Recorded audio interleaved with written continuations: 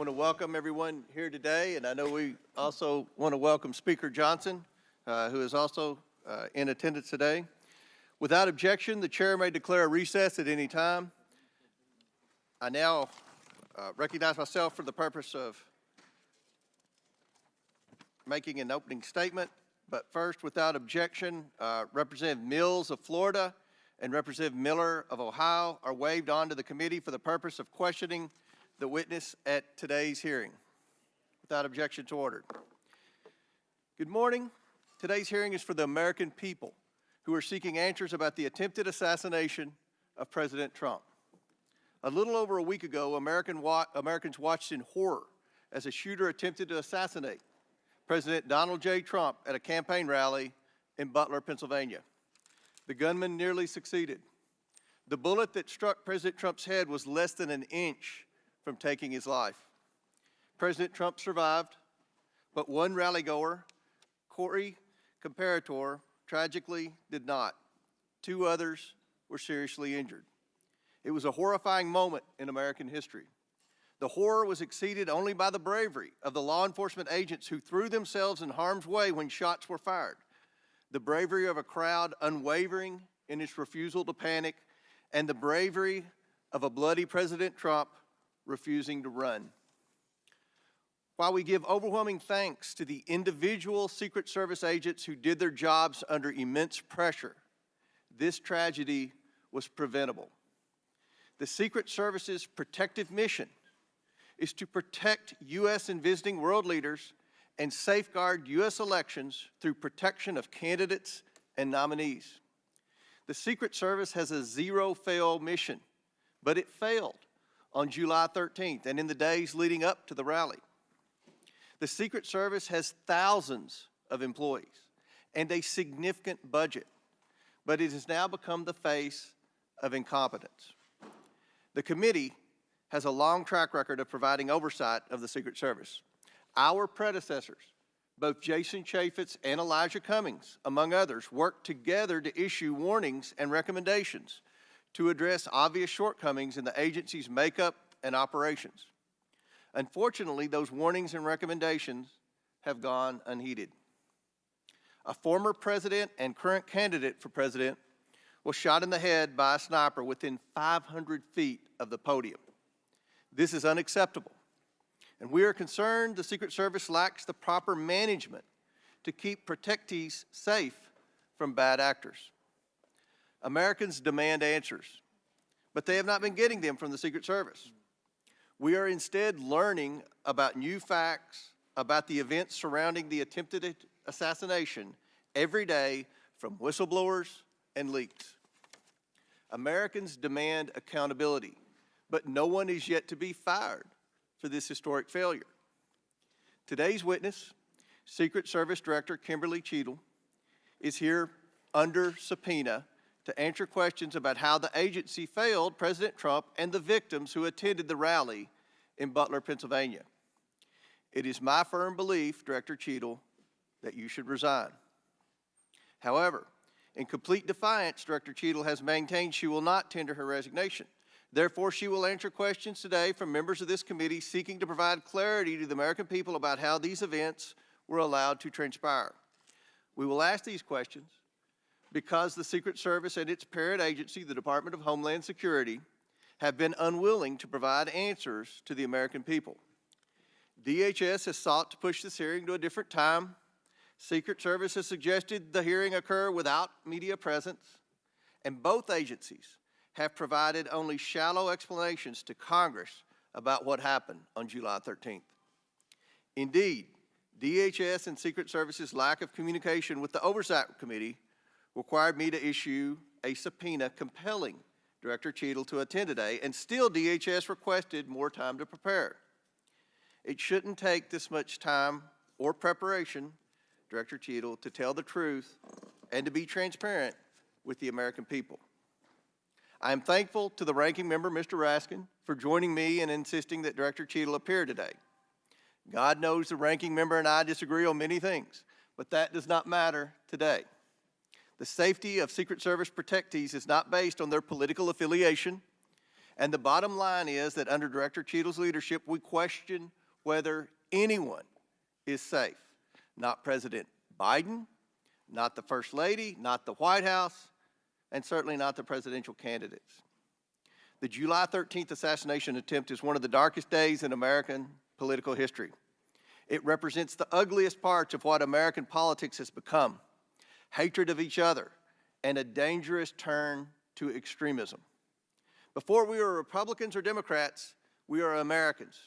If we place our political affiliations above our duty and love of country, we cannot maintain a country. We must ensure our republic is strong, and our republic cannot be strong when our leadership, our elections, our institutions, and our candidates are threatened by extremism and violence. Today, Director Cheatle will answer questions about why she deserves to continue to play a critical role in preserving this country's safety and, at the very least, what led to the catastrophic, deadly events on July 13th in Butler, Pennsylvania. Again, I do not believe Director Cheatle deserves to maintain her position as head of the Secret Service, but members of the American people will make their own decisions based on her answers today. I urge Director Cheatle to be transparent and forthcoming in her testimony today. Americans deserve no less. We have a duty to find out how this happened and to ensure it never happens again.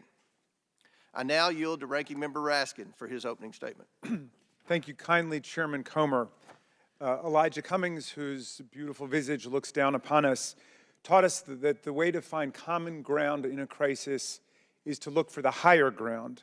And last week, Chairman Comer and I came together to reach for that higher ground. We made a joint statement condemning the mass shooting and assassination attempt against former President Trump as a grave assault on our democracy. As we wrote, "We are united in condemning all political violence." I join the good chairman in expressing condolences to the family of Corey Comparatori and in sending healing wishes to the wounded victims also of this atrocious act of violence.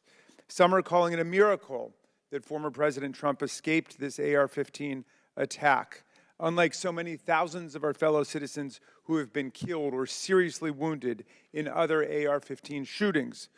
Whether this miracle is of divine providence or of an adventitious nature will be up to each of us to ponder, but our job in Congress is not simply to marvel at miracles or count on good luck, but to act as public policy legislators to do whatever we can to prevent future political violence, attempted assassinations, and mass shootings.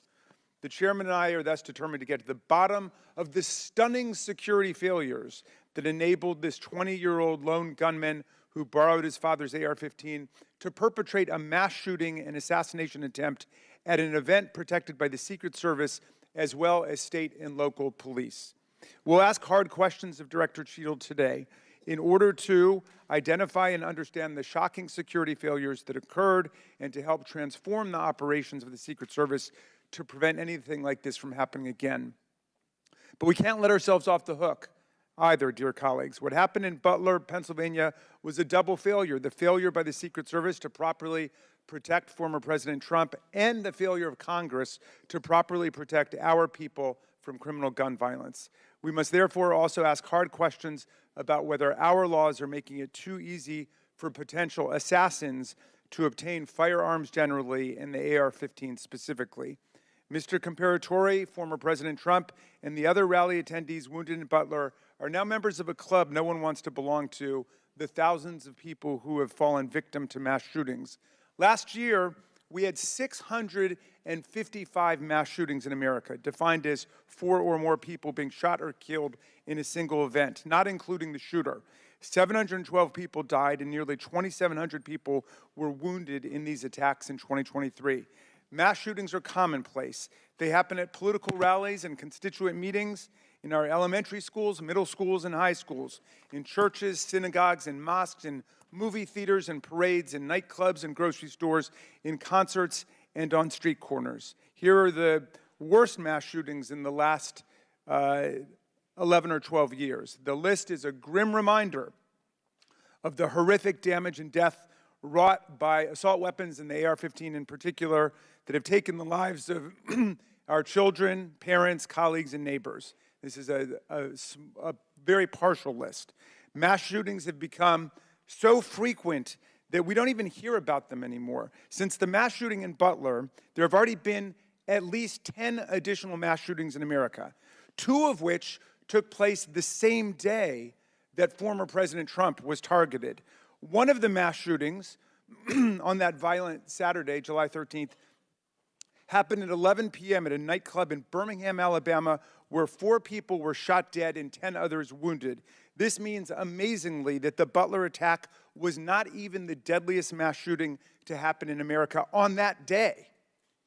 A weapon that can be used to commit a mass shooting at an event under the full protection of the Secret Service, together with dozens of state and local police, is obviously an intolerable threat to the rest of us who do not receive such protection and obviously does not belong in our communities. It's time to pass universal background checks and build on this administration's work to ensure that we permanently close the loopholes in the Brady law for gun show purchases, online purchases, and private sales to prevent those weapons from getting into the hands of people we know to be a threat to others.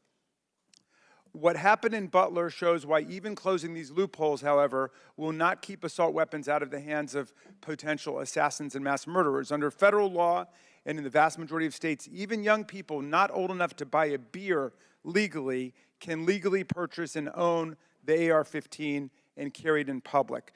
The shooter in Butler used his father's AR-15. We have to find the courage and resolve to pass a ban on the AR-15 and other assault weapons. A ban has broad support. Even the New York Post loudly endorsed such a ban in 2019. We have passed an assault weapons ban before. Republicans and Democrats together passed it in 1994. Alas, in 2004, we allowed the ban to expire. We know this weapons ban worked. One study found that in the decade that followed the ban's lapse, mass shootings went back up 183%, and deaths from mass shootings went up 239%. But even as we change the Secret Service and act to ban weapons of war like the AR-15, we still will have fallen short of our duty if we fail to denounce every instance of politically motivated violence in whatever form it takes. Republicans and Democrats, again, have come together to denounce this assassination attempt, just as we did the violent attempts on the lives of our colleagues, Representative Stephen Scalise and Representative Gabby Giffords, and on Paul Pelosi, the husband of Speaker Nancy Pelosi, who was attacked and brutalized in his home.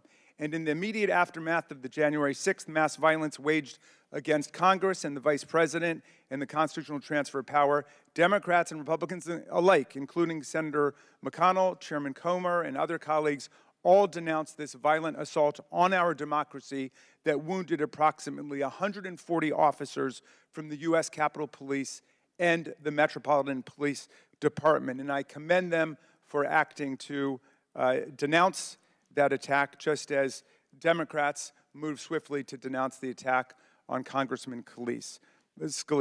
Political scientists tell us that authoritarian attacks on democratic institutions begin with political parties refusing to disavow or openly embracing political violence.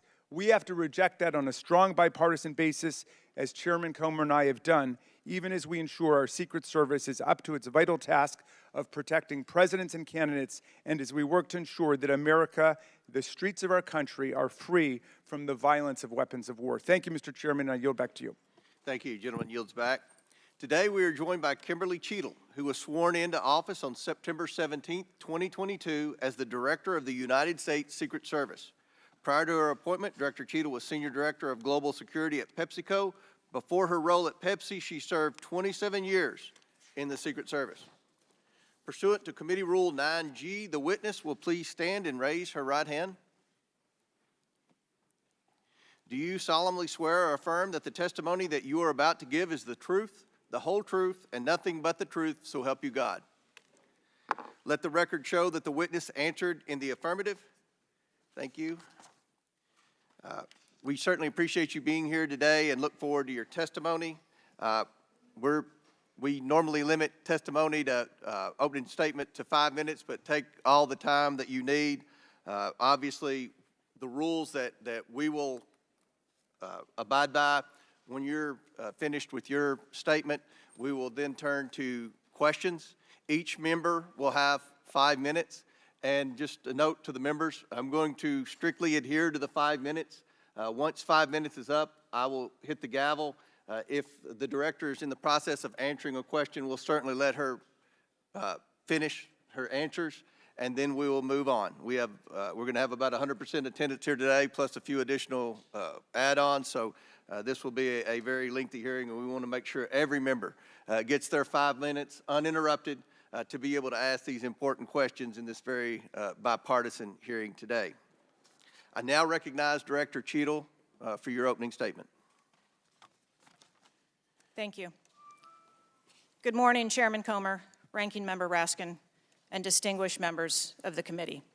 My name is Kimberly Cheatle, and I am the Director of the United States Secret Service. I appreciate the opportunity to appear before you today. The assassination attempt of former President Donald Trump on July 13th is the most significant operational failure of the Secret Service in decades, and I am keeping him and his family in my thoughts. I would like to offer my sincerest condolences to the family of Corey Comparator, a former fire chief and a hero who was killed in this senseless shooting.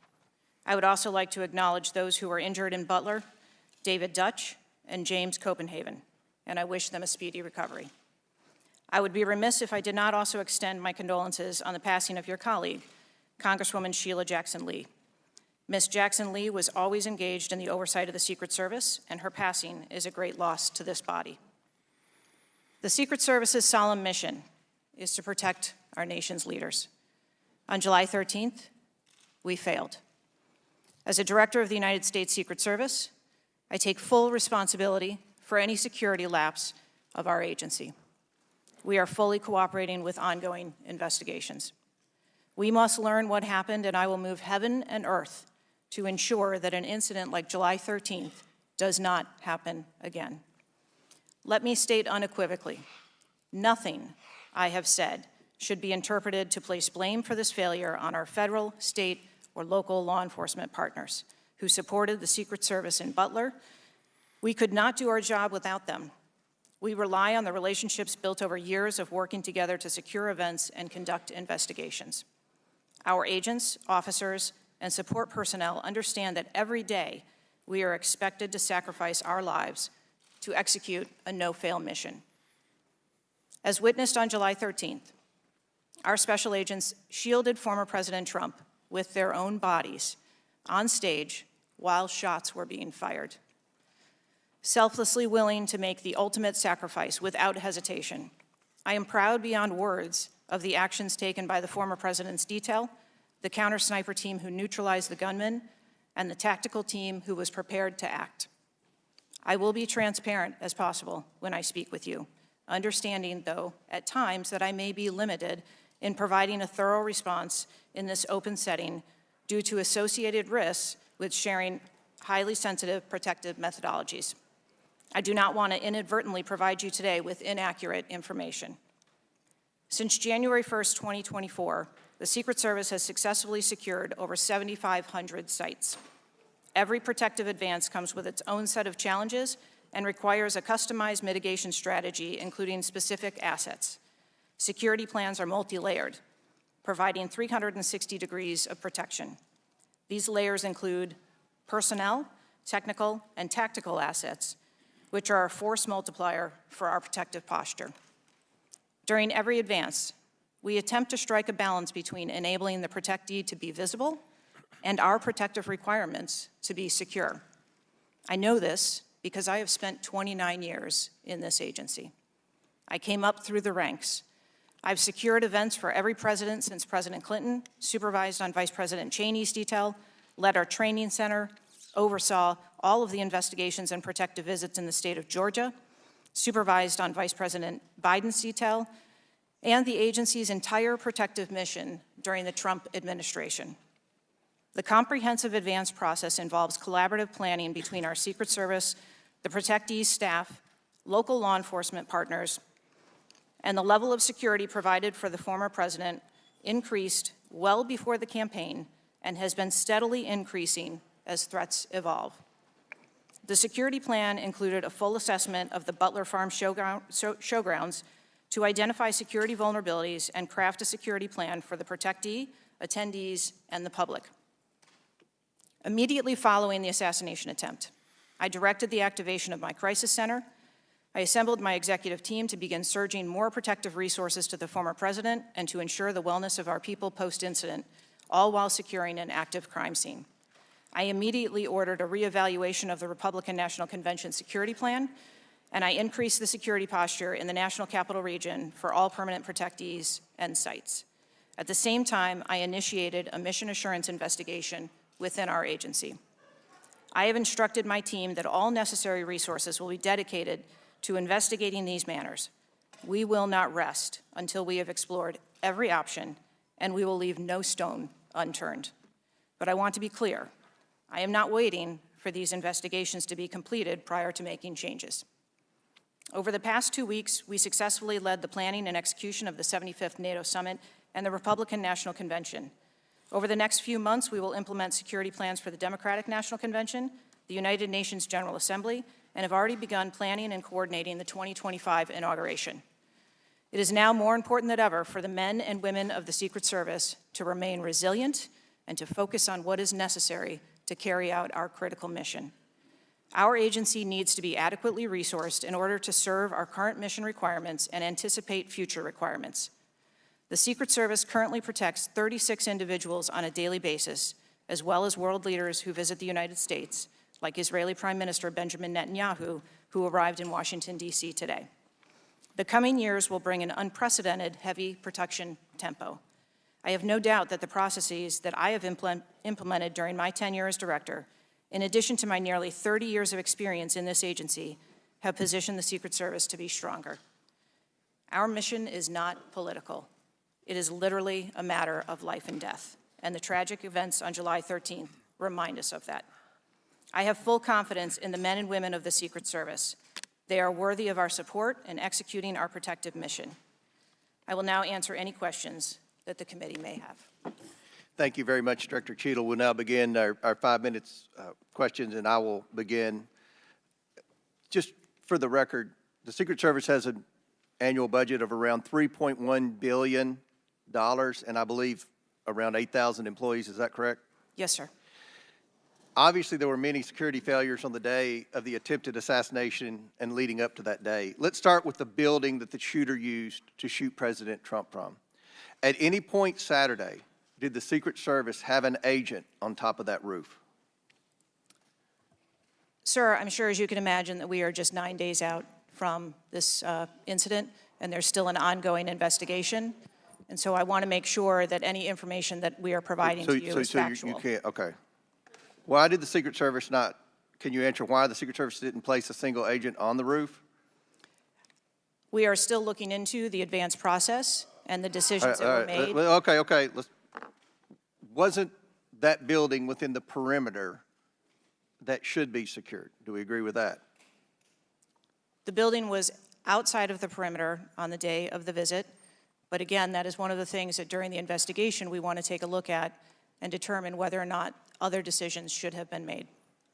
One of the things that you said, I believe in an interview, that there wasn't an agent on the roof because it was a sloped roof. Is that normal, and do you fear that that immediately creates an opportunity for future would-be assassins to look for a slanted roof? I mean, this is a huge question that every American has. Why wasn't a Secret Service agent on the roof? And there have been reports that agents were supposed to be on the roof, but it was hot that day and they didn't want to be on the roof. Can you answer any of those questions, Director?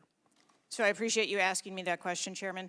I should have been more clear in my answer when I spoke about where we place personnel in that interview. What I can tell you is that there was a plan in place to provide overwatch, and we are still looking into responsibilities and who was going to provide overwatch. But the Secret Service in general, not speaking specifically to this incident, when we are providing overwatch, whether that be through counter snipers or other technology, prefer to have sterile rooftops. Did the Secret Service use any drones for surveillance that day? So again, I'm not going to get into specifics of that day in itself, but there are times during a security plan that the Secret Service does deploy an asset like a drone. There were reports that the shooter used a drone just a few hours before the rally start time. Is that accurate? I have heard those same reports, and again, am waiting for the final report. Do you know, if you can't answer the question, that's your answer. But can you answer this? Do you know, I'm not asking yes or no, but do you know if the shooter used a drone before the shooting? That information has been passed to us from the FBI. How many Secret Service agents were assigned to President Trump on the day of the rally?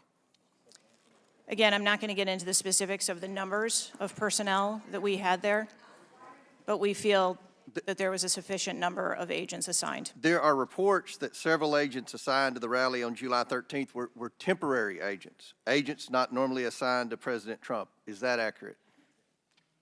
What I can tell you is that the agents that were assigned to former President Trump are Secret Service agents that provide close protection to him, and that was what was actual on that day. How many temporary agents were there that day?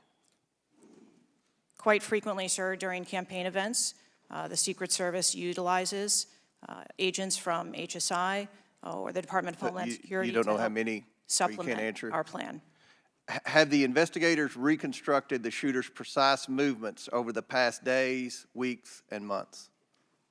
So, again, We need to have confidence that if the FBI is leading this investigation, that they're leading a credible investigation, because there's some of us sitting up here today that don't have a lot of confidence in the FBI. So I will repeat the question. Have the investigators reconstructed the shooter's precise moments over the past days, weeks, and months? I understand your question, Chairman, and I share your concerns about wanting to make sure that we have factual information. The FBI is conducting a criminal investigation. The Secret Service is conducting an internal investigation. There are a number of OIG investigations, and there is the external investigation that the President Last question for me. Before July 13th, had the Trump detail requested additional resources? What I can tell you is that for the event on July 13th, the details that were the assets that were requested for that day were given. Okay. My time has expired. Chair now recognizes Ranking Member Raskin for 5 minutes. Thank you, Mr. Chairman. It's been reported that before former President Trump got up on the stage at around 6 p.m. on Saturday, July 13th, that the local police had identified and even photographed a man who was acting suspiciously. And this man, who turned out to be the gunman, had been flagged as a potential threat. Is that accurate? What I can say is that the individual was identified as suspicious.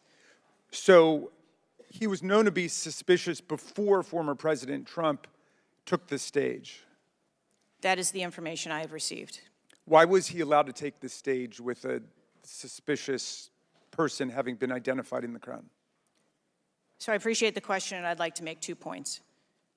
If the detail had been passed information that there was a threat, the detail would never have brought the former president out onto stage. That is what we do, and that is who we are. We are charged with protecting all of our protectees. So you distinguish between someone who is suspicious and someone who's threatening, is that right? I do. There are a number of times at protective events where suspicious people are identified, and those individuals have to be investigated and determined what is it that identifies that person as suspicious. So did you deny a request for additional resources that had been made by the Trump campaign?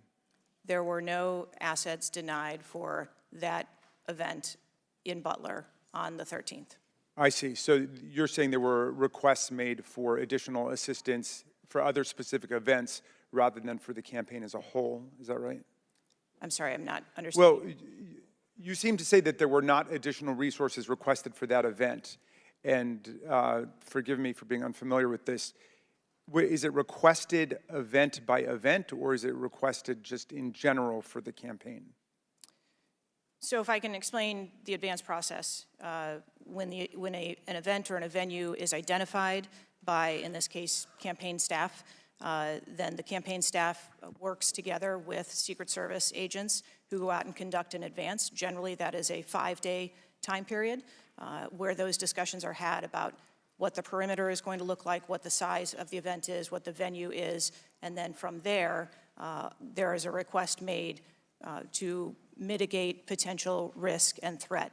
And I'm saying that on that day, the requests that were pushed forward were granted. So the Secret Service did not know that the gunman actually had a weapon before President Trump was allowed to get up on the stage? To the best of our knowledge and the facts that we have at this point, that is correct. So can you answer this question, which I think is on the mind of most Americans thinking about this? How can a 20-year-old with his father's AR-15 assault weapon climb onto a roof with a direct 150-yard line of sight to the speaker's podium without the Secret Service or local police stopping him? So again, sir, I will say we are 9 days out from this event, and I would like to know those answers as well, which is why we are going through these investigations to be able to determine that fully. Okay, it's been reported that the shooter was not carrying a driver's license or any form of identification. They had no idea who he was, but then he was quickly identified, I think within 30 minutes, by using the serial number on the AR-15 under a tracing system that is now controversial. Some people say we should get rid of it. Some people want to keep it. But is that right, that the serial number was the key information which led to the identification of the shooter? That is my understanding, sir, yes. Okay. If an American citizen were just to stop you and say, Director Cheatle, we support your work to the tune of billions of dollars and thousands of employees, what went wrong? What would you say? Again, knowing that we're 9 days out, I would say, as I have said from the very outset, I accept responsibility for this tragedy. We are going to look into how this happened, and we are going to take corrective action to ensure that it never happens again. Well, I appreciate that, and I hope you will act with vigor and focus and intensity, and it seems you understand the gravity and solemnity of this to the American people. Millions and millions of Americans don't feel safe with all the AR-15s out there. We thought at least the President of the United States or a former President of the United States would be safe, but now that's not even clear. Mr. Chairman, I yield back to you. Gentleman yields back. Chair now recognizes Chairman of the House Judiciary Committee, Mr. Jordan from Ohio. Thank you, Mr. Chairman. Director, were you guessing or lying? The day after President Trump is shot, Secret Service spokesman Anthony Guglielmi said, quote, "The assertion that a member of the former president's security team requested additional security resources that the U.S. Secret Service or the Department of Homeland Security rebuffed is absolutely false." The next day, Secretary Mayorkas said, "That is an unequivocally false assertion. We had not received any request for additional security measures that were rebuffed." But 5 days later, the Washington Post said this: "Top officials repeatedly rejected requests from Donald Trump's security detail for more personnel." The next day, the New York Times said this: "Mr. Guglielmi acknowledged that the Secret Service had turned down some requests for additional federal security assets for Mr. Trump's detail." So which is it? Because both statements can't be true. Were you guessing or lying when you said you didn't turn down requests from President Trump's detail? Neither, sir, and I appreciate the question. Well, what were you doing? Because those statements don't jive. So what I can tell you is that for the event in Butler, there were no requests that were denied. As far as requests... Well, maybe they got tired of asking. Maybe you turned them down so darn much, they said, not worth asking. How many times did you turn them down ahead of that? I think that it is important to distinguish between what some people may view as a denial of an asset or a request. Well, is Mr. Guglielmi your spokesperson? He said he acknowledged the Secret Service had turned down some requests. I'm asking how many? A denial of a request does not equal a vulnerability. Well, tell me what it is. There are a number of ways that threats and risks can be mitigated with a number of different assets, whether that be through personnel, whether that be through technology, or other resources. Well, tell the committee which it was. They asked for additional help in some form or another. You told them no. How many times did you tell them no, and what did you tell them no to? Again, I cannot speak to specific incidents, but I can tell you in general terms, the Secret Service is judicious with their resources based on... What does some requests mean? How many times? Some indicate requests is plural. So more than once they asked for additional help and you turned them down. What did they ask for, and how many times did you turn them down? Pretty basic questions. So again, without having all of the details in front of me, sir, what I can tell you is that there are times— You didn't get briefed on how many times you turned down the Trump detail when they asked for additional help? I'm sorry. You didn't get briefed on that before you came to this hearing, knowing you were going to get asked that question?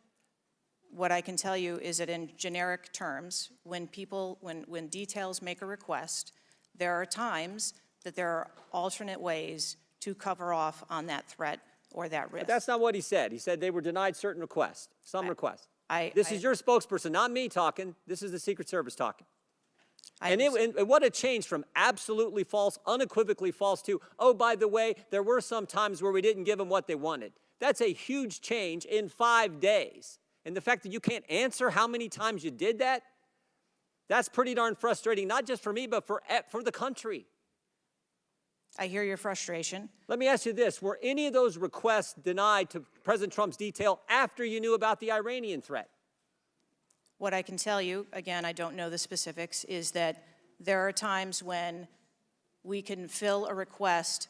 It doesn't necessarily have to be with a Secret Service asset or resource. We can fill that request with locally available assets. You spoke to anyone at the White House since July 13th? Yes, I have. Who'd you talk to? I have briefed the President and the Vice President. Talked to the First Lady? No, I have not. Talked to the White House staff? Anyone in the White House communications? No, I have not. Have you talked to the counter sniper who took the shot that took out the bad guy? Yes, I have. And can you tell us about that conversation?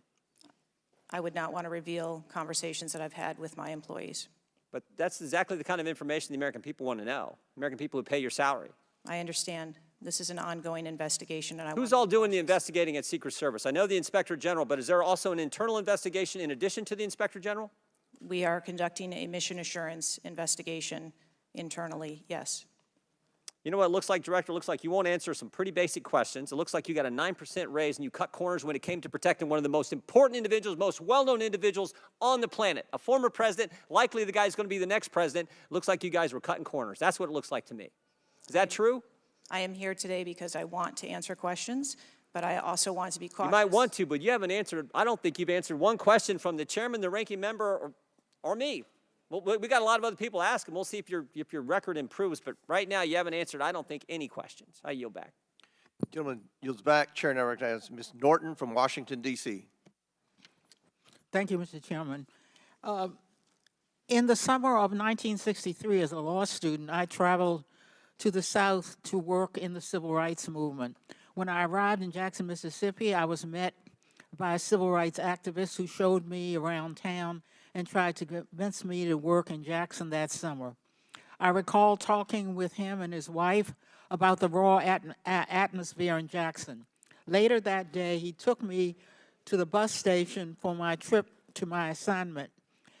That night, he was assassinated outside his home. His name was Medgar Evers. I condemn the political violence. It is a threat to democracy. I want to discuss one of the roots of political violence, guns. For years, Republicans, including a member of this committee, have introduced legislation and amendments to repeal or block the District of Columbia gun violence protection laws, including its bans on assault weapons and large capacity magazines.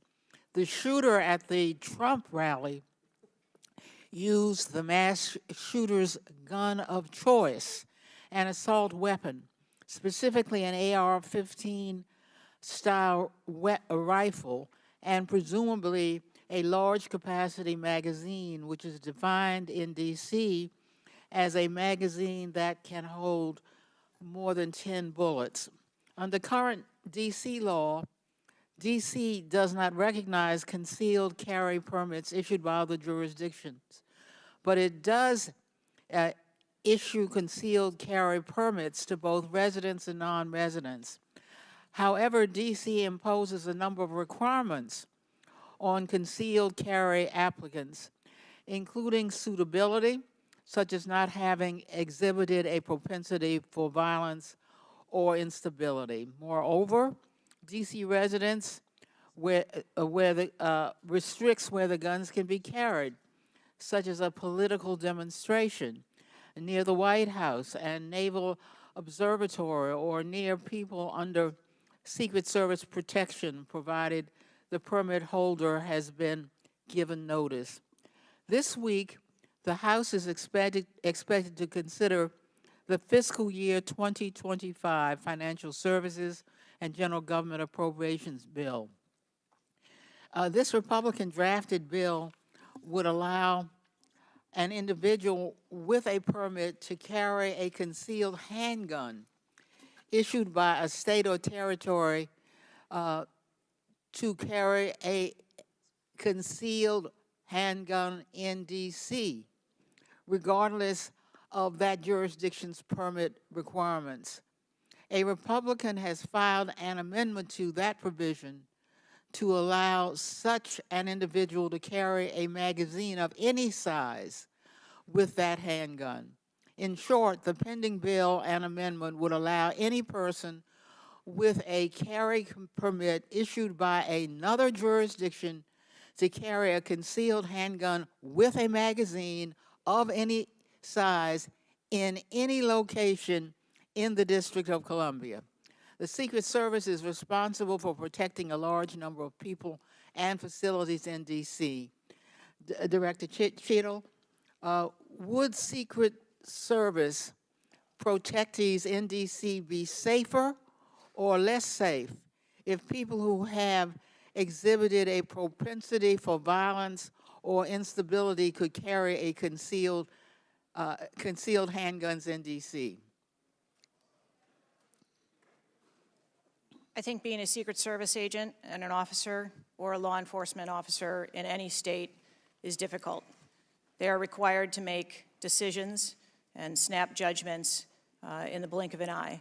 And I think that the officers and the agents that work here in the D.C. area do a great job of monitoring the public and reacting to threats as appropriate when they arise. Would Secret Service protectees in D.C. be safer or less safe if people in D.C. could carry concealed handguns with large capacity magazines? I think, ma'am, that we work in parameters where we travel around North America, and the rules on open carry and concealed carry are different from state to state, and that is part of what the Secret Service takes into account when we develop a security plan. Obviously, anyone that comes into one of our protective sites, we would establish magnetometer support, metal detectors that personnel would have to process through, eliminating that potential. Would Secret Service protectees in D.C. be safer or less safe if more people could carry handguns in D.C.? I think, again, as I stated, ma'am, we want to make sure that we provide a safe environment for all of our protectees, and whatever measures we would need to put in place for a secure site, we would do so. I yield back. Gentlelady's time's expired. Chair now recognizes the Chairman of the House Intelligence Committee, Mr. Turner from Ohio. Director Cheatle, your opening statement indicates that the Secret Service constructed a security plan for the site in Pennsylvania. I'm assuming that security plan would also include the security footprint for the site, but it also would be based upon a threat assessment for the risk threats associated with Donald Trump and the crowd in attendance. Would it not include a threat assessment? Yes, it would. So that threat assessment, as we know, basically would have started with, there's a generalized threat against Donald Trump because he is a presidential candidate. Then it would have gone to, he's a former president, and he gets security coverage just as Bush, Clinton, Carter, and Obama do. And then you also have the heightened political environment. Even for those, it's clear that the security footprint, that the threat assessment was insufficient, which permitted then a 20-year-old to actually enter with a weapon and shoot Donald Trump. But I want to ask you about two other aspects of the threat assessment. It is known and public that Iran is a threat risk for Donald Trump. They're a threat risk for John Bolton, former Secretary of State Pompeo, and Donald Trump, because they have indicated they want to assassinate them as a result of retaliation for the killing of Soleimani. That is both, for Iran, a generalized threat. They're targeting these individuals, but also most recently, a specific threat to Donald Trump himself. Now, I want to enter into the record by UC a Department of Justice Public Affairs release, a CNN article, an article from Fox News, and an article from CBS, all of which acknowledge Without objection to order. that this threat exists for Donald Trump from Iran, and that there are specific threats, most recently, that have been acknowledged. Director Cheatle, have you read the intelligence of the generalized threat to Donald Trump by Iran as a result of their desire to retaliate for the killing of Soleimani? I have. Have you read or been briefed about the intelligence of the specific recent threat to Donald Trump from Iran? Yes, I have. Director Wray, when we were getting our briefing, indicated that he thought the threat assessment should have included this threat from Iran. Is it your testimony today that the threat assessment, since you've read this intelligence, was sufficient to protect him from this threat from Iran? My testimony today is that the information that we had at the time was known. Was it sufficient? Director Cheatle, was it sufficient for the Iranian threat that you said you have read the intelligence briefings for? That information was passed to... Well, I'm not asking the Intel? bureaucratic issue of who did it get passed around to. Director Cheatle, was it sufficient for the specific and generalized threat to Donald Trump's life from Iran? Yes, I do believe it was. Director Cheatle, is an Iranian assassin more capable than a 20-year-old? Sir, I think we've acknowledged that there was gaps and a failure that day. When I raised this issue with Director Wray, he was incensed. He was shocked that the threat assessment of Iran did not seem to be, as we and I discussed, baked in to your security footprint and your threat assessment. And he went on to say that the generalized threat that he has told the whole country that we are under from a potential terrorist threat. He has said we're under the highest threat level since 9/11, that the lights are flashing red. And he has specifically indicated that people have crossed the southern border as a result of the Biden administration's policy, and that there are in our country today terrorists and individuals who are affiliated with terrorist groups and organizations. That would be a heightened threat environment, Director Cheatle, would it not? Yes. In his public statements, he has said he is making these statements because he wants people to take them into consideration in threat assessments, specifically. Now, that would be a threat not just to Donald Trump, but it would also be a threat to the crowd there, wouldn't it? Yes. Are ISIS terrorists and al-Qaeda terrorists and international groups and terrorists more capable than a 20-year-old in pulling off either a mass shooting or an assassination of Donald Trump? Sir, again, there was clearly a breakdown and a failure that day. Have you read the intelligence of the terrorists that are currently in the United States that Director Wray speaks, and those individuals that are here that are affiliated with terrorist groups and organizations that are in the process, as Director Wray said, of representing a significant threat of a terrorist attack occurring in the United States? I have read reports that apply specifically to the Secret Service's mission. Director Cheatle, because Donald Trump is alive, and thank God he is, you look incompetent. If Donald Trump had been killed, you would have looked culpable. There is no aspect of this that indicates that there has been any protection to Donald Trump. The threat was identified before he took the stage, and the shooter was only killed after Donald Trump himself was killed. Not only should you resign, if you refuse to do so, President Biden needs to fire you, because his life, Donald Trump's life, and all the other people which you protect are at risk because you have no concept of the aspect that the security footprint needs to be correlated to the threat. I yield back. Chair now recognizes Mr. Lynch from Massachusetts. Thank you, Mr. Chairman. Director Cheatle, there were multiple security failures at the former president's rally in Butler, Pennsylvania. First of all, there was a failure to isolate the podium from exposure to direct fire. Do we know who made that decision to allow that rooftop to remain as an unprotected area? Do we know who came up with that security plan that omitted that? Sir, I don't have a specific person to identify for you. Okay, well, that's what I'm looking for, so let's move on. There's also a breakdown in security and failure to confront the shooter over an hour before the former president began his remarks, when the shooter was identified as a person of interest. What particularly allowed agents or law enforcement to identify him as a person of interest?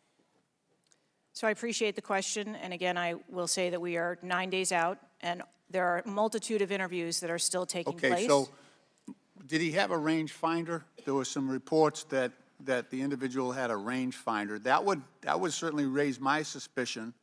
Did he have a rangefinder? Yes, he did, but may I explain that at a number of our sites, especially when you're at outdoor venues, a rangefinder is not a prohibited item. It is sometimes an item that is brought in by individuals if you're going to be in the back. Did anybody confront him on that? Anybody ask him questions? What are you doing with the rangefinder? Anybody confront him on his presence where he was in proximity to the president? So again, to my knowledge, I believe that that was the process that was taking place, was to locate the individual. Did they confront him? Did they go up to him? Did they talk to him? I do not have those details at Okay, this time. those are important details. There was also a failure to communicate between law enforcement to act quickly upon information provided by either local law enforcement or rally attendees that the suspect was positioned on the roof. There were minutes of delay before any meaningful action was taken, even though he was several hundred feet from the podium, and this was obviously minutes before the shooting. Let me ask you, there was considerable delay in removing the president from the podium after the shooting began. He got shot in the air. It was still over a minute before he was removed from the stage. Meanwhile, this shooter had multiple clips, several clips. He got off 8 shots, and he had the capacity and the ability, if he was not neutralized, to basically mow down that whole Secret Service detachment as well as the president. What, from your own investigation, caused that delay under the circumstances? What I can tell you is that when the agents identified that the shooting was taking place, in under 3 seconds, they threw themselves on top of the president. I understand that. There was heroism there. No question about it. No question about it. But protocol would indicate, and these are, the opinions of various former Secret Service agents, people who have done this work in the past, that over a minute of exposure on that podium with a shooter with a high-capacity weapon who had already wounded the president and could have got off, we don't know how many more rounds, and yet the president remained exposed, even though he was joined in that exposure by the Secret Service in their heroic acts. It just, I don't know if there's a good explanation for that. Our personnel created a body bunker on top of the president, I get that. shielding him. Yeah, this was an AR-15 style weapon that would have made pretty quick work if he was determined and able to do so. This is not the first investigation that we've had of the Secret Service during my time here on this committee, and the last one we had, our previous investigation determined that the Secret Service was experiencing a staffing crisis that poses perhaps the greatest threat to the agency, and that's a quote. Is that staffing crisis still in place? Is that still something that you deal with on a daily basis? As of today, the Secret Service has just over 8,000 employees. We continue to hire, knowing that we need to ensure that we keep pace with What would be the full complement of And gentlemen, time's expired, but please answer the question. yeah. I'm sorry. What would be the full complement that you're looking for? You've got 8,000, and how many would be a full complement for the service? So we are still striving towards a number of 9,500 employees approximately in order to be able to meet future and emerging needs. Okay, thank you, Mr. Chairman, for your courtesy. I yield back. Chair recognizes Dr. Fox from North Carolina. Thank you, Mr. Chairman. Director Cheatle, what grade would you give the Secret Service's performance in Butler, Pennsylvania on July 13? As I've stated, ma'am, this was clearly a failure. I would grade the agents and officers who selflessly threw themselves in front of the president and neutralized the threat an A. I think that we need to examine the events that led up to and prior to that day. You stated in 2021 that the Secret Service has a zero-fail mission. It's clear that the events of July 13 show a cascade of failures that cost Corey Comparator his life, nearly cost former president his life, and injured David Dutch and James Copenhaver. When an agency fails spectacularly at its mission, those responsible must be held accountable, and the problems must be fixed so they cannot happen again. Why should the American people or the officials you're responsible for protecting have confidence in your ability to lead the Secret Service after such a spectacular failure? I appreciate the question, and I am committed to finding answers so that we can make the agency stronger after this. You said on July 15 that the buck stops with me. How are you taking accountability for the Secret Service's failures during the July 13 assassination attempt on President Trump? I have taken accountability, and I will continue to take accountability.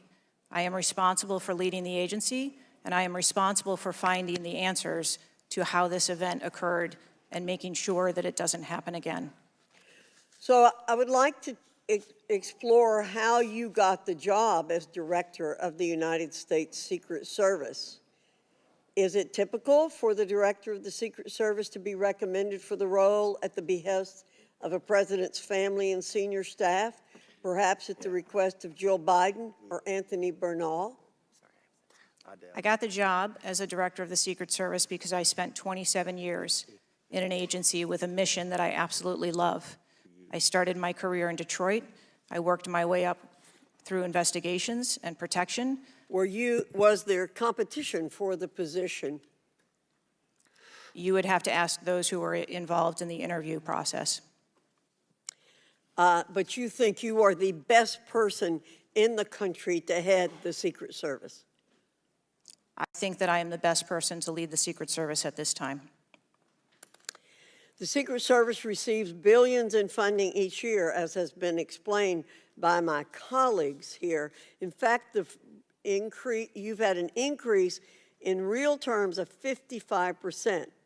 As you're no doubt aware, staffing levels for those assigned to protect the president, former presidents, and other senior officials has decreased by about 350 between 2014 and today. Clearly, a lack of financial resources not to blame for the staffing shortage. In 2022, the Secret Service saw nearly half its workforce leave in 1 year, and during the same year, it was ranked dead last among law enforcement agencies in the best places to work in the federal government. Can you explain why your agency was so poorly rated and why so many staff left in just 1 year? So with all due respect, I dispute the statistic of half of the employees leaving in 2022. I think that has been inaccurate data that's been reported out there. But what I can tell you is, as I have returned as the director of the agency, we have had an increase in hiring and staffing and an increase in resources, and we are committed to continue to hire so that we can be staffed appropriately to meet the dynamic mission that we have. Well, you may want to dispute it, but it's out there. My understanding, given the high-profile failures and rotten culture at the Secret Service during your nearly 2-year tenure, why should the American people have any confidence in your ability to lead the Secret Service to perform its zero-fail mission to protect our senior leaders? The Secret Service has an incredible culture. Our men and women place service over self. They come in every day willing to risk their lives for our protective mission, and they work investigations that thwart people who would do harm to children, child exploiters. We have an incredible mission, and our culture is we will get the job done no matter what. Well, those on the front line certainly have a great culture, and they were willing to risk their lives for President Trump. But I'm not sure the leadership at the agency has this right kind of culture. I yield back, Mr. Chairman. Chair now recognizes Mr. Conley from Virginia. Thank you, Mr. Chairman. Well, I hope the American people do appreciate the incredible daily risks Secret Service agents take on our behalf. You mentioned there are 36 regular clients you've got that you protect constantly, but I was participating in the NATO summit just 2 weeks ago. We had 32 heads of government and heads of state, plus visiting heads of state and heads of government. Presumably, you provided protection for all of them. That is correct. Just saying. Help us understand, however, I will stipulate that there's an ongoing investigation. You don't want to go into too much detail on that until you've been able to ascertain all the facts and analyze what they mean.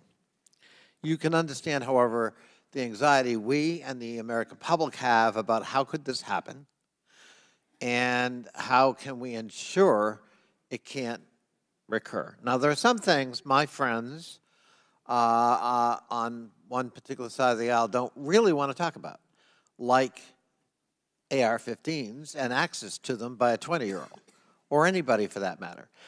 Presumably, Director Cheatle, the ubiquity of weapons, guns in America, especially assault weapons or semi-automatic weapons, that's helped your job and the mission of your agencies, right? It's made it less complicated, isn't that true? I'm sorry, I'm not understanding your question. Real simple. More guns, especially dangerous ones, have made your job protecting people easier. Is that not right? I think from every Director state, Cheatle, this is simple English. More guns, do they make your job more complicated or less complicated in protecting these 36 clients and visiting heads of state and heads of government that come to Washington? I think the Secret Service needs to take into account. I didn't ask that. They're in. I'm sorry. I asked a simple question, which deserves a simple answer. The ubiquity of guns, dangerous weapons in America, like AR-15s, has that made your job, that is to say the mission of the Secret Service, easier or more difficult? I think the threat environment for protecting our Secret Service protectees is always difficult, and that's dynamic, and it's always evolving. We stipulate it's always difficult. Again, this is a simple one. Does the ubiquity of guns make your job easier or more difficult today? I understand the Second Amendment rights of individuals. I didn't ask that question. I'm not questioning the Second Amendment. I'm asking a simple analysis, Director Cheatle. And I can tell you, you're not making my job easier in terms of assessing your qualification for continuing on as director. Please answer the question. You're the head of the Secret Service. You're speaking on behalf of 8,000 members who put their lives on the line. We just had a failure by your own admission. Do guns make your job easier or harder? I think the job of the Secret Service is difficult on every day, and we need to make sure that we are mitigating all threats, whether that be weapons, isn't my question. personnel. That is not my question, and now I think you're evading the answer, which is not a hard one. I am sorry that you feel that way, sir. How else could I feel, Director Cheatle, when you're clearly avoiding a direct answer to a very simple declarative question? We almost lost a presidential candidate the other day. A 20-year-old had access to his father's AR-15 and got on top of a roof within 500 yards or feet of the podium. And I'm asking you, did the availability of that AR-15, which is replicated all across America, make your job harder or easier? And you're not willing to answer that question? And you think and you wonder why we might have a lack of confidence in your continued ability to direct this agency? I understand your question, and that's the environment. Well, if you understand my question, why not answer it? Because it's the environment that the Secret Service works in every day. That doesn't tell me anything. That's the environment we work in. I had an attack on my office a year ago. I know a little bit about violence too. He came to kill me. When he couldn't, he beat one of my staffers 8 times with a baseball bat on the head. We live with the threat of violence. But a simple answer from the Director of the Secret Service would be helpful. And I'm sorry you've chosen to evade it.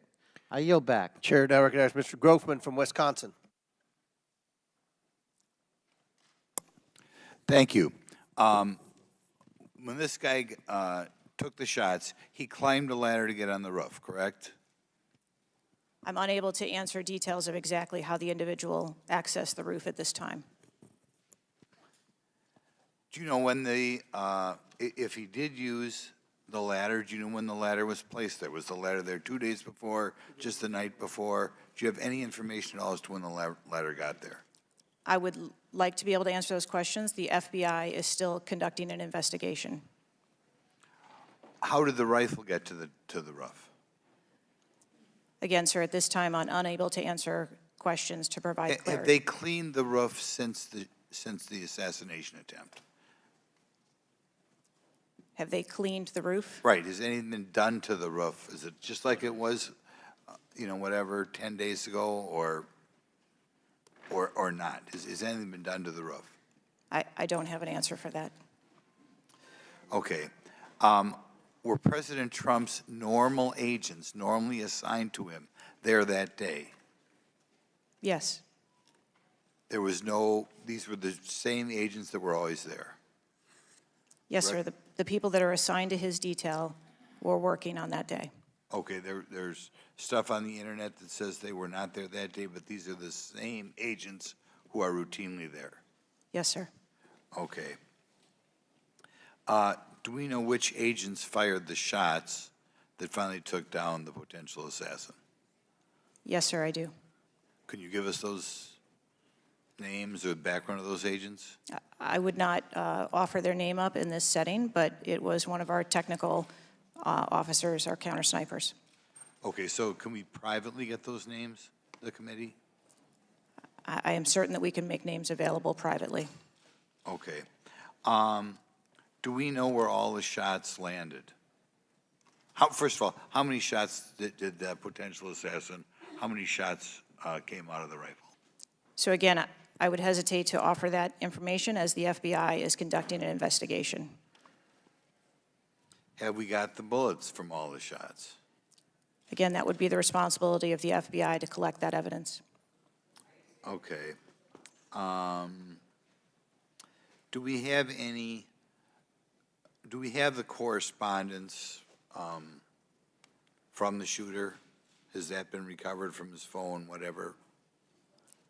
Again, I would have to defer you to the FBI for details on that investigation. Okay.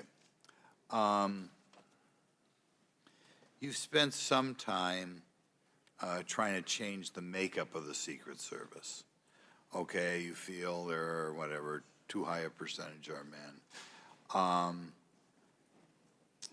Does this affect at all who you are hiring for the Secret Service?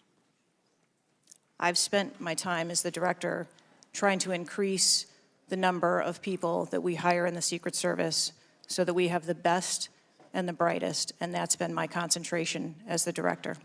Okay, you ever not hiring men because of your desire to hit certain targets? I am hiring the best qualified candidates that put in an application that want to work for our great organization. Okay. Next question. The shooter obtained a direct sight of President Trump from the position on the rooftop. I assume that is not something that should ever happen. It should never happen. Do you want to elaborate a little on how that happened, or what you wish you had done differently, or would do differently next time there's a Trump rally? Again, sir, the facts of this particular event are still unfolding. 9 days, there have been a number of reports that have been out there, so I do not want to provide information that perhaps would contradict something that has been erroneously reported or is not factual. But there clearly was a mistake, and we will take every effort to make sure that this never happens again. Could you elaborate why you want 1/3 of the Secret Service to be women? I've never stated that I want 1/3 of the Secret Service to be women. 30% or something? You had some target, no? Okay, Well, gentlemen, yield. I'll yield. What was, Director, what was erroneously reported? You said, to Mr. Grothman's question, you said something was erroneously reported. What are you referring to? I'm referring to their, His question was in the context of the shooter using a ladder to get on the building. What was erroneously reported? Because you won't tell us anything, but you'll tell us something that wasn't reported accurately? I'm saying, sir, that there have been a number of reports that are out there that have been speculation, and until we have the actual facts, I don't want to report anything that would contradict speculation that has been out there. Thank you, gentlemen, for yielding. Chair recognizes Mr. Krishnamurti from Illinois. Thank you, Mr. Chair. Thank you, Mr. Ranking Member, for bringing us together this morning. One question I get asked a lot from my constituents is, what can Congress actually do to stop this from happening again? And I'd like to share a graphic from a very recent study conducted by Professor Robert Pape, a world-renowned expert in combating political violence. The graphic shows that 74% of Americans want this Congress to come together to denounce political violence of all stripes, and you can tell it's across party lines. I commend the chair and ranking member for putting out the statement the other day condemning political violence, and to further this effort, I'd like to ask all my colleagues to join Dr. Brad Wenstrup and me in introducing a resolution that we think can secure unanimous House passage in deploring and condemning political violence, and we will be circulating that resolution shortly. Director Cheatle, as you know, the shooter began shooting at 6:11 p.m. Eastern on July 13th. NBC reported that at 5:51 p.m., 20 minutes before the shooting began, the state police informed the Secret Service of their concern. Now, the rally was not paused at that point, correct? No. And according to NBC, just 2 minutes later, at 5:53 p.m., the Secret Service notified its snipers about the gunman. The rally wasn't paused at that point either, correct? No. Let me show you some video footage by rally goers. If you could play the video on the screen up here. This was taken 2 minutes before the shooting started. If you could turn up the volume. Criminals. We have criminals. We have drug dealers. We have people that should not be here. Right on the roof. It's much tougher than it happens. You went right on the roof again. Up here. Ma'am, that doesn't look like suspicious behavior. That looks like threatening behavior to me. And the rally wasn't paused at that point either, correct? I can tell you, as I stated earlier, sir, that the moment that the shift surrounding the president were aware of an actual threat. That's a threat right there. The guy's on the roof and everybody's yelling at him. Yes. And directing the officer's attention to him. The rally was not paused at that point, correct? We are currently still combing through communications and when communications were passed. Well, I can point you to this communication. It's 2 minutes before the shots started ringing out. Director Cheatle, yes or no? Was there ever a moment where the Secret Service actually considered pausing the rally? The Secret Service would have paused the rally had they known or been So the told answer is there no. was an actual threat. The answer is no. Correct? I can speak to you in generalities. No, I don't want I don't generalities. I know want all of the specifics. communications The that were- answer is no. You did not consider pausing the rally, correct? The people that are in charge of protecting the president on that day would never bring the former president out if there was a threat that had been identified. Well, they did, because we've now identified 3 points in the 20 minutes before the shooting that the threat emerged. Let me point you to something else, which is the building that the shooter was perched on, seen here. This building is called the AGR building. I'm sure that you're familiar with it. It's no more than 150 yards from the stage where Donald Trump stood, yet the security perimeter was drawn such that the AGR building was placed outside of it. Director Cheatle, according to the Washington Post, the AR-15 styled rifle used in the shooting had a range of 400 to 600 yards, and therefore the AGR building was clearly within rifle range of the stage, correct? Yes.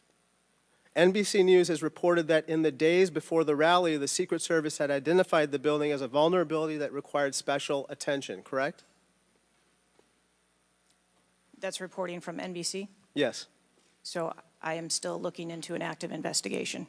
I know, but it's been 9 days. I mean, you should know that, right? And yet, despite the fact that the AGR building was in rifle range of the stage and it was flagged as a vulnerability, this building was put outside of the Secret Service's security perimeter. And I respectfully submit the Secret Service must expand its security perimeter to account for the kinds of weapons that can be used outside the perimeter to endanger the protectees inside the perimeter, ma'am. Let me turn your attention to some conspiracy theories that have been circulating and ask you to comment on them. First, you have not found evidence that the incident was a staged shooting, right? Correct. And you haven't found evidence that this was a result of a conspiracy of high-ranking government officials, correct? Correct. And you have not found evidence that this incident was in fact directed or perpetrated by a foreign state or entity, right? And that's the last question, but I'll let the director answer that, please. Not at this time. Thank you. I yield back. Gentleman's time's expired. Chair now recognizes Mr. Cloud from Texas. Thank you. I just wanted to confirm there was only one counter sniper who took one shot? Is that We had multiple counter sniper teams available yeah, on the that premises, but is only one took one shot? Is that correct, or only one? day. Correct. Okay.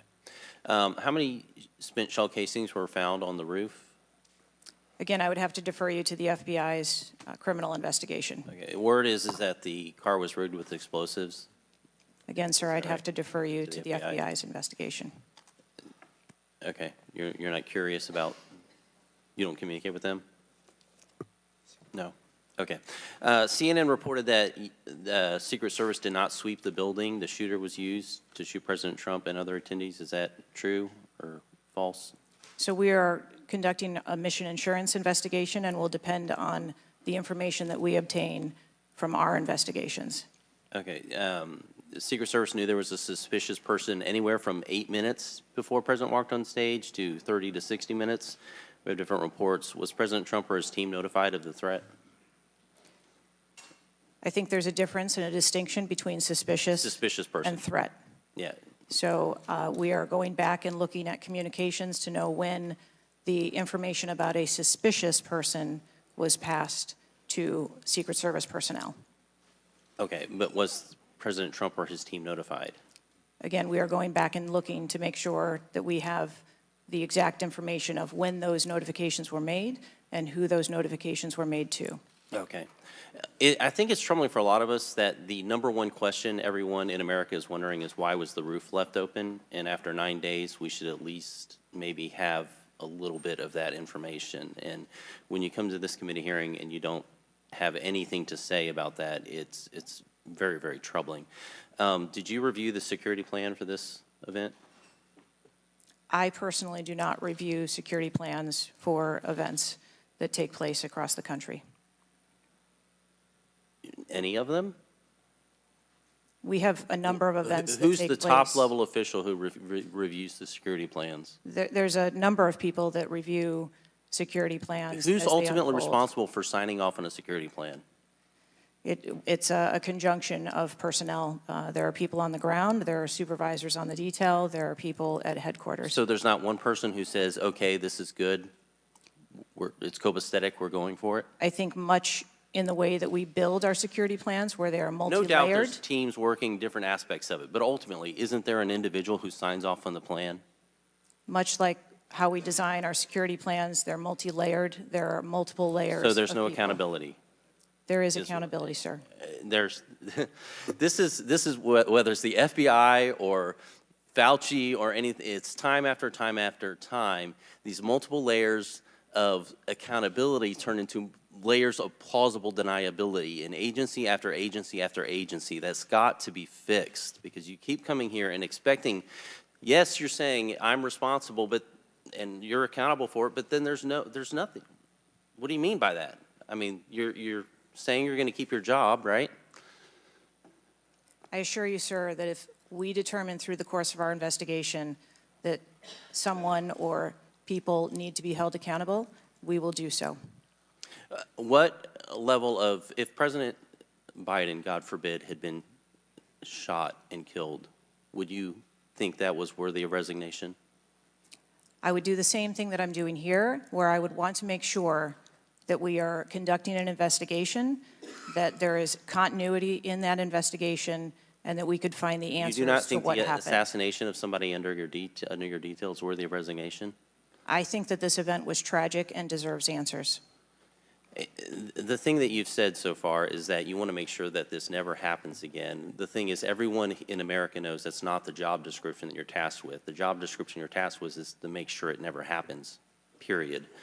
One of your goals in the strategic plan is to champion diversity, equity, inclusion, and accessibility. You've accomplished the accessibility part. What standards, do you keep the same standards for all applicants and all, or does every Secret Service agent meet the same qualifications, or do you have different standards for different people? Yes, sir. Everyone who moves through the application process has to meet the same standards to become a special agent. Okay.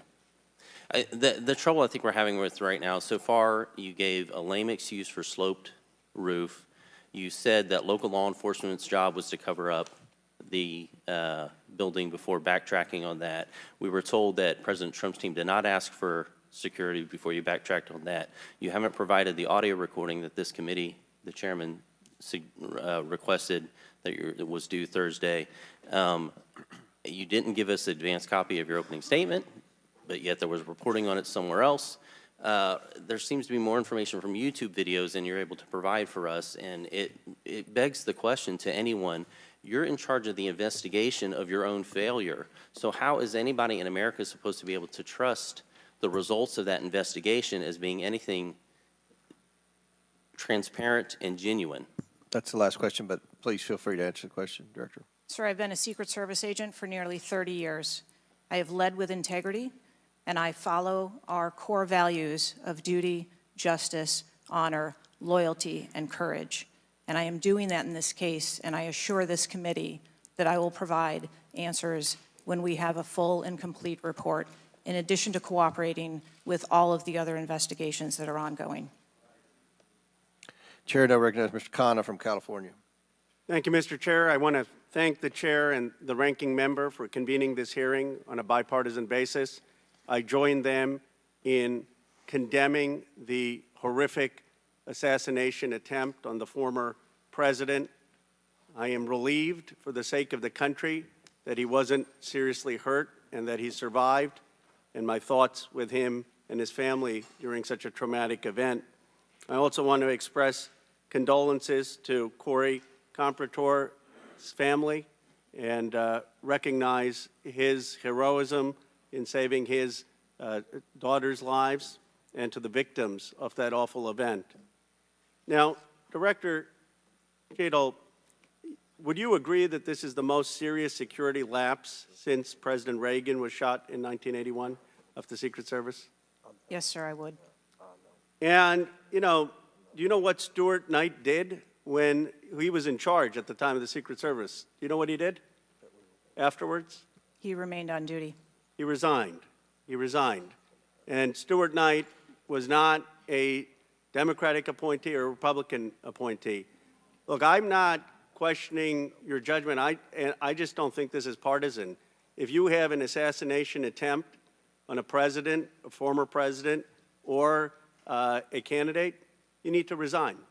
That's what Stuart Knight did. He was a Republican appointee, and he took responsibility. And I think you need to reflect. This is not a question of you. It's a question of the American people. You cannot go leading a Secret Service agency when there is an assassination attempt on a presidential candidate.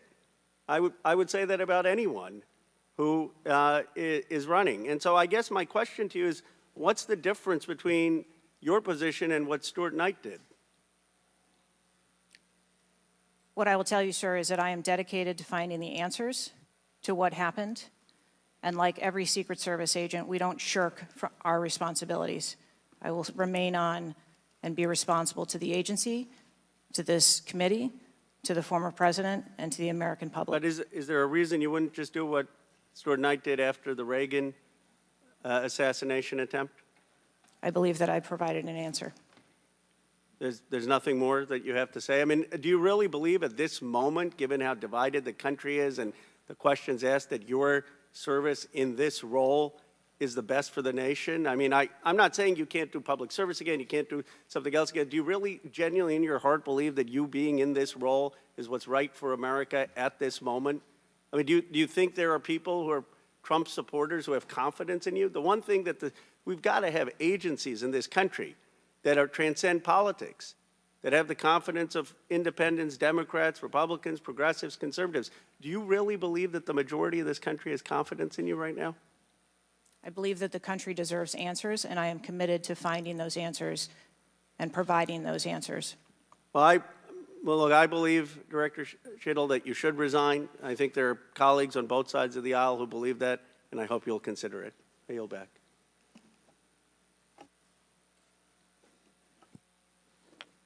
Chair now recognizes Mr.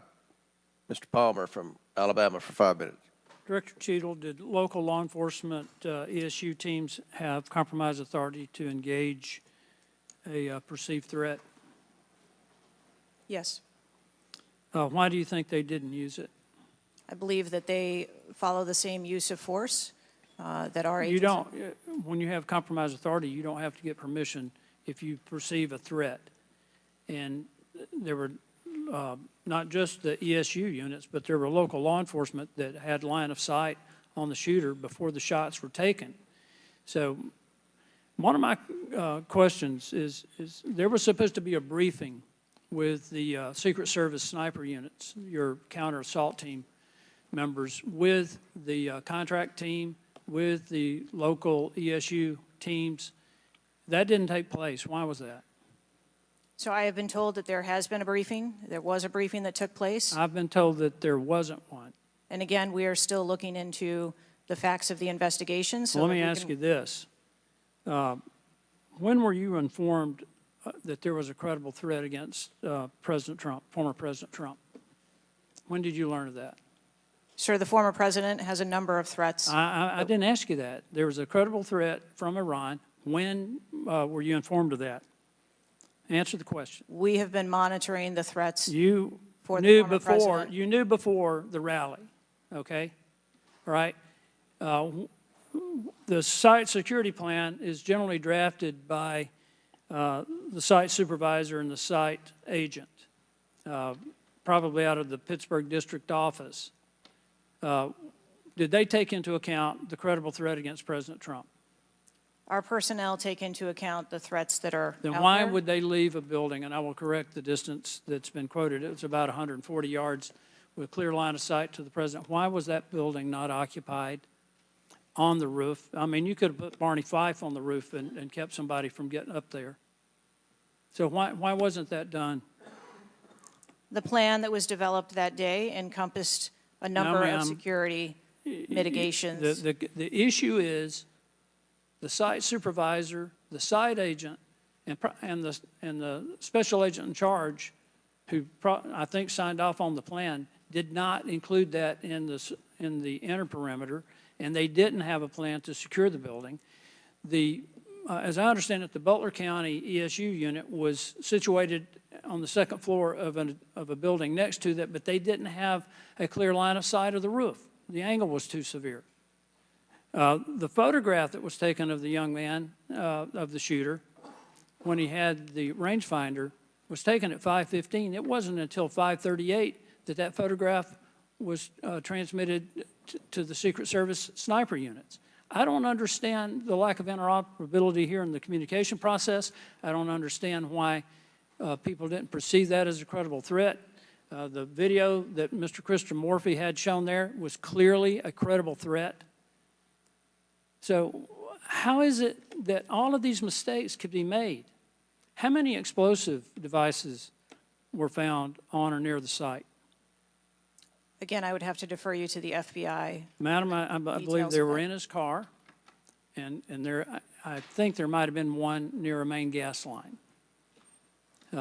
It wasn't just the fact that he had a rifle. It was the fact that he had the ability to inflict enormous harm, enormous numbers of casualties had those devices exploded. I want to know also, when your agents conduct a site review, are they fully informed of all of the threats that are being made against the principle that they're protecting? What I can tell you is that when our agents go out to conduct an advance, their whole goal is to ensure the safety and security. I understand what their goal is. The failure to secure that building not only put the former president's life in danger, it put the lives of individuals in the crowd in danger as well. I mean, the Reagan shooting, there were other people shot at that time as well.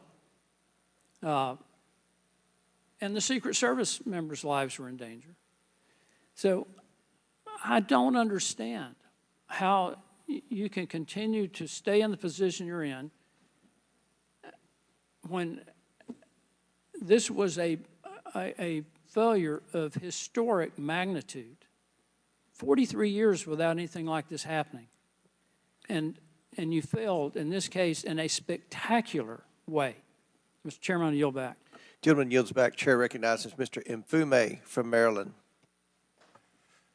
Thank you, Mr. Chair. I want to commend you and the ranking member on your joint statement and for holding this hearing that we might all at least attempt to try to get some answers. Some of us, Ms. Cheatle, grew up in an era not too unlike what we see today in terms of political violence. And some of us remember the November 22nd, 1963 assassination of President Kennedy. Some of us, like myself, remember 2 days later when Jack Ruby on live TV shot and killed Lee Harvey Oswald.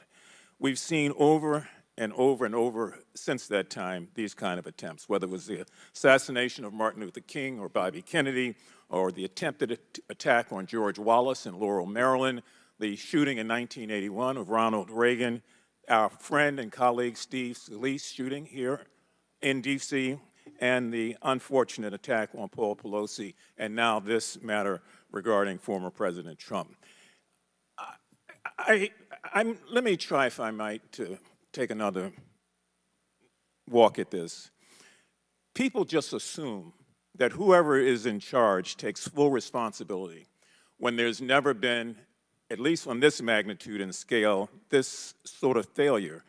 So when members ask you, are you going to resign, and you say you have no intention to, they are perplexed, like many people who watch what's going on.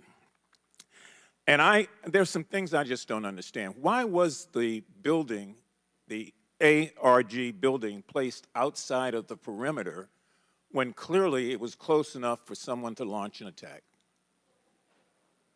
So again, sir, we are looking into all of the details of how the advance was comprised, but I can tell you that there was overwatch on that building provided that day.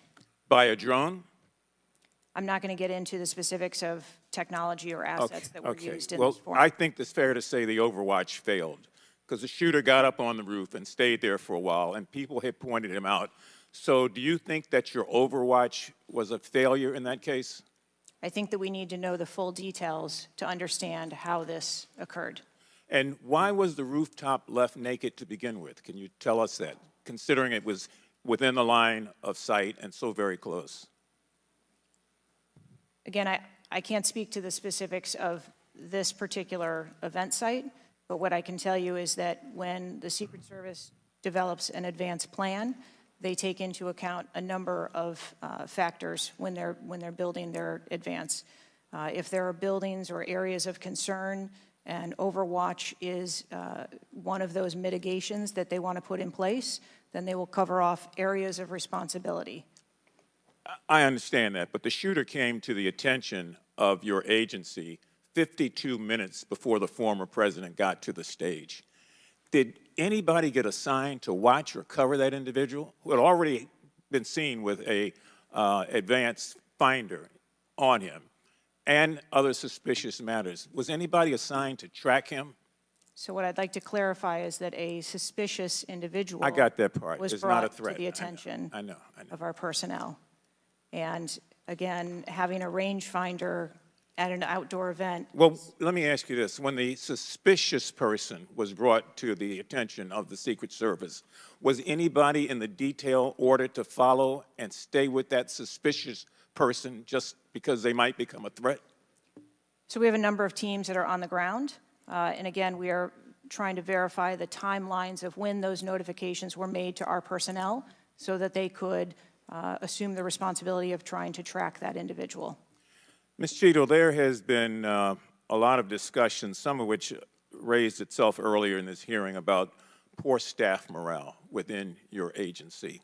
And I have the July 17th report of Government Executive, which is a credible reporting service for the federal government, for employees. And the 2023 ranking of places to work within the federal government showed, and this is through the Office of Personnel Management, that the Secret Service came in 413th out of 459 sub-agencies and agencies. Can you explain that? Certainly. What I can tell you is the Secret Service is a difficult job. It challenges our employees daily. It's holidays, it's weekends, it's no leave periods. But Madam, people come to work knowing that. You do explain that when you hire somebody. They know that. It's the same with other agencies. They miss holidays, they come to work at odd hours. But to be worked, one of the worst places to work within the federal government, 413 out of 459? I just need an explanation. What do you think as the director there? I think that this And that's the last question, but please answer Mr. Mfube's question. I think that this is a challenging job. I think that it's a challenging environment to be in law enforcement, and we do have a no-fail mission, and our folks are tasked with that every day, 365 days of the year. But I can tell you I've also taken a number of measures since I've been the director to recruit and retain and stem the tide of attrition in our agency, which will hopefully alleviate some of that. Thank you, Mr. Chairman. Chair now recognizes Mr. Sessions from Texas. Mr. Chairman, thank you very much. I join in the calls of all of our members to say thank you for doing this hearing on a bipartisan basis. Director, I'm not going to sit here and say you ought to resign, but I am going to say that you have not given us confidence that you have the ability to understand what happened, to take the responsibility in terms of understanding. You've spent a number of years. How many years do you say you've been with the agency? 29. Well, I spent 16 years with AT&T, moved 7 times with them, and had a really good feel about their operations, how they worked, what was acceptable, who was responsible. And I've heard you say today numbers of times, well, you've got to wait. Well, you've got to wait. Wait for the final report. When is the final going to happen? I mean, how long do we have to wait before you can give us credible answers? You've been there 28 years. You've had a few days to be able to draw your own analysis of this. You should understand the entire process. You talked about being on the team, perhaps in Georgia.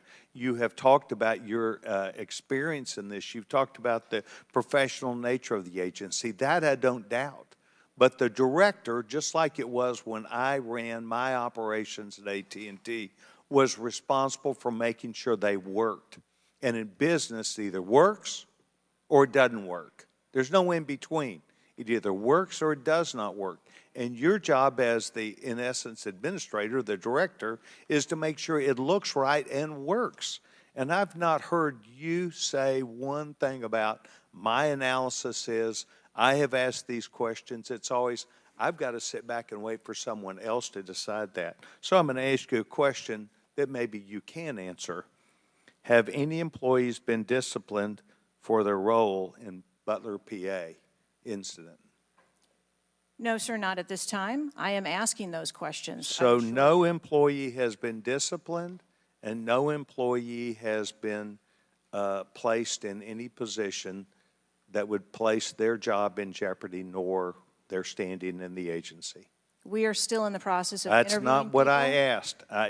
You're the person that runs the place.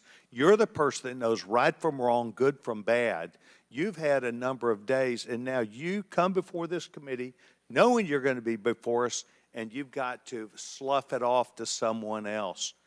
Do you see where there was something that went wrong as a professional at an agency with 28 years, or do you have to count on someone else to give you the final report? I see that something went wrong, and I've acknowledged that something went Then wrong. what went wrong? I Was need the to- special agent in charge not doing their job? Was the shooter was the shooter given extra time? Was the sniper doing their job? I mean, these are things that people who've been around for 28 years can analyze quickly. I watched it live on TV, and then within minutes saw a number of facts and factors that would have and should have been known by people who were there. You've got 28 years. You're showing up here telling us and the American public, well, I've got to wait for the final answer. What is your evaluation? I'm asking those same questions. Well, no, you're before the committee. Tell us what went wrong. A special agent in charge, the person who was there. Tell us, and don't try and play a shell game with us. Do you have the ability to effectively, as the director of this agency, to understand what went wrong and at least tell us, I do or don't know what I'm doing? And we come away with, and I'm not asking for you to resign. I'm asking for you, if you've got this experience, then you should be able to say to us, we know what we did wrong. It was a failure in our system, and we're immediately making these corrections. That's why you're having a difficult time with this group of members of Congress, because we saw it too. We've seen the things, but you are the 28-year expert. You are the person that, and only you, that can make the changes. And I hear you say, well, I've got to wait for a final report before I, at 28 years experience. That is why we think what you're doing, the answers you're giving us, are not correct, and you are not using your professional expertise. Mr. Chairman, I will allow her to respond. I am asking those same questions, sir, and I assure you, when I have a full and complete report of exactly what happened, there will be accountability, and we will make changes. Before I recognize the question, just out of curiosity, Director, it's been 9 days. Every American wants these questions answered. Do you have a ballpark estimate of when what Mr. Sessions asked you would be able to answer? So I can tell time-wise? I can tell you on our mission assurance internal investigation, we are targeting to have that completed within 60 days. There's also an external investigation that is going to be taking place. There are a number of Office of Inspector General investigations as well, and we are working in concert. And then, of course, there is the Department of Justice, FBI, criminal investigation. Chair recognizes Ms. Ocasio-Cortez from New York. Thank you, Mr. Chairman. Director Cheatle, respectfully, what you had just laid out about 60 days. We are currently in the midst of an especially concentrated presidential campaign in the moment. That is also paired with, of course, elections happening across the country that are happening in about 100 days. So the notion of a report coming out in 60 days when the threat environment is so high in the United States, irrespective of party, is not acceptable. And I think it's very important to understand that. This is not theater. This is not about jockeying. This is about the safety of some of the most highly targeted and valued targets internationally and domestically in the United States of America. So the idea that a report will be finalized in 60 days, let alone prior to any actionable decisions that would be made, is simply not acceptable. It has been 10 days since an assassination attempt on a former president of the United States, regardless of party. There need to be answers. Again, this party, this committee, this is not a moment of theater. We have to make policy decisions, and we have to make them now. We do. And that may be and that may require legislation. That may require policy that we must pass in the immediate term. And without that, we are flying blind. So the lack of answers and the lack of report is just simply not something that we can accept here. Director Cheatle, is there a standard perimeter that the Secret Service establishes around an event, or are those perimeters independently determined per event and scenario? There is no standard. Every event and every venue is different and treated as such. So each event has a different perimeter that is established depending on the logistics of that event. Now, you established earlier that the building upon which the shooter operated from was outside of that established perimeter, correct, for the Butler, Pennsylvania event? It was outside of our secure perimeter, yes. Now, that building was, I believe, 500. How far away was that building from the president? It was approximately 200 yards. 200 yards. Now, the individual used an AR-15 in order to act out his assassination attempt. An AR-15 has a range of about 400 to 600 yards. My question is, why does the Secret Service perimeter, why is the Secret Service protective perimeter shorter than one of the most popular semi-automatic weapons in the United States? There are a number of weapons out there with a number of ranges. Again, an advance was completed. The determination of the perimeter, I'm not going to speak to specifics, but there are a number of factors that are taken into account when we determine our perimeter. Some of it has to do with terrain, some of it has to do with buildings, some of it has to do with assets and resources that are available.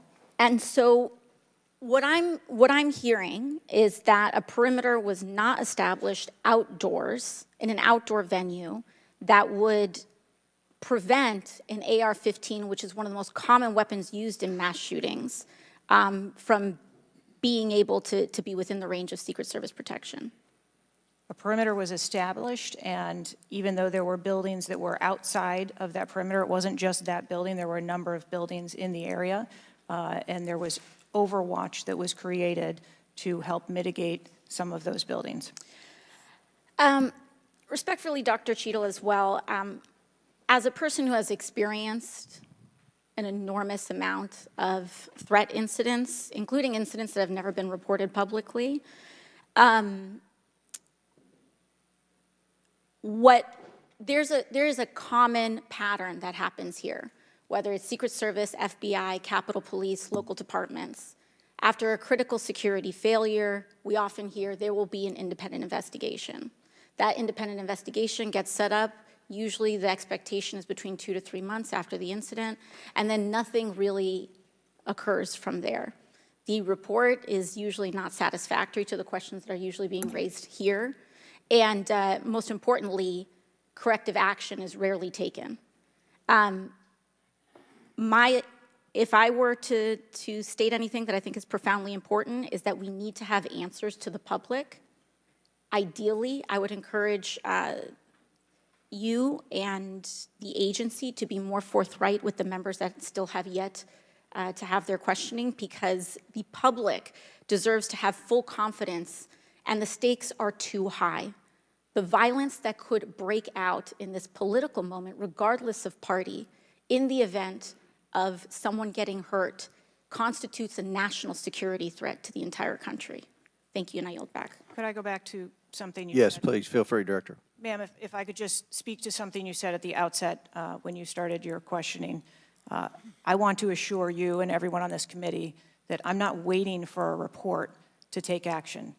We have been conducting analysis all along, and we have been adding additional features to our security details since this incident occurred. And I'd hope you can highlight and illuminate what some of those are in the event of other members questioning as well. Very good. Chair recognizes the gentleman from Arizona, Mr. Biggs. Thank you, Mr. Chairman. I request unanimous consent for that photo to go into the official record. Without objection, so ordered. Thank you. Director, your agency has a no-fail mission, and on Saturday, July 13th, your agency spectacularly failed. The failure resulted in the death of Corey Comparator and serious injury to 2 other rally attendees, David Dutch and James Copenhaver, besides the injuries to President Trump. It is unfathomable that a 20-year-old on the radar of Secret Service and local law enforcement before President Trump went on stage was able to climb onto the roof of a building with a rifle and fire off multiple rounds before he was neutralized. Was Mr. Crooks acting alone? Again, I would have to refer you to the FBI's investigation. Was he just a lone gunman? I would have to refer you to the FBI's investigation for motive. What did the Technical Services Division determine was going to be the event perimeter? Those are questions that we are asking, and we are I mean, you're sitting here today. Come on, Director. Everybody said this. You knew you were going to be asked that question because it's been asked multiple times. So this is an easy one. What did they determine was going to be the event perimeter? So you should know that. I mean, this is not, gee, I got to wait till someone else tells me. What was it? Again, I don't want to speak to specifics of the event. Okay, that took place. this is a specific. I understand. This is a specific that you ought to know. As someone who said the buck stops with me, I'm going to stay in my job, I'm going to give the answers to the American people, and I know what happened, except for you're not going to tell us. And you're not going to tell the American people. And you yourself said in an interview that foments this notion of conspiracy theories. Guess what?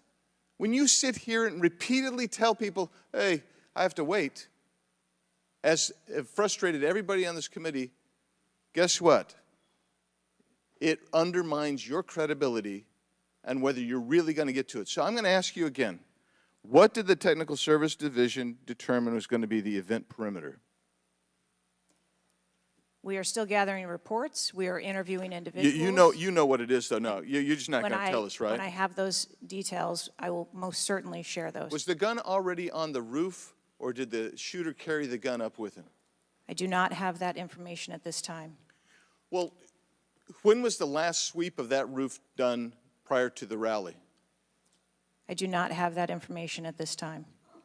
So how many holds, I mean, so most of us here have been in events, and Secret Service has been there, there's been security, and I can't tell you how many times we've said there's going to be a security hold right here.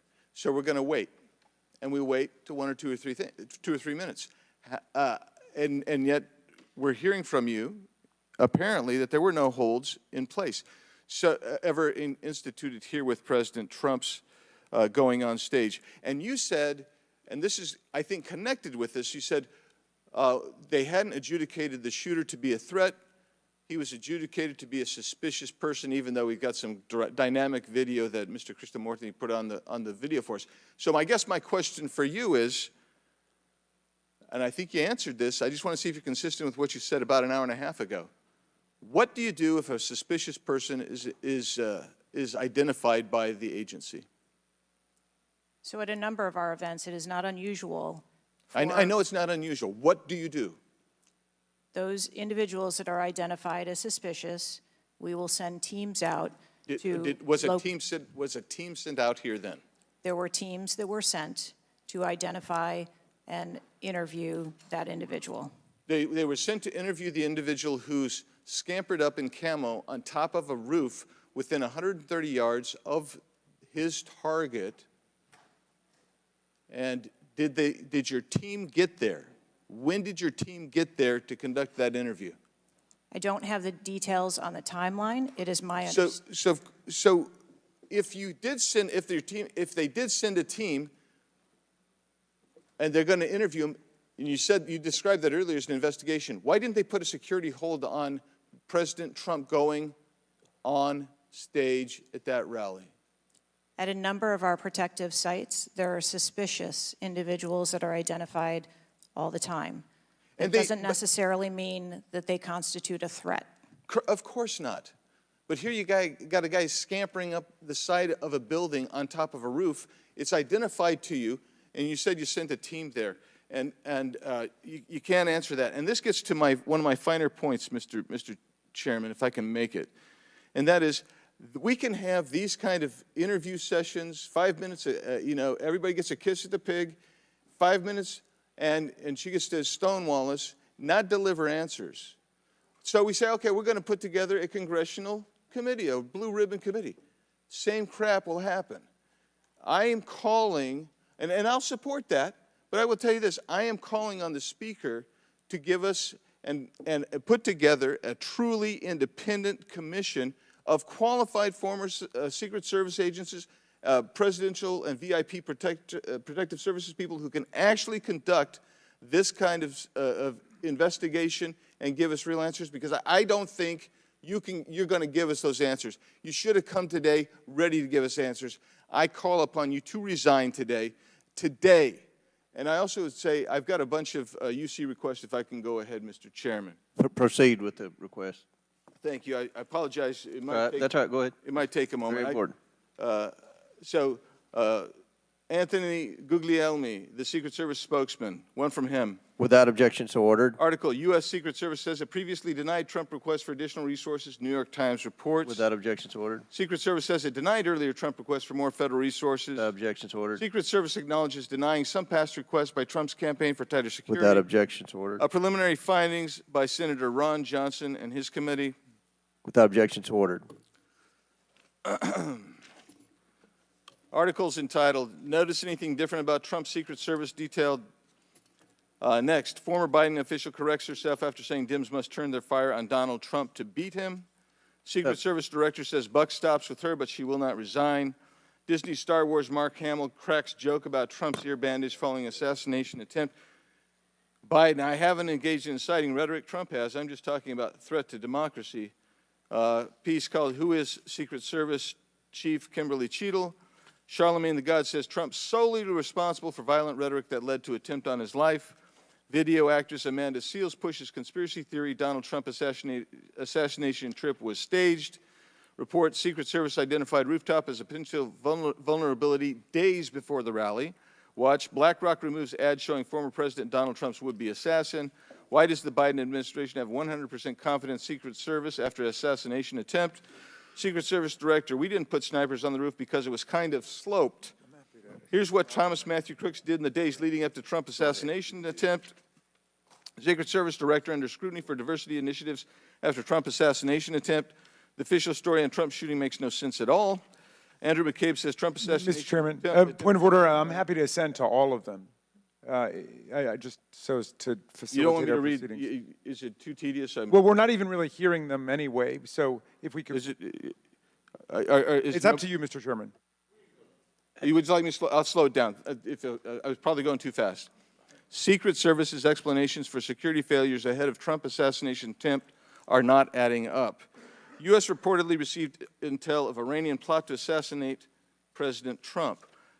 What WTH, Secret Service now saying that they didn't put any agents on the roof because slight slope was too dangerous. Report, U.S. officials received intel of Iranian plot to assassinate Donald Trump before Crook's attempt. Exclusive GOP rep Cloud. Homeland Security Agency is interfering in House's assassination investigation. Why Trump's raised fist after surviving assassination attempt is triggering the liberal media. Questions swirl over the security lapse at Trump rally, reviving old concerns about Secret Service. Secret Service scrambles to shift blame after Trump shooting as backlash hits hard. Nobody contacted me. Must-see 6-camera split screen of assassination attempt captures everything shooter was in open 2+ minutes. Murillo, 5 reasons you should be angry. Breaking, shooter spotted up to 30 minutes before firing, reported multiple times. Pictures taken, no one stopped him. Cheatle calls the 30 minutes between noticing and neutralizing shooter a very short period of time. Secret Service director says buck stops with me on Trump assassination attempt but won't resign. Mr. Biggs, we'll stop right there. We can retake them on the next one. I know there are more, Okay. but without objection, we'll enter into the record all of those, and we'll take up the others after the next speaker. Chair now recognizes Ms. Brown from Ohio for 5 minutes. Thank you, Mr. Chairman. I first want to highlight certain comments from Ranking Member Raskin, my colleagues on both sides of the aisle, President Biden and Vice President Harris, and that is political violence is completely unacceptable in this country, full stop. It is an assault on our democracy itself, and I am devastated by this attack on a candidate for the president, for the office of the highest office in the land, and continue to pray for the victims of this shooting and their families. As someone who has known gun violence firsthand, no one should have to experience the pain of losing a loved one to weapons of war. It is deeply unfortunate political violence has become far too common. Whether it is the deadly attack on the Capitol on January 6th, the assault on Speaker Pelosi's husband, or the threats of violence against election workers, we all must work to condemn political violence and tone down the rhetoric. So, Director Cheatle, on behalf of the hardworking men and women of the Secret Service, can you give us some perspective as into what goes into securing an event like the rally? Like, how much time do you have to prepare? Thank you for the question. Generally, when we receive notification that there's going to be an event taking place at a venue, the advance team assignments are made, and there is a 5-day process to conduct walkthroughs, coordinate with staff, local staff, and whether it be campaign staff or the protectee staff, and then with local law enforcement on where the perimeter is going to be, the size and the scope of the event, how many attendees there are going to be, if it's an indoor rally, outdoor rally, what sort of assets are available locally, what sort of assets the Secret Service can bring to bear, and what the scope of the event that the staff is trying to accomplish. So to that point, how many agents were recommended or requested as opposed to how many were assigned? So I'm not going to get into specifics of how many were assigned, but those numbers that were requested were provided. And how many local agents were involved in the preparation, if you will, that you talked about, that 5-day preparation? So there were a number of local agents from the local office, as well as agents from the former Trump detail that were involved in that advance process. Do we have a number? I do have a number. I'm not going to release that number in this setting. You're not making this easy for us. This is a shocking incident on the former president's life and an appalling instance of political violence and a threat to our democratic values. I'm thankful that the former president is on the mend. And again, I'm grieving for the family and friends of Corey Compatore, who lost a loved one in this shooting and now know the unbearable pain of gun violence. I really hope this serves as a reminder about our responsibility to attack policies, not personalities, to be honest and truthful, and to treat one another with dignity, respect, and thoughtfulness. And with that, I yield my remaining time to Ranking Member Raskin. Thank you, Ms. Brown, for those very powerful and moving remarks.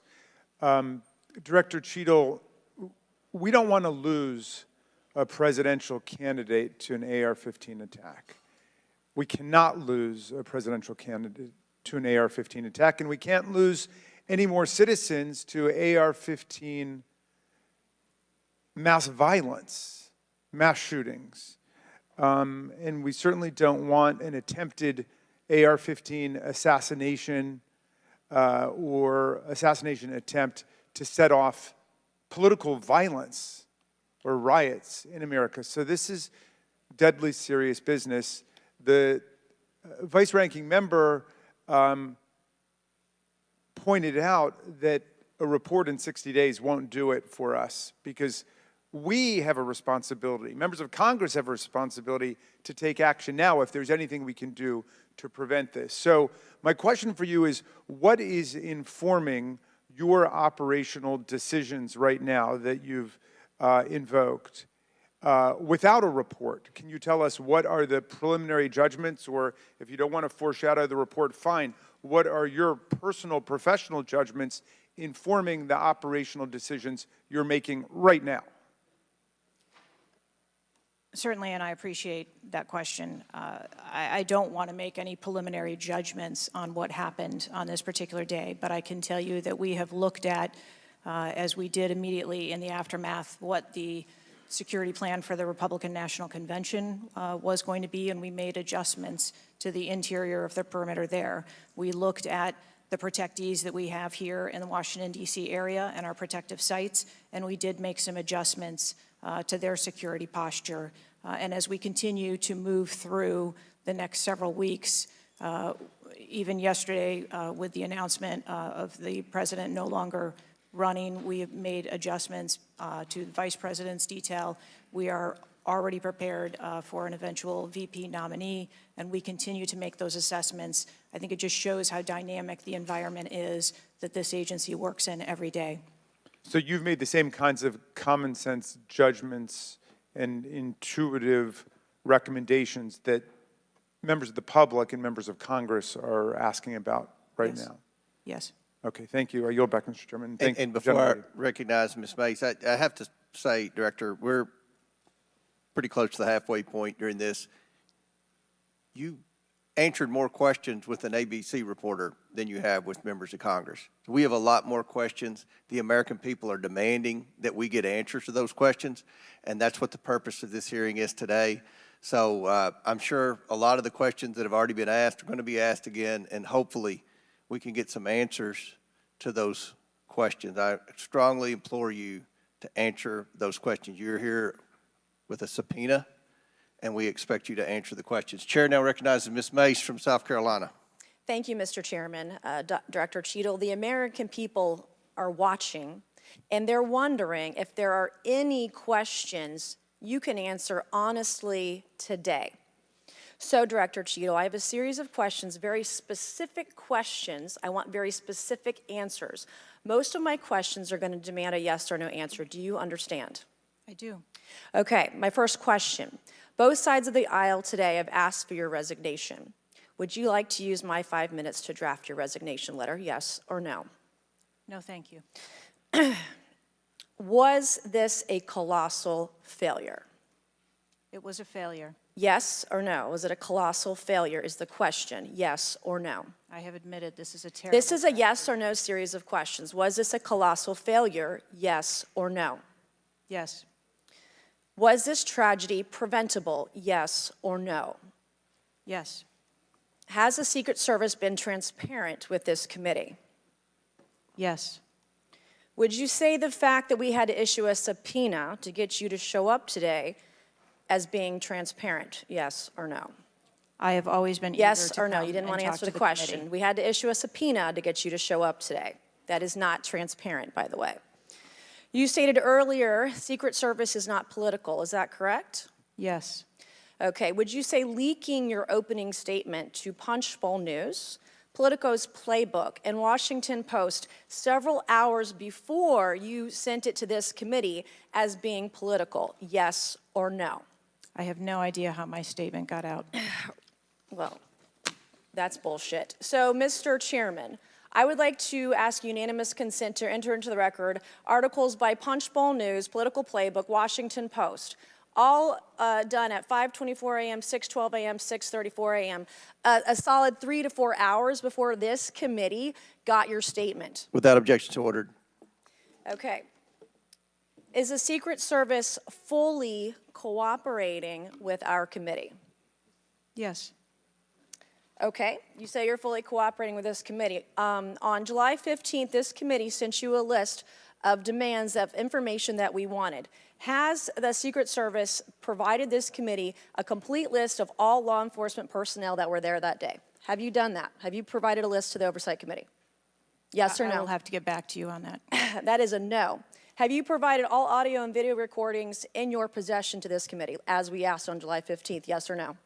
I would have to get back to you. That is a no. You're full of shit today. You're just being completely dishonest. Mr. Chairman, Mr. Chairman, I want to.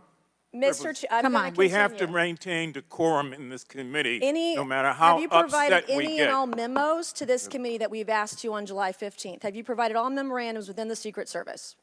I would have to get back to you on that. That is a no. You are being dishonest or lying. Like you're being dishonest here with this committee. These are important questions that the American people want answers to, and you're just dodging and talking around it in generalities. And we had to subpoena you to be here, and you won't even answer the questions. We have asked you repeatedly to answer our questions. This isn't hard. These are not hard questions.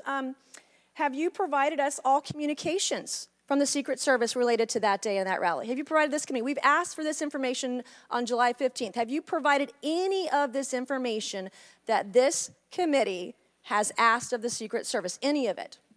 I'll have to get back to you. Have you even read this letter that we sent you? Did you even read this? Yes. Okay, and you have said you don't know, you have no idea. Well, the answer is no. We haven't gotten a single document or piece of information or data from you or your agency in related to the rally that we have asked you for. So was this attempted assassination of Donald Trump a failure of training or execution or both? I think that those are answers that we need to examine. Training, execution, or both? Which one? I think those are answers. All right, how many Secret Service personnel have lost their jobs due to this colossal failure? At this time, none. How many Secret Service personnel have been required to take a refresher course on how not to let people shoot Donald Trump? Our personnel are currently operational. We are examining the facts of this investigation, and we will make the changes necessary. What time did law enforcement become aware that there was an individual on the roof with a clear line of sight to President Trump? I am still verifying timelines. Of course, 9 days in, you have no answers. How many minutes went by between the time law enforcement saw and took photos of crooks and the shooting? How many minutes? I am still verifying timelines. 57 minutes.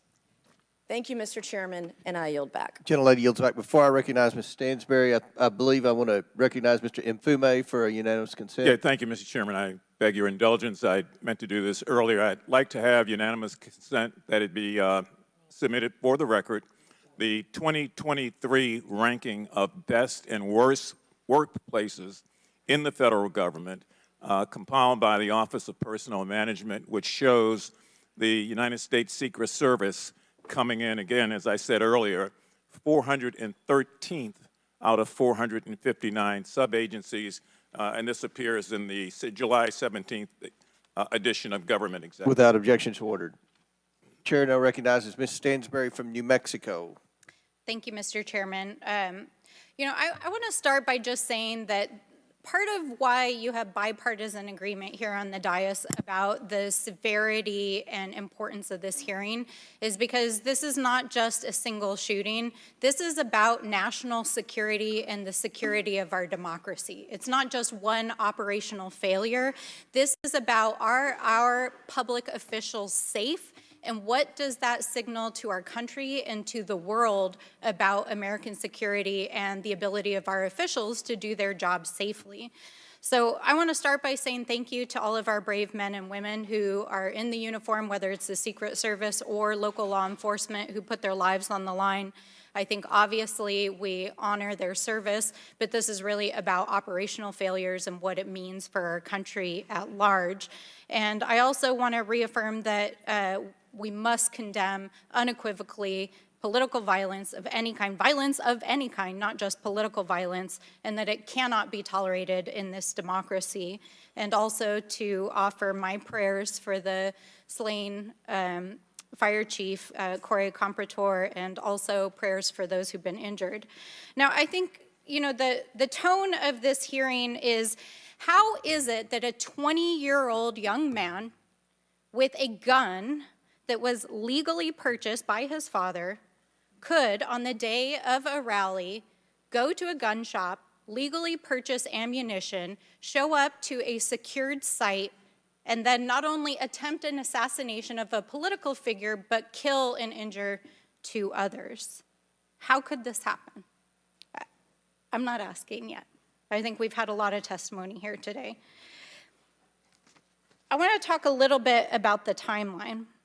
Now, here's what we know, and I know, Director, you were also on the call that we had a few days ago with the FBI and other law enforcement, so I respect that you are not able to share, based on your testimony, some of the details that are currently being investigated, but I know you were on the call because I heard you on the call and you heard them too. So I'm going to lay out the timeline a little bit. On July 3rd, the rally was announced that it was going to be in Butler. On July 6th, 3 days later, we know that the shooter searched for dates for Trump and DNC events. On July 7th, so this is 4 days after the announcement, the shooter went to the site. He actually physically went to the site. On July 12th, the shooter went to a gun range where he and his dad regularly go and practiced shooting. And the next day, on July 13th, he went to the site again before the rally began. We know that he then went and searched online for a gun store where he went and he purchased 50 rounds of ammunition, went home, got his father's AR, which was legally purchased, and returned to the venue.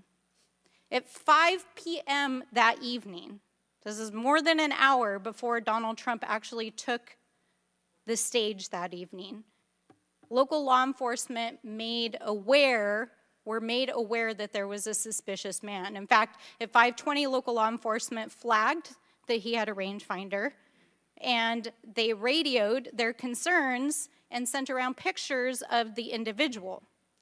At 5:40, 20 minutes before local law enforcement actually identified the shooter, and at 5:51, Secret Service was notified of the suspicious person by the state police, and 1 minute later, they distributed that information. That was before Donald Trump even took the stage. That was 11 minutes before he took the stage. So the Secret Service was aware that there was a suspicious person. At 6:03, he took the stage.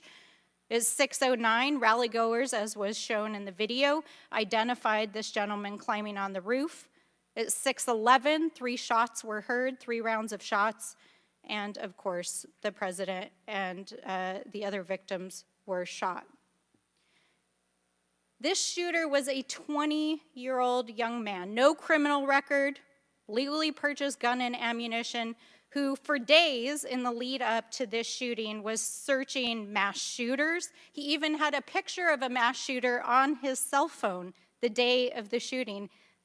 He searched for explosives. He searched high-level officials. So the American people want to know, how did a 20-year-old young man with access to a military-style weapon actually bring it onto an unsecured perimeter who for days had been planning a mass shooting event? And I think that, Madam Director, with all due respect, the answers that we've received here in this hearing today are completely unsatisfactory.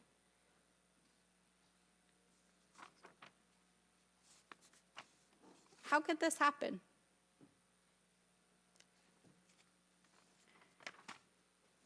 We need answers.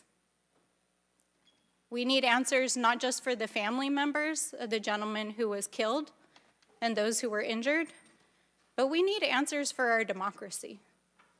Because as others have stated here today, we are in a highly politically charged environment right now.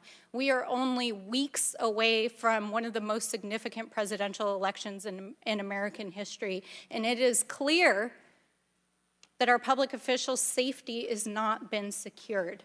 And it is not just a matter of one shooting, it is a matter of national security. So I hope that you will take our comments to heart. I hope that there will be accountability, and we need answers. And with that, I yield back. Chair now recognizes Mr. LaTurner from Kansas. Thank you, Mr. Chairman. Director Cheatle, I have a question just right off the bat. Something that you've bragged about repeatedly is that you've increased protection for the 36 individuals that the Secret Service is also entrusted with. Is that correct? I think I stated that we currently have 36 protectees and that we continue to make evaluations on where those levels of protection are provided. You've mentioned specific increases in protection that you've provided for some of those individuals, correct? Correct. Based on what?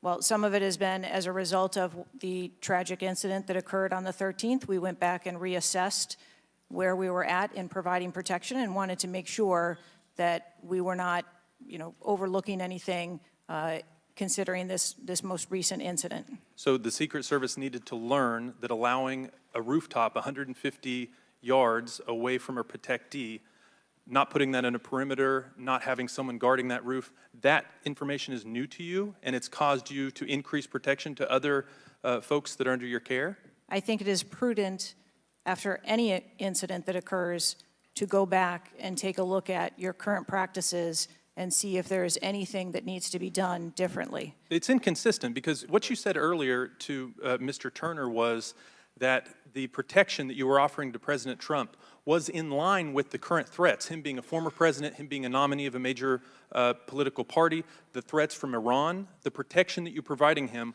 was adequate. Do you stand by that statement? Yes. Okay. Do you think it's a problem that the Americans' trust in the federal government is an all-time low? Do you think that's a problem?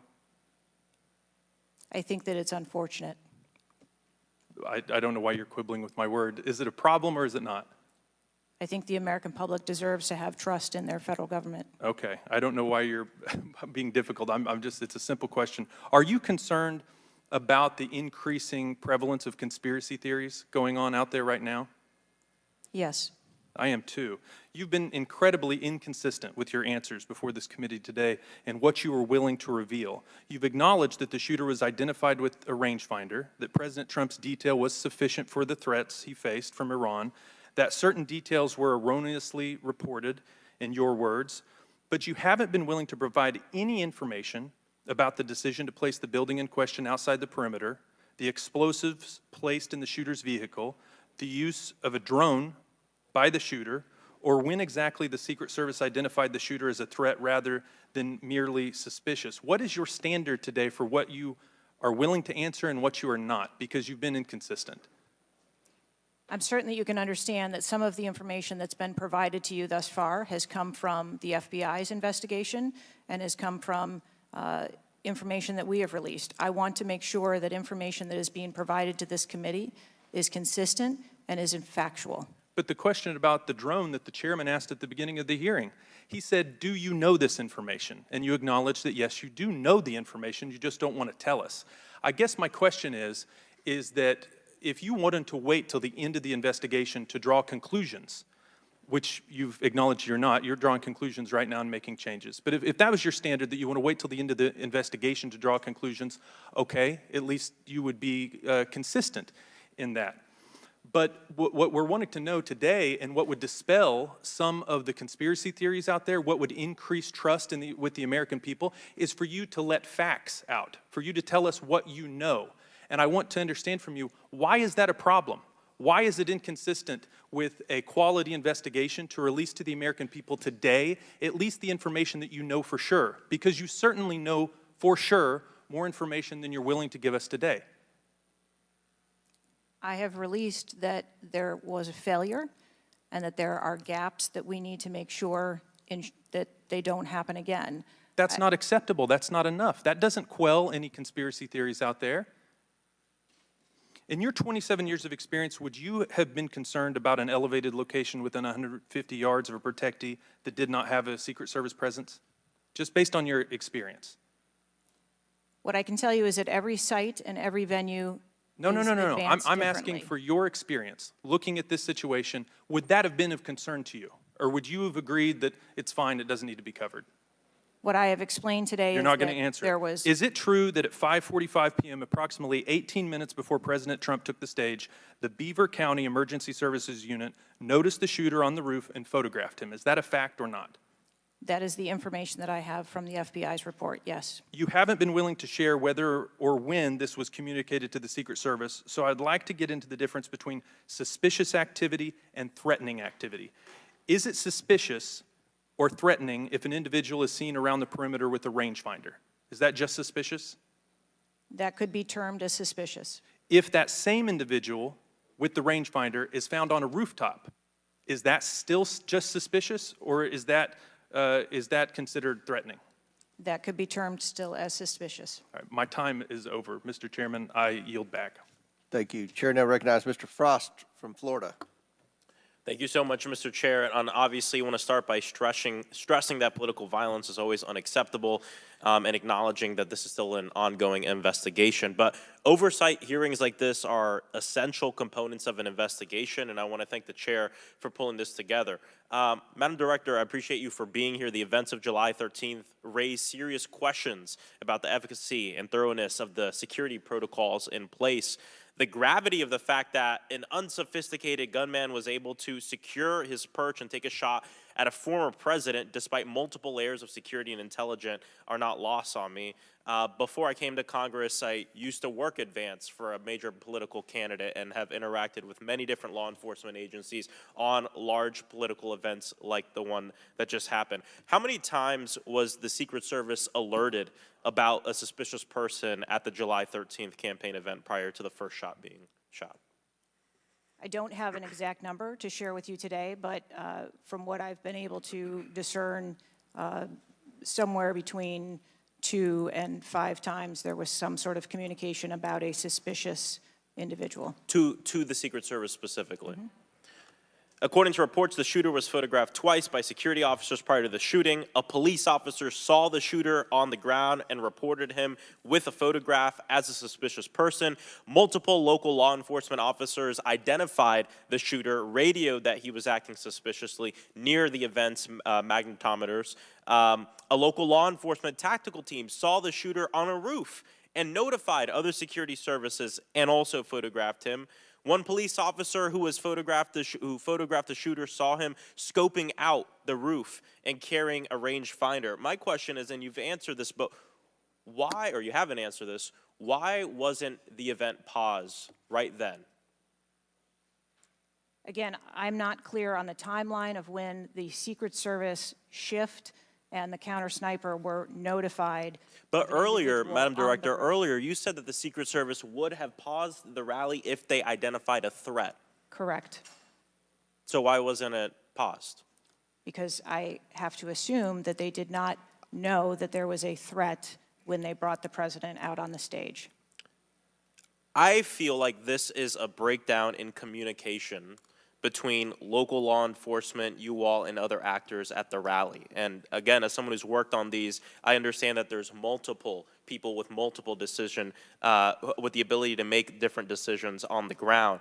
I've taken over the last week, I've spoken with a lot of folks in local law enforcement in my district and across the country that I've worked with before, and other people have brought up concerns around being able to communicate with with Secret Service during these big events and having their flags taken seriously.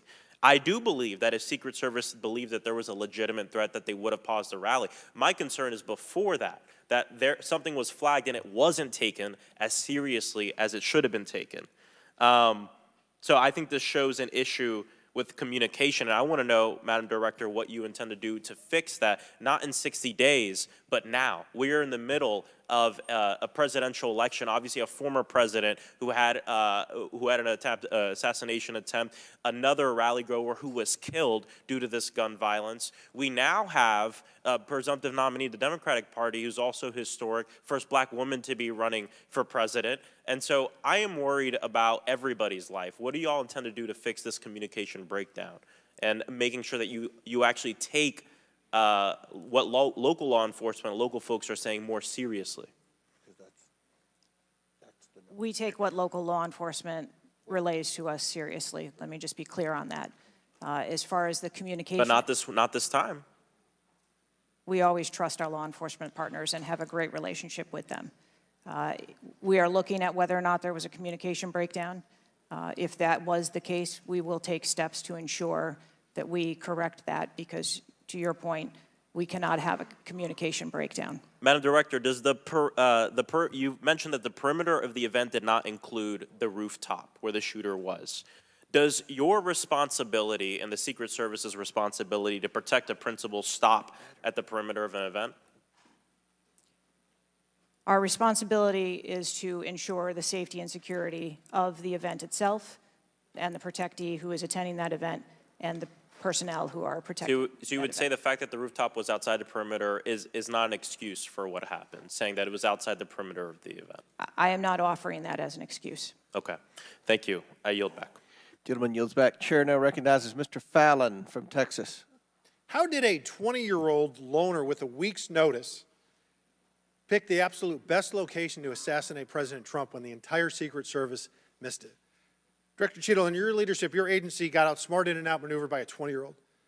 How can we have any confidence that you could stop trained professionals from a nefarious nation state? Those are absolutely questions that we need to have I know they're answers questions, to. but you know, the fact of the matter is we can't have that confidence. Director, do you have the ability personally, and do you have the authority to beef up security of any of your protectees? Yes, I do. Okay. So were you also aware there was a credible threat President Trump was facing? He was facing a heightened security threat to a foreign adversary? Yes. Okay. So given that there was an increased threat to President Trump's life, was he provided a full security complement akin to what a sitting U.S. president would receive? He was provided a full complement of security based on the threat assessment that we had. That's not my question. And the venue. My question is, if he'd been the sitting president, would he have had the same security he had on July 13th, or would have been beefed up? There is a difference between the So sitting he didn't. president So your answer is he didn't. and continuity of government and the So responsibility he that we did have. not. Okay, there wasn't a CAT team, a full CAT team on site. There wasn't counter-surveillance teams on site. But this is the thing. You just said you had the ability to beef up the security. You knew about the threat, and you didn't. And that's as telling as it is chilling. We have satellite images from the Butler Fairgrounds. Have you visited the site? No, I have not. 9 days and you have not visited the site. You should have been there that night. Did you talk to, that evening, did you talk to the team, the heroes that surrounded the president? Did you call them that night? They were still operational working. So that's for an answer is protection no. Did you call them the next of the day? president. Yes, I spoke with You called them the very next day, not the day of, or was it 72 hours after? I don't know the timeline, but I spoke with Okay, them because you're under oath. immediately following. I think it was 72 hours after. You waited 3 days. What is immediately clear is that there are a number of structures that need to be secured. Of these, Director, other than the first, immediate 4, what's the most dangerous site that should have been secured? Because you know, Security 101, you got to mitigate the high ground. Yes. Okay. Do you know what the next most dangerous site, what was the closest structure to the president, other than the 4 immediate ones that you had your counter sniper teams on? There are a number of structures around that event site. You know who the shooter knew? The shooter has visited the site 2 more times than you have, and he had a drone, and he picked the AGR building. So you said, do you remember in an ABC interview you did that you didn't have people on the roof of the AGR building because you were worried about safety because of the slope? I recall that statement. Okay. Does the Secret Service have written policy you can share with us about slope roofs? No. Okay. So why'd you act like there was one? Because is it your practice to comment on enormous events of enormous national implications when you're ignorant of the facts? That's rhetorical. So here's this thing with the slopes. You go all up to like 1812, you can go to a 112, which is about as flat as you can get without it being completely flat. And you're saying that there was a danger, safety concern there, but the problem is, Director, you put your counter snipers on a 312 roof, which is steeper than the 112. And by the way, the 112 is ADA compliant. You can build a ramp for a wheelchair on a 112 roof. So these are nothing but pathetic excuses, and they make no sense, and they're a bunch of cow dung. All the law enforcement I've spoken with over the last 9 days are amazed that the AGR rooftop was not secure. And you want to know why? Because it's dangerous. I have never had any long gun training in my life. I own an AR-15, and last time I shot it one time my whole life. It was 6 years ago. That is until Saturday, where we recreated the events in Savoy, Texas. We recreated what happened in Butler. I was lying prone on a sloped roof at 130 yards at 6:30 at night. And I knew that he had a scope. I didn't know what kind, red dot or magnified. So I shot 8 rounds from both. You know what the result was? 15 out of 16 kill shots. And the one I missed would have hit the president's ear. That's a 94% success rate. And that shooter was a better shot than me. It is a miracle President Trump wasn't killed. Corey Comparatore's life is over because that damn shooter made it on the roof. And it wasn't the roof that was dangerous. It was the nut job on top of the roof. You know what else is dangerous? I believe your horrifying ineptitude and your lack of skilled leadership is a disgrace. Your obfuscating today is shameful. And you should be fired immediately and go back to Garden Doritos. Mr. Chairman, I yield back. Chair recognizes Ms. Lee from Pennsylvania. Thank you, Mr. Chair. I'd like to thank the chair, the ranking member, for coming together and holding this hearing. But I have to say, I don't think any of our concerns have been addressed today, and what little we've learned has not inspired much confidence. I will just say that we obviously can't allow the violence we're seeing in this country become the norm or a commonplace, but that seems to be where we're heading. On this occasion, it was, very shockingly, a former president and current political candidate at a rally that we all assume is one of the most secure places we can be. But the violence we saw last Saturday is the same culture of violence that makes too many of our kids and our community members feel unsafe to play outside or to go to class or to simply live their lives each day. But again, this was a political rally, and it is supposed to be one of the most secure places. So we do have very specific questions about that. Director Cheatle, I'd like to start by following up on some of my colleagues' questions. My colleagues, Mr. Krishnamurthy and Mr. Frost, highlighted a number of points that showed the shooter presenting an active threat. So I'd like to ask you, Director Cheatle, to clarify what the protocol is for postponing or canceling an event based on a threat, and how the events on July 13th didn't meet those standards. So again, I think we're talking about the distinction between suspicious behavior and a threat. And at the time that this individual was identified, they were displaying suspicious behavior.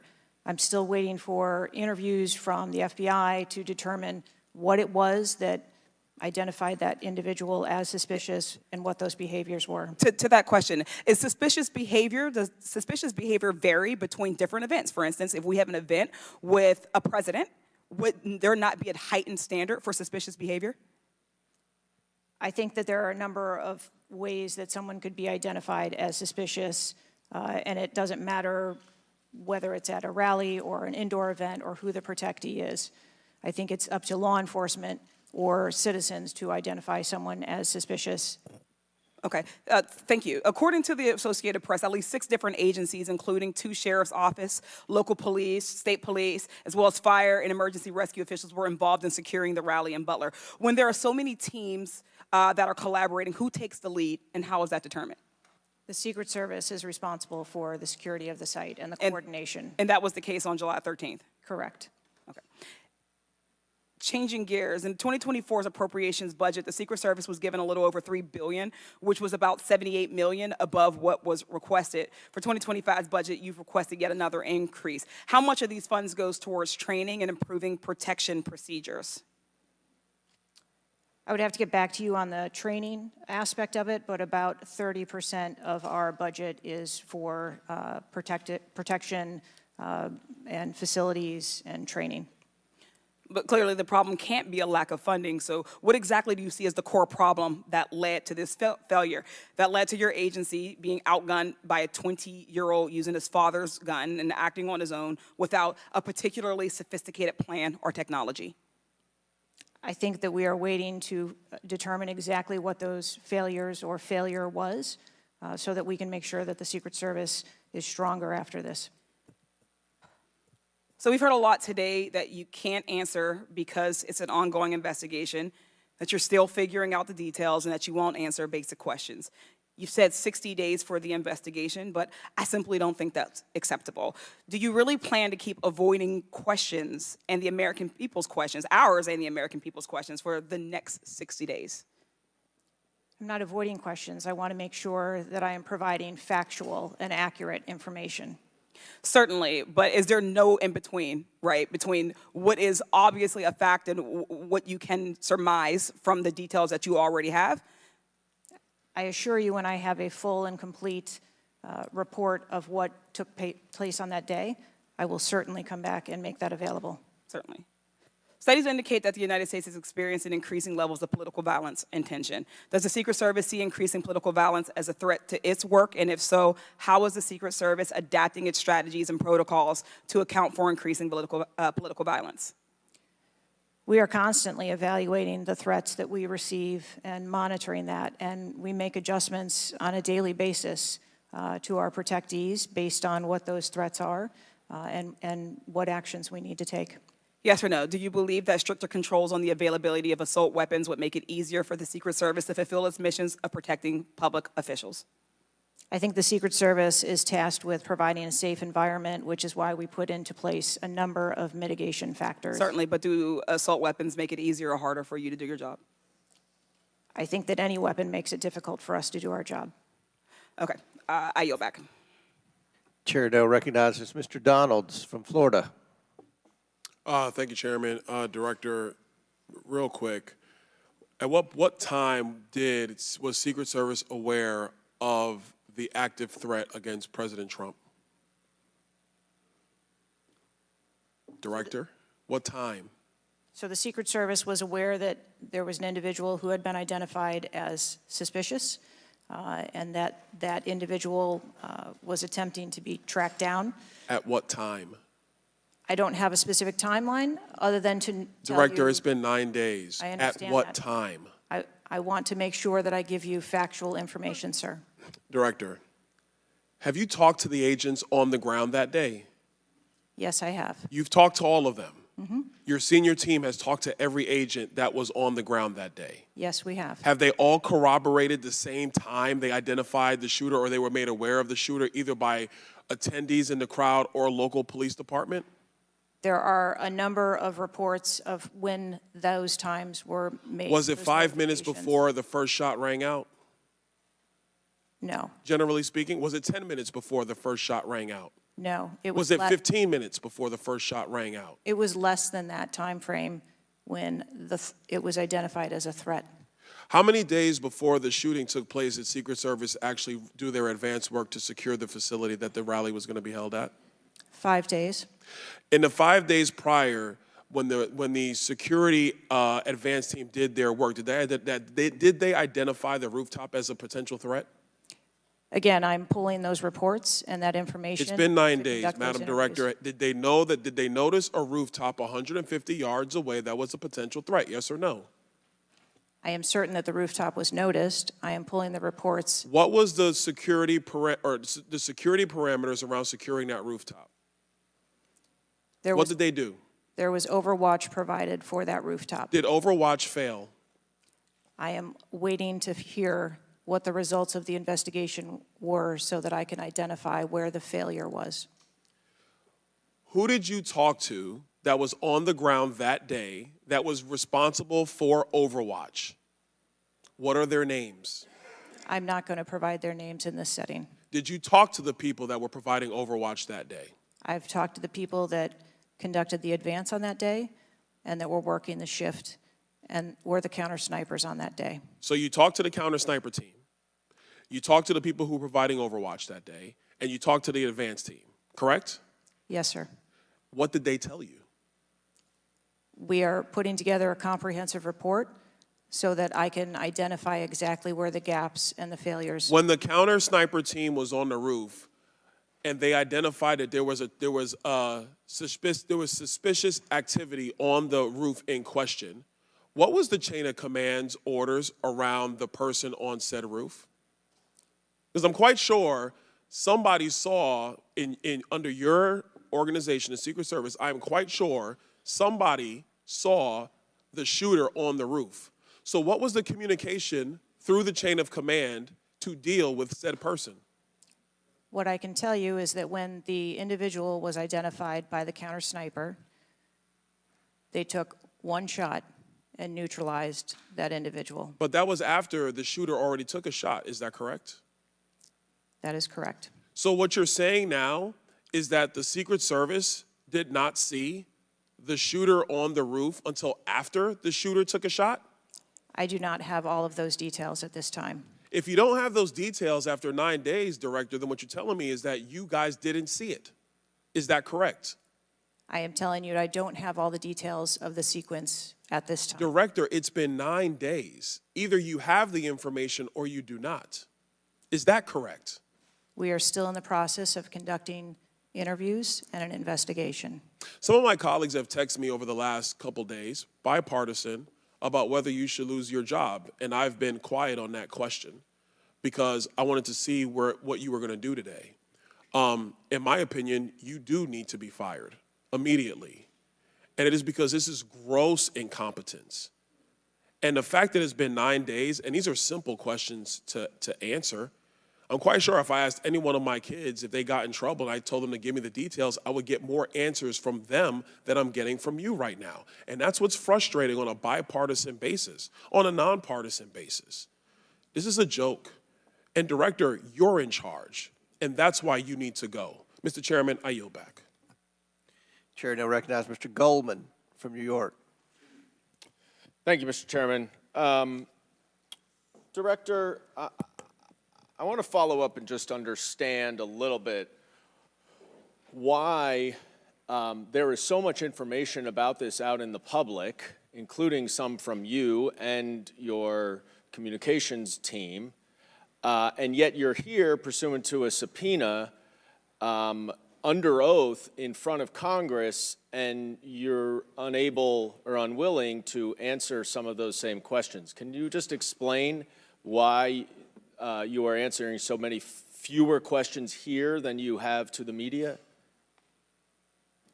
I'm answering the questions that I'm able to answer based on the fact that there are multiple ongoing investigations. But you have answered some of these questions previously, correct? To the public, to the media. Which questions? Well, did you have an interview with ABC News?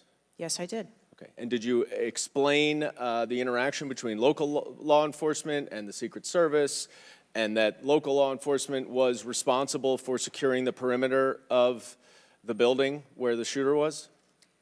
I said that the Secret Service is responsible for designing and implementing and executing the security plan, and that we rely on the assistance of our local law enforcement partners to assist us with that plan. Let me ask you something. Were you given any instructions about what you can and cannot answer here today? My ability to answer questions is solely reflective of the fact that there are multiple ongoing investigations, and I want to make sure that I provide accurate information that doesn't conflict with any of those investigations that are going on. So is it your view that you can't talk about anything that happened that day until those investigations are completed? My view is that I want to make sure that this committee and the American public gets correct and actual information. And so is it your view that that can only happen after the completion of the investigation? It is my view that when the investigations are complete, that we will be able to share that information. And how about before that? If I have factual information that I can share before that, I absolutely will. I'm guessing you have factual information as to when the suspicious photograph of the suspicious person was relayed to the Secret Service. There's a timestamp on that text message or whatever it was, correct? Sir, I'm sure you can understand that when you're dealing with text messages, emails, and other communications, the timelines don't always match up. Not really if they're time-stamped, but let me move on. Because you have acknowledged that this was a major security failure. Is that right? Yes. Do you acknowledge that it was a major security failure not to secure the rooftop of the building that the shooter shot from? I believe at this time that the rooftop was provided Overwatch. I acknowledge that we are unaware at this time how the individual was able to access the roof. Overwatch meaning from other counter sniper, other higher points? Correct. And so was it a failure then that when that shooter was on the rooftop, that Overwatch did not identify him before he fired his shots? I don't have the timeline of how the individual accessed the roof, where they accessed the roof, or how long they were on the roof. Let me ask a couple things quickly. You have testified here about all the resources that the Secret Service needed to deploy to protect the NATO summit and all of the leaders here. Is that right? Yes. Did you have to rely more on local law enforcement because of the NATO summit for this event? The Secret Service routinely works with local law enforcement at every event. It doesn't matter whether it is a NATO summit, NSSE, the RNC in No, but that's not my Milwaukee. question.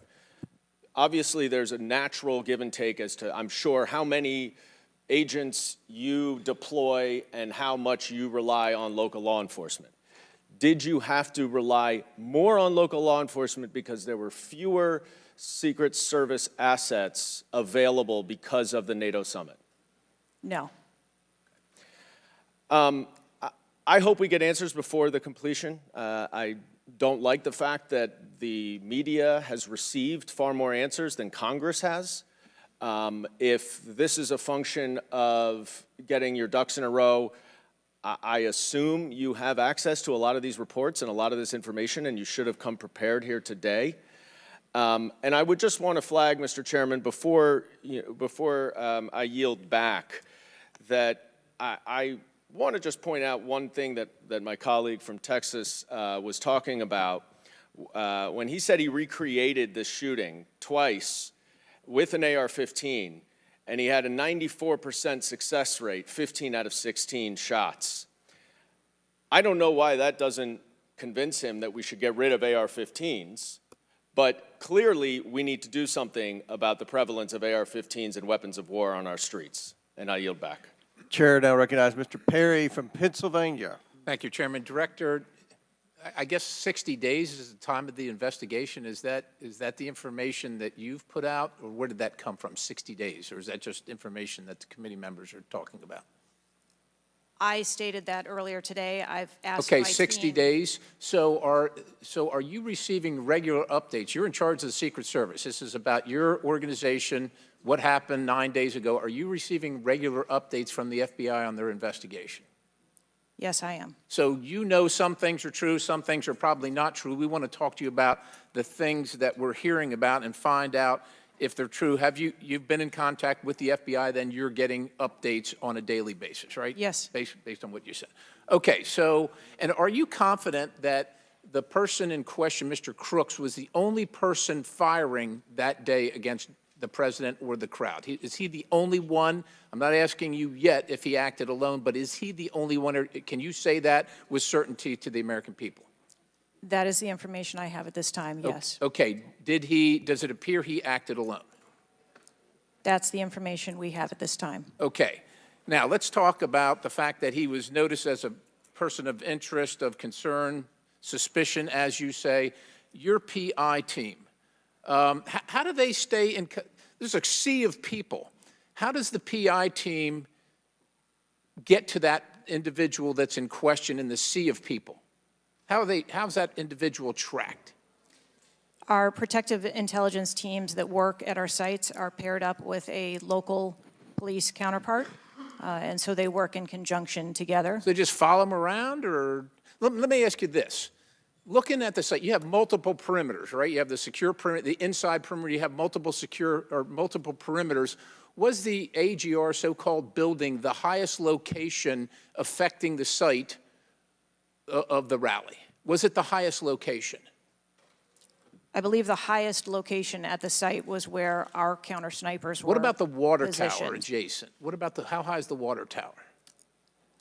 I don't have the height on the water tower. Okay, seems like water towers are pretty high, at least in the photo. It looks like it might be, there might actually be a building right behind the AGR building that is even higher than the building that Crooks fired from.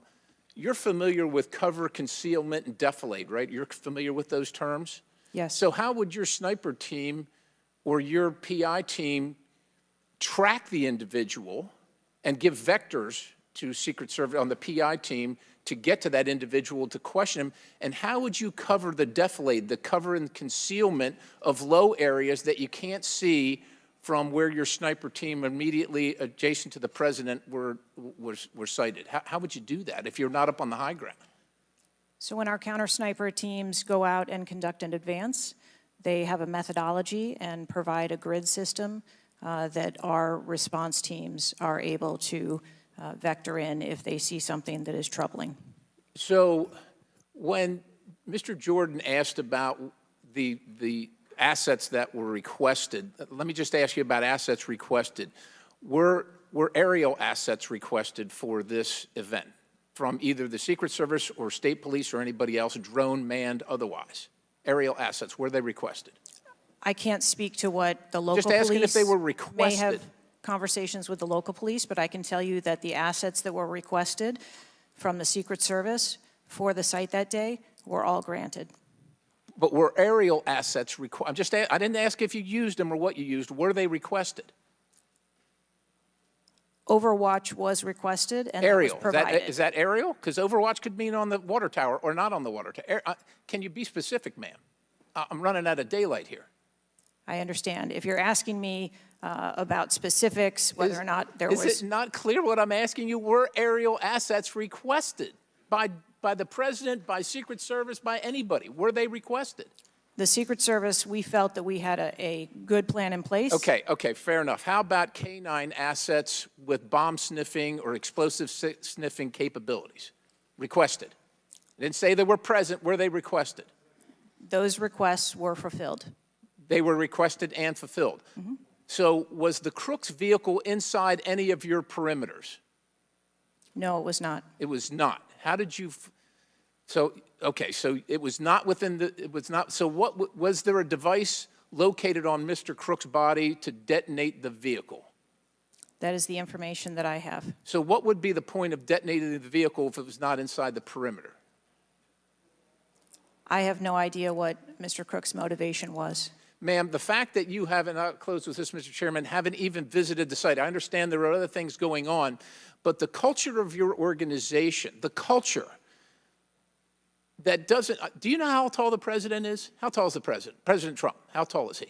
I don't, he's over 6 feet tall. I don't Okay, so do you assign agents based on their ability to cover physically and carry, if necessary, the President of the United States when you assign them to this mission? Is that a parameter that is considered? I assign agents to work our protectees that are capable and have been trained by the Secret Service. I understand they're trained, but if you're not tall enough, it has nothing to do with, we're not mad at you, but if somebody's 7 feet tall and you're 5 feet tall, there's going to be a delta there that is problematic in protecting the protectee. And I'm asking, is that a consideration when these agents, not saying you, but when they're assigned to the protectee?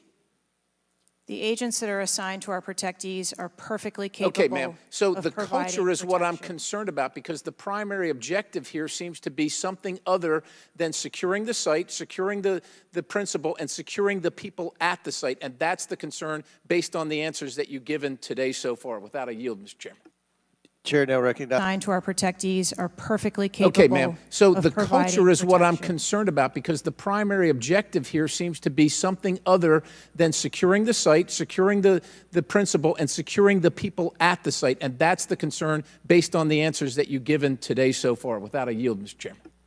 Chair now recognizes Mr. Moskowitz from Florida. Thank you, Mr. Chairman. Thank you for this hearing.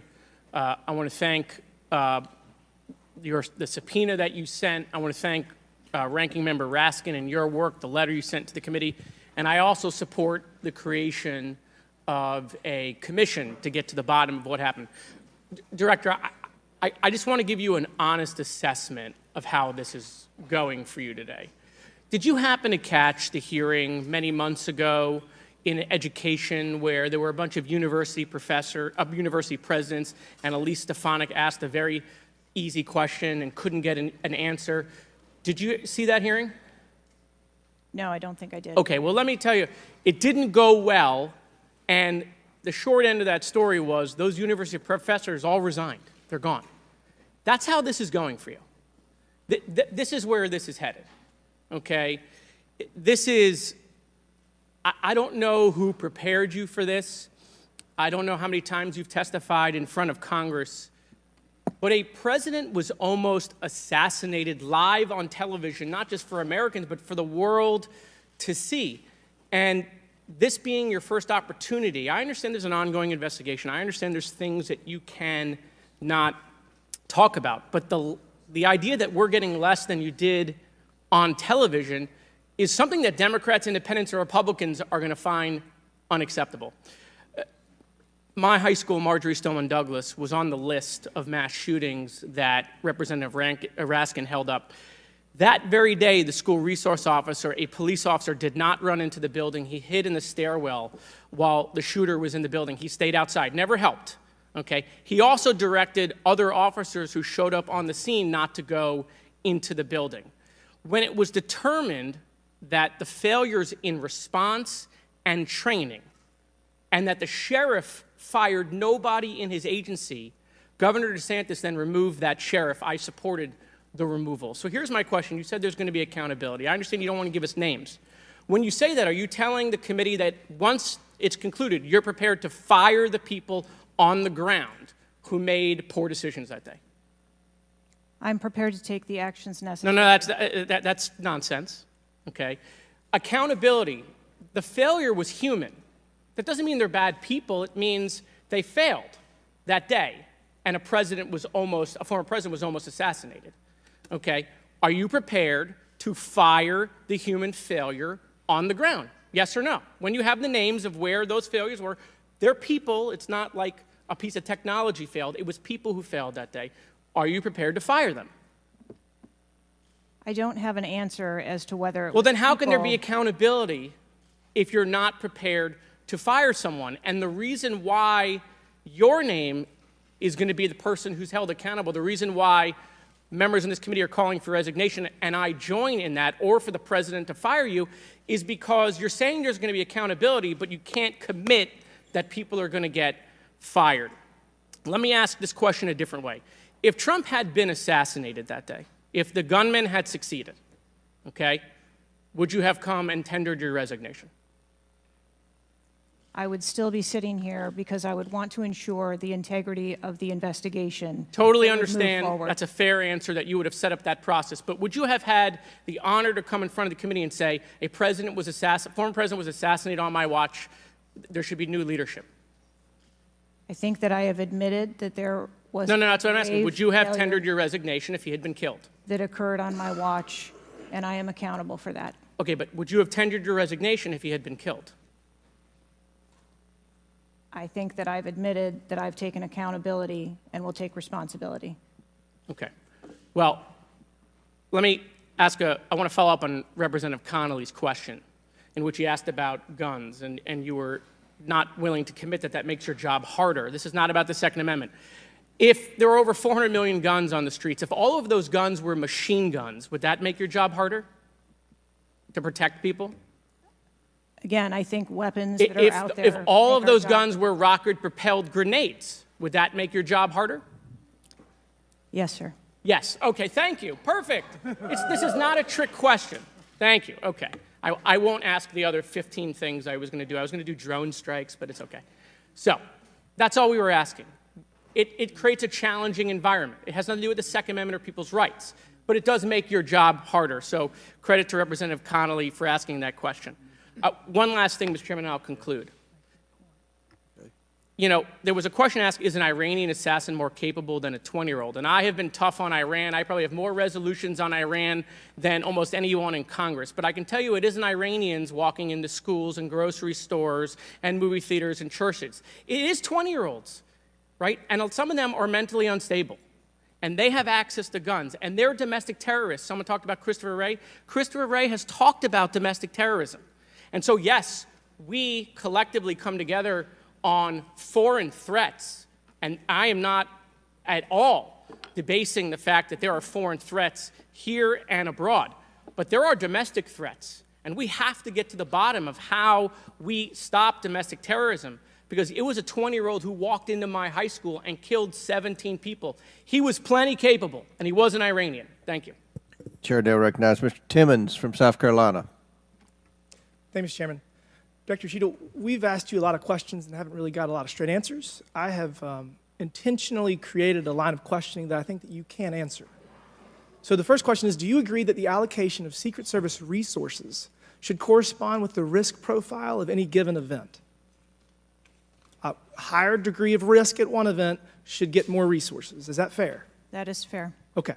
And when two events occur at the same time in the same geographic vicinity, that the risk profile of each event should be taken into account, and whichever event is greater risk should receive greater resources. That is correct. Okay, so I'm going to go over the Trump event. So this was publicly announced July 3rd, Butler, Pennsylvania. The venue is an outdoor fairground, open air, no existing security. The crowd size was expected to be tens of thousands. It ended up being over 20,000.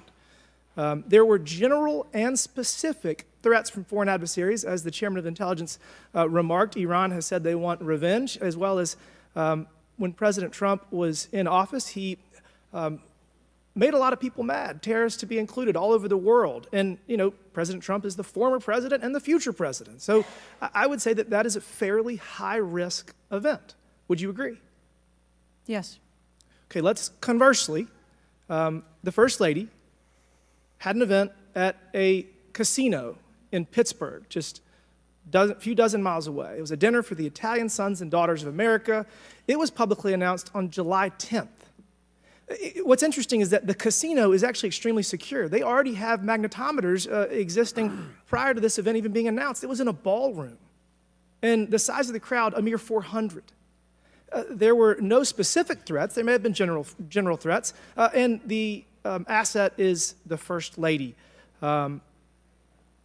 Those seem like there's a huge disparity relative to risk. Would you agree? Yes.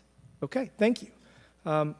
Multiple whistleblowers and various media outlets have reported that the Pittsburgh field office of the Secret Service allocated 12 additional post standers to the First Lady's event and 3 additional post standers to the Trump rally. Is that correct?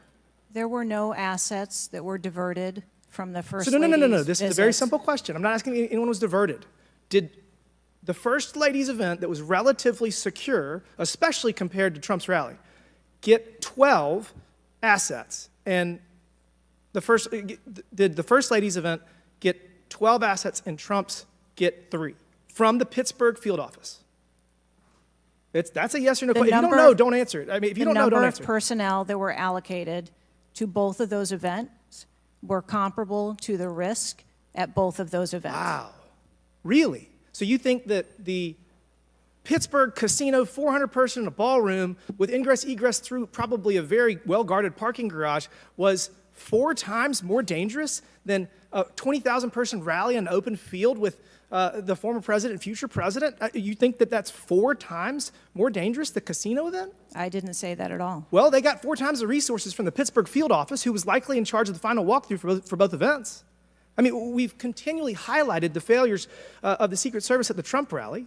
And, you have the former and future president getting shot. You have multiple injuries, 1 fatality.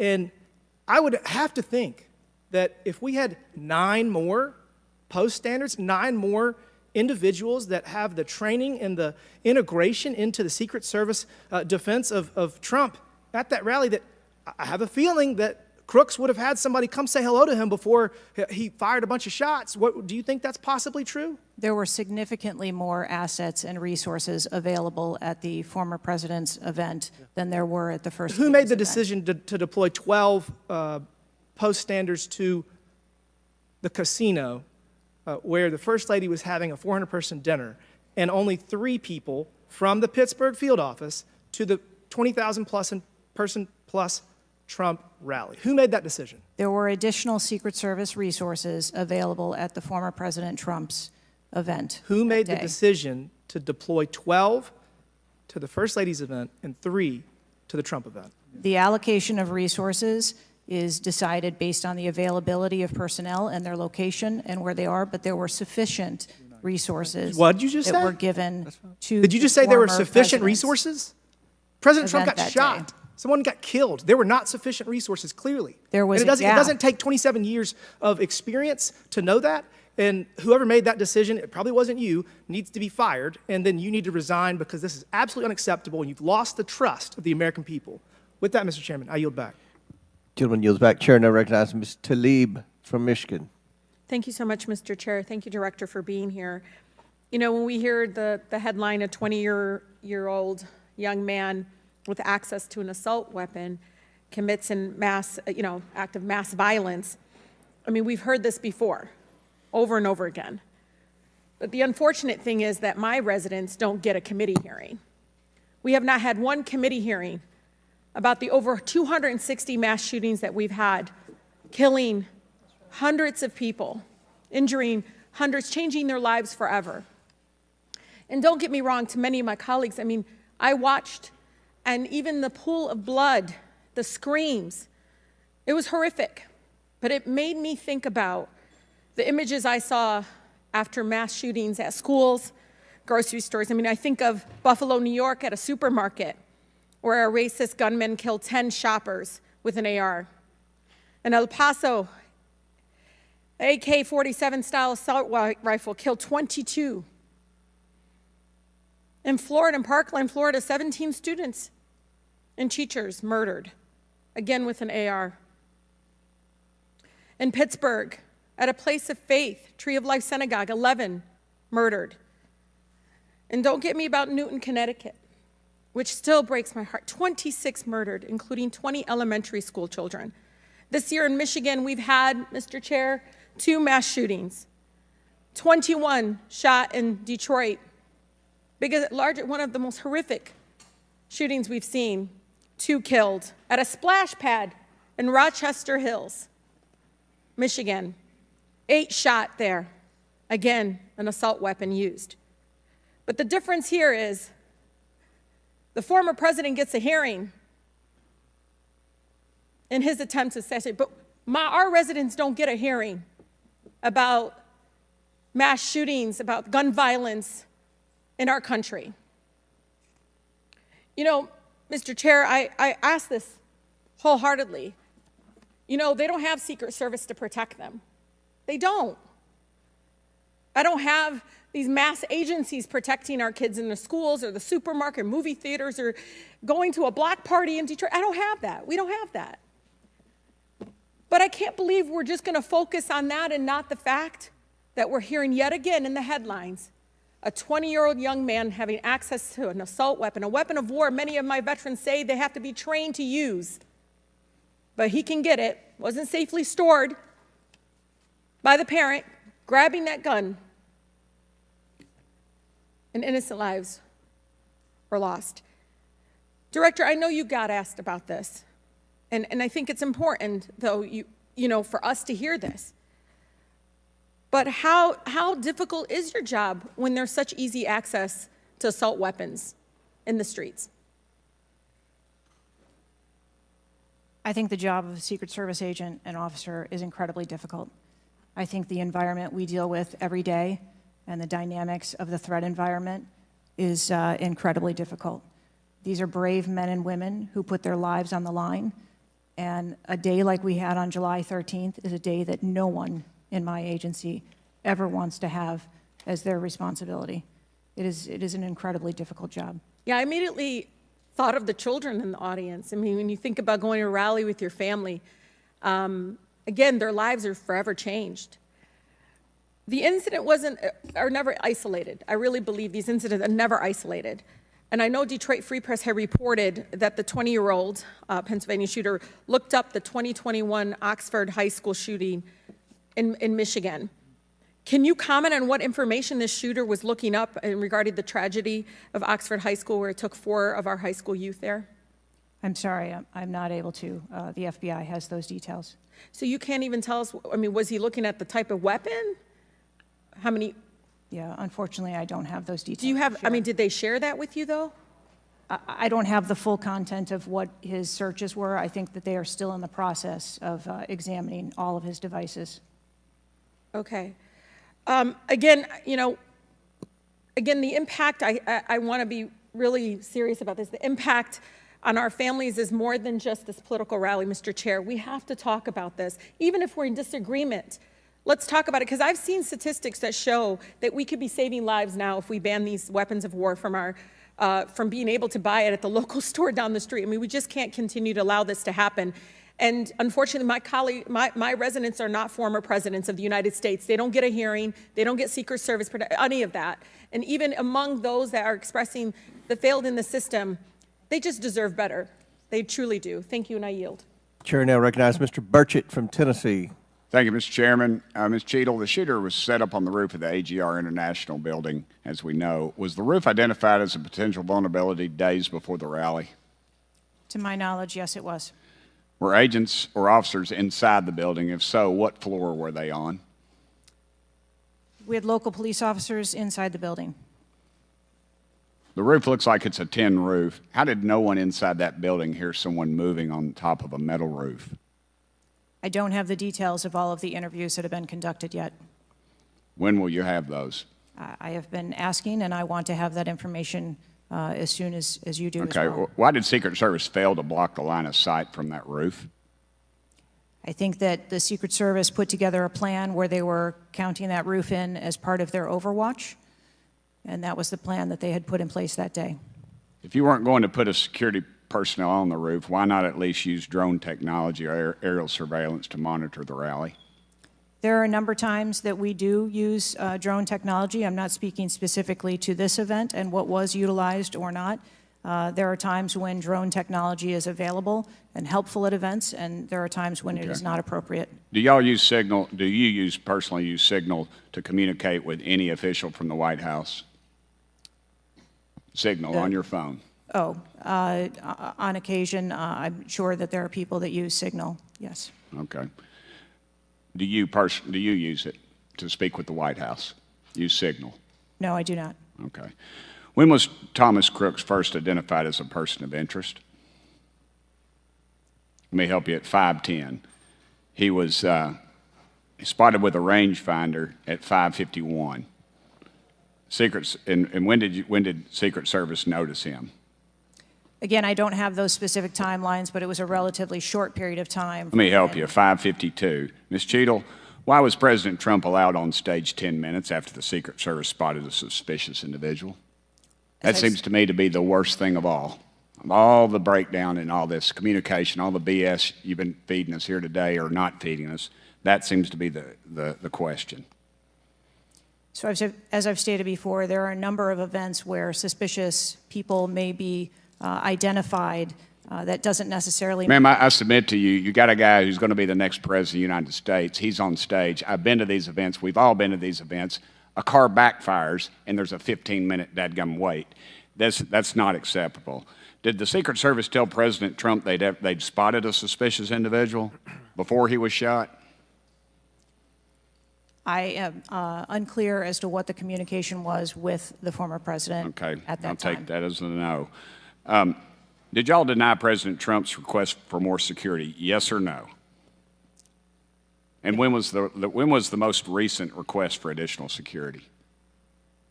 The rally request for security, all of those requests were fulfilled. And were there any personnel redirected to Jill Biden's rally? No. Who made the decision on the direction of agents at either one of those rallies? I'm unclear as to your question on the direction of the agents. I said, who directed those agents to be at Ms. Biden's rally or President Trump's rally? The specific agents. So there is a methodology in which agents are available for assignments, and they are assigned based on either geographic location or logistics or flight. Ma'am, I appreciate all that, but that methodology about got President Trump killed. Was the security detail guarding President Trump a temporary detail? The personnel who are assigned to the former president's detail are assigned to him. Why was there a different detail on the opening night of the convention than the detail that was guarding him in Pennsylvania? The president has a very large permanent protective detail assigned to him.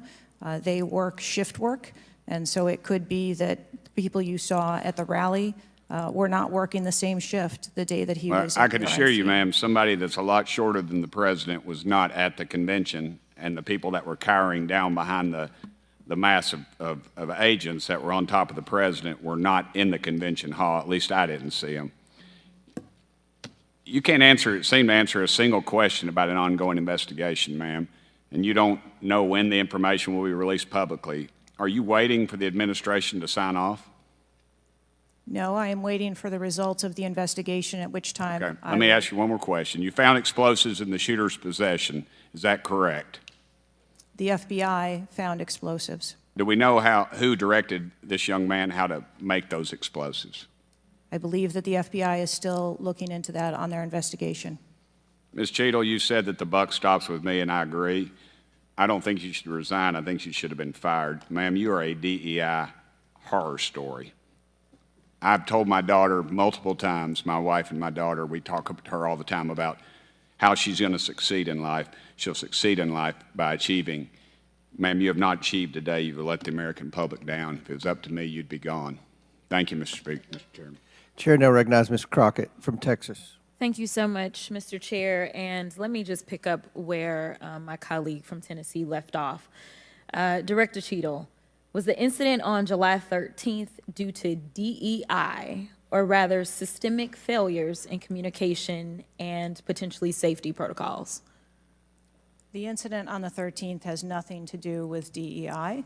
The incident on the 13th has to do with a failure or a gap either in planning or communication. Thank you so much. In fact, I have a few articles that I will enter into the record once I wrap up that actually acknowledge a number of women specifically for their valor in their service, whether it's been in various levels of law enforcement. But, you know, I want to stick here for just a second, because earlier you had a conversation in which there was a discussion about training.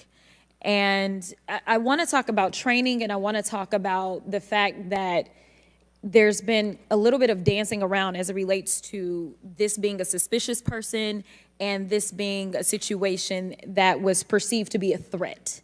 And it seems as if there's a different analysis that takes place.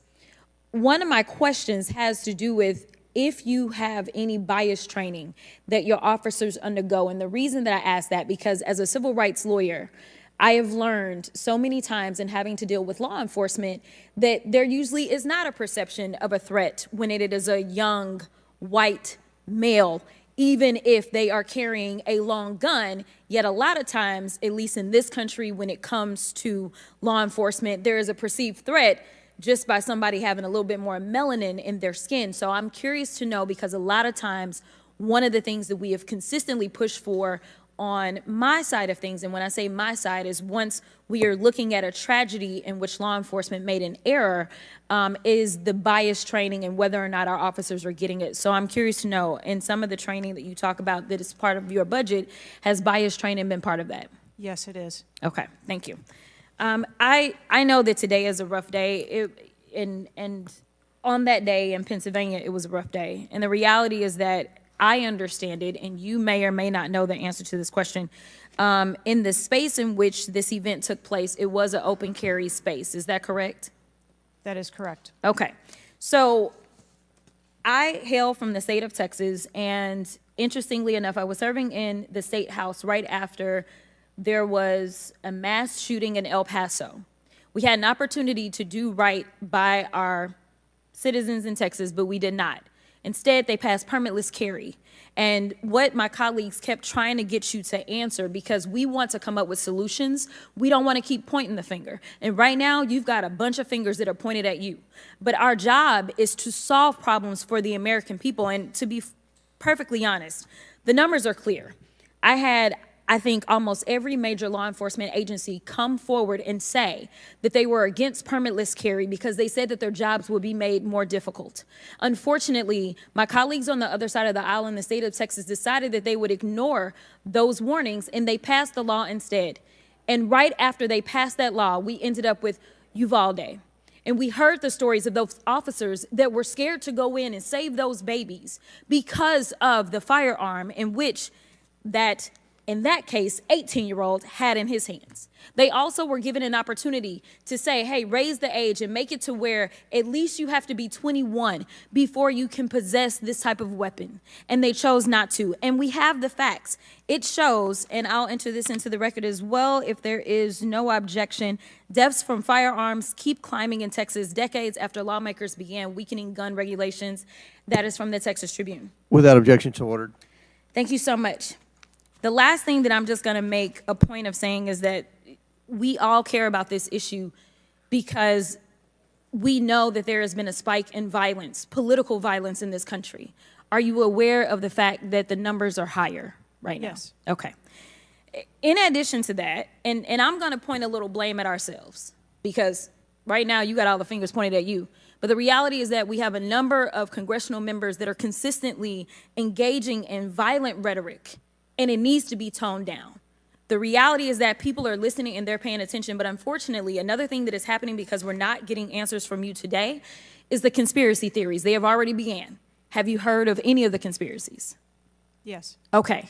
The problem with these conspiracies is that when people believe that, say, the President of the United States ordered a hit, or they believe it was an inside job, or whatever conspiracies they believe because they don't have any facts in front of them, that potentially incites the next level of violence at the next event in retaliation for this. So we are only begging for your job as it relates to being the director, as well as the men and women that you are protecting as their director, that you keep them safe by making sure that the American people have the information that they need so that they can feel as if Secret Service is on the side of the American people. And ma'am, I don't doubt that Secret Service is on the side of the American people. But right now, so long as these conspiracy theories continue to fester, it is going to make your job that much harder. Thank you so much, and I yield.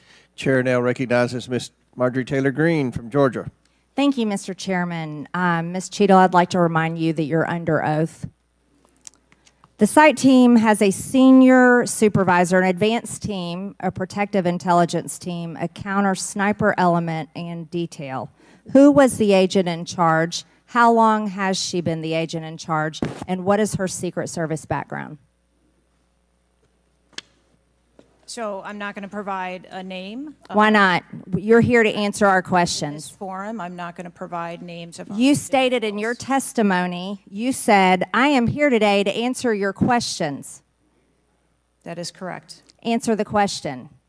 I'm not going to provide names of our personnel. Why not? Today. The American people are demanding these answers from you today, Ms. Cheatle. I will do the best to provide you accurate information based on the facts that I have at this time. You're not answering our questions. The advance element coordinates with other intel or law enforcement partners, identifies threats and weaknesses at the sites and movements. We'd like a copy of the advance report. Have you brought it here with you today? We will comply with the request for the documentation that has been requested. When will that be, Ms. Cheatle? Because you should have brought it today. I am certain that our personnel are working on obtaining all of that documentation. I don't believe you, and neither do the people watching this hearing. You're not doing well, as Mr. Moskowitz informed you.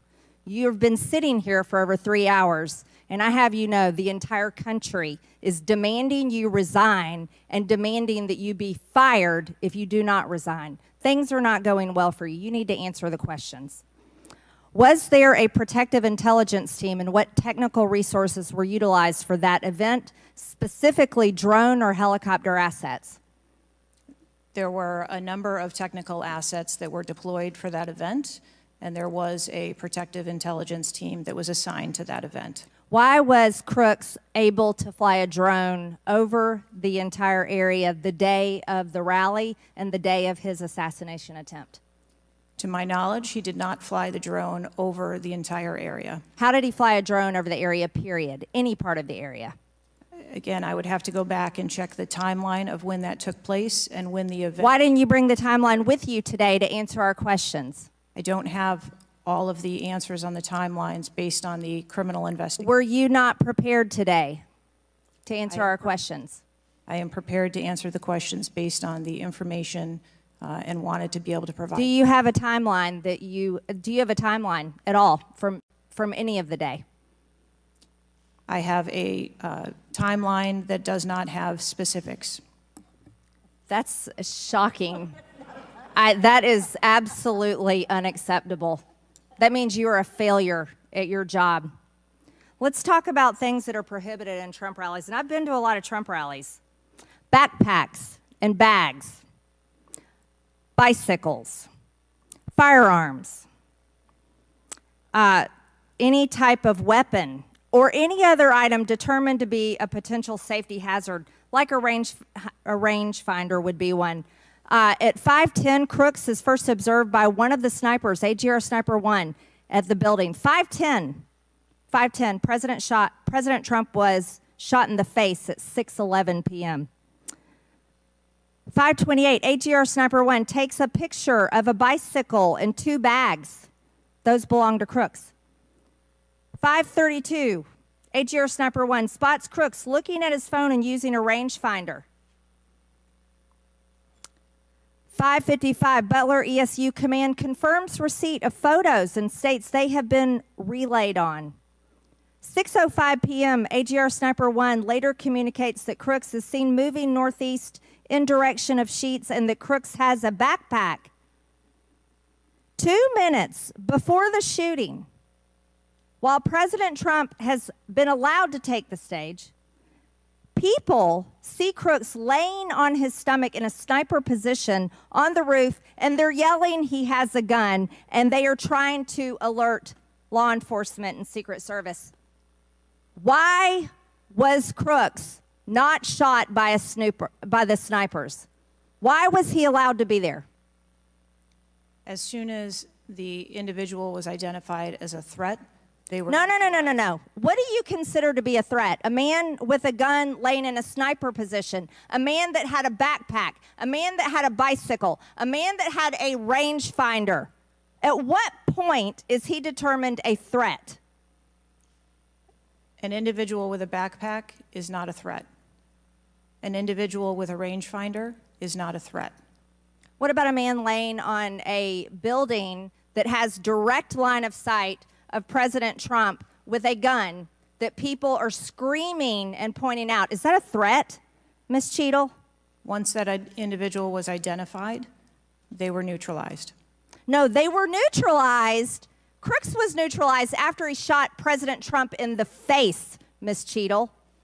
Is he only a threat once he fires the weapon? As soon as the counter sniper identified that individual, they were able to neutralize them. How were people in the crowd? Okay, then let's just take it this way. People under your command did not consider him to be a threat, yet people in the crowd knew he had a gun and considered him to be a threat. That means that you are a complete failure as the director of the Secret Service, that people under your command don't perceive a man laying on a roof with direct line to the president with a gun. They don't perceive that to be a threat, yet the people in the crowd do. How is that possible? That's the last question, but please answer the question, Ms. Director. I'm not certain at this time how the information from the people in the crowd was relayed to any law enforcement personnel. No, you knew, that everyone knew.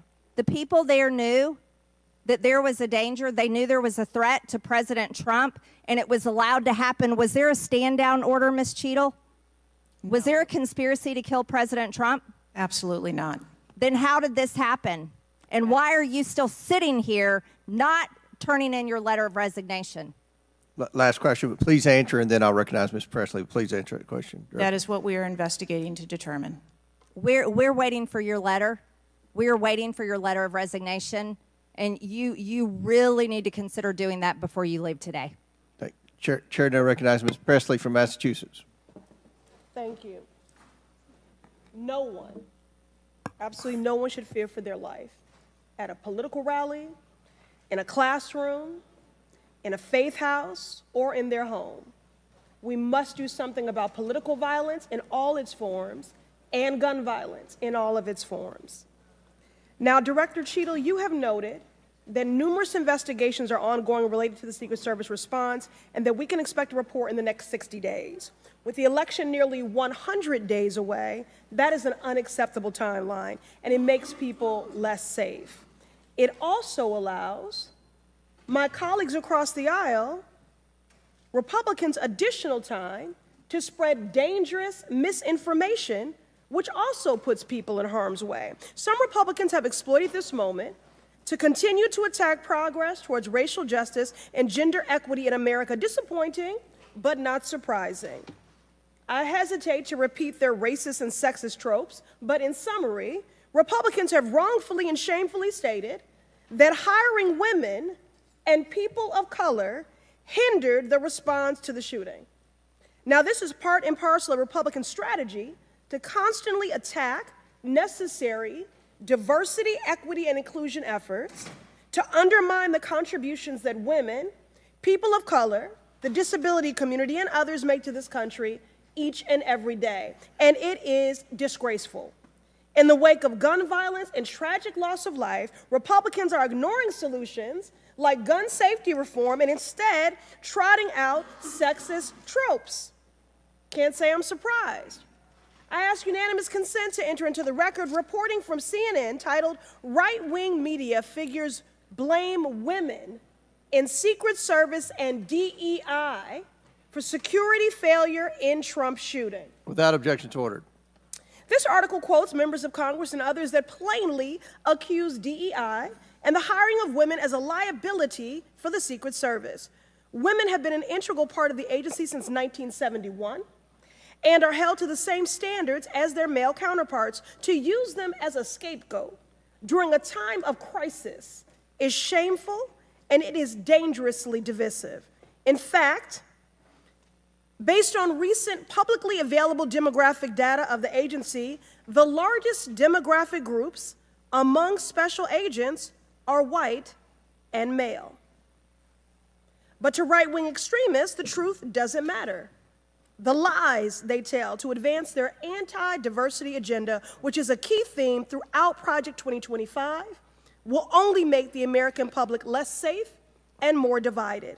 And every day, Director Cheatle, that you fail to give us answers, they are given more oxygen to make their baseless claims that women and people of color are responsible for tragic events. And that is dangerous too. Thank you. And I yield my remaining time to Ranking Member Raskin. Thank you to the distinguished gentlelady from Massachusetts, and thank you for those trenchant insights. I wanted to make the point that you were making and several of other members were making to bring it into sharp relief here. The very same day that Donald Trump narrowly escaped an assassination attempt, but an honored firefighter was gunned down and killed and other people were injured. There was another mass shooting that day, just several hours later in Birmingham, Alabama. 4 people killed and 10 wounded in a nightclub shooting. And you might think, oh, that's some kind of freakish coincidence. Not at all. We have more than one mass shooting a day in America. They are so commonplace now that they are barely reported in the national news. It's, of course, local news in Birmingham, Alabama, that 4 people were killed and 10 other people were shot and seriously wounded, being treated at the hospital. These things are a nightmare for the families of the victims who've been killed, for the families who have to take care of people who've been seriously injured and wounded. They are a major financial drain, publicly and privately, and yet we allow AR-15s to be purchased with abandon, promiscuously, all over the country. People can just go out and get an assault weapon. And the distinguished gentlelady from Michigan was right. We have a hearing when it affects the President of the United States, but on all the other days of the year, we don't have a hearing about it.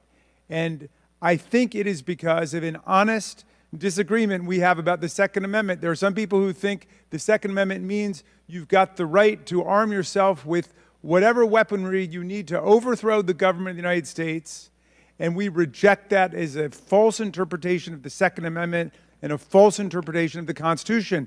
We can ban assault weapons. We did it back in 1994. It dramatically reduced these mass shootings, and when that ban was lifted, the mass shootings went up through the roof again, and we've shown it. And so just like we're demanding real answers and real action from the Secret Service, let us demand real action and real answers from ourselves about the nightmare of mass gun violence, which puts America into a category all its own when you compare us to the countries in the European Union or Canada or other similarly situated countries. There's nothing like what we're going through. So we've got to act on the Secret Service to protect ourselves against political violence, and we've got to act as a Congress to protect ourselves against AR-15 violence in America. Chair recognizes Ms. McClain from Michigan. Thank you, Mr. Chairman. And first of all, I want to thank the Secret Service agents, those who work tirelessly to protect our president, and specifically those agents who did not hesitate to jump in front of President Trump.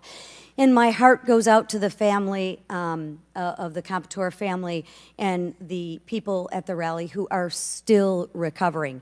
On the other hand, the Secret Service has a leadership problem, and it falls on you.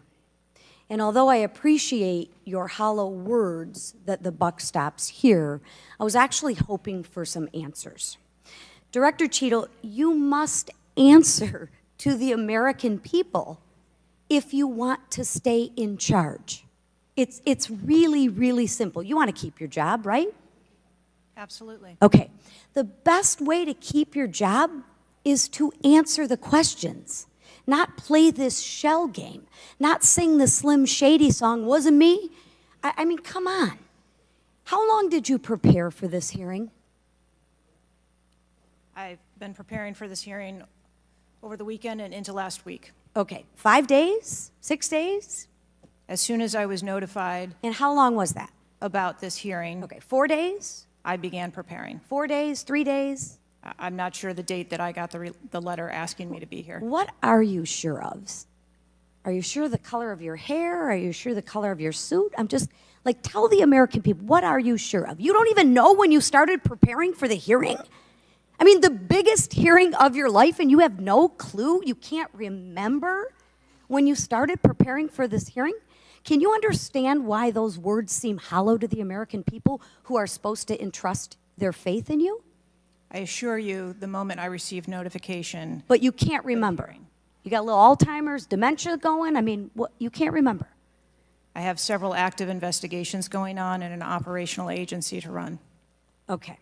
All right. But you want to take accountability, right? The buck stops with you, right?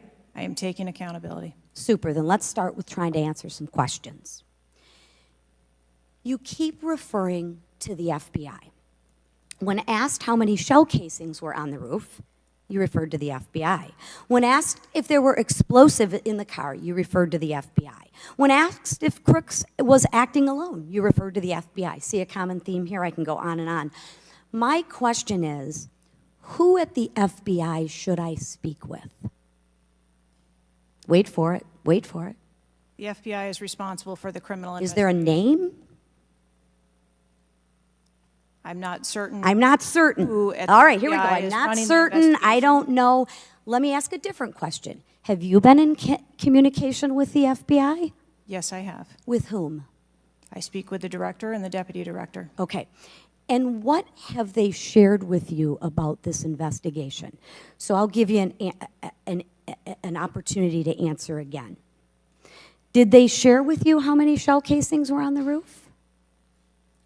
They have shared with me the evidence. Did they share with you how many shell casings were on the roof? Yes. Okay, how many were there? I would refer to the FBI for how their investigation. Many were there? And their information that they need to share in their investigation. So they've shared the information with you. You just don't want to share the information with us, correct? We have concurrent investigations that are going on. So they have shared this information with you. You know the answer to the question. You just refuse to answer the question from the member of Congress who has subpoenaed you to be here. Is there a different answer to that question? I was always willing to come here and testify before this oversight hearing. Beautiful. Then let's do that. Let's for once have your actions match your words.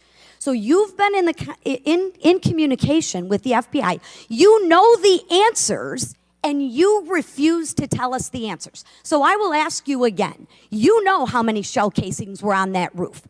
What is the answer to that question? I think it's pertinent. What is the answer to that question? I think it's pertinent to talk to you about the information that the Secret Service has and that the Secret Service knows related to the events on that day. I'm asking you an answer to the question. If you're supposed to be in charge, if the buck stops with you, how come you can't share the answers? What are you covering up? What are you hiding, my friend? I'm not covering anything up. Then why can't you answer a simple question? I would leave it to the criminal investigation to answer questions related to that. When you talk to the FBI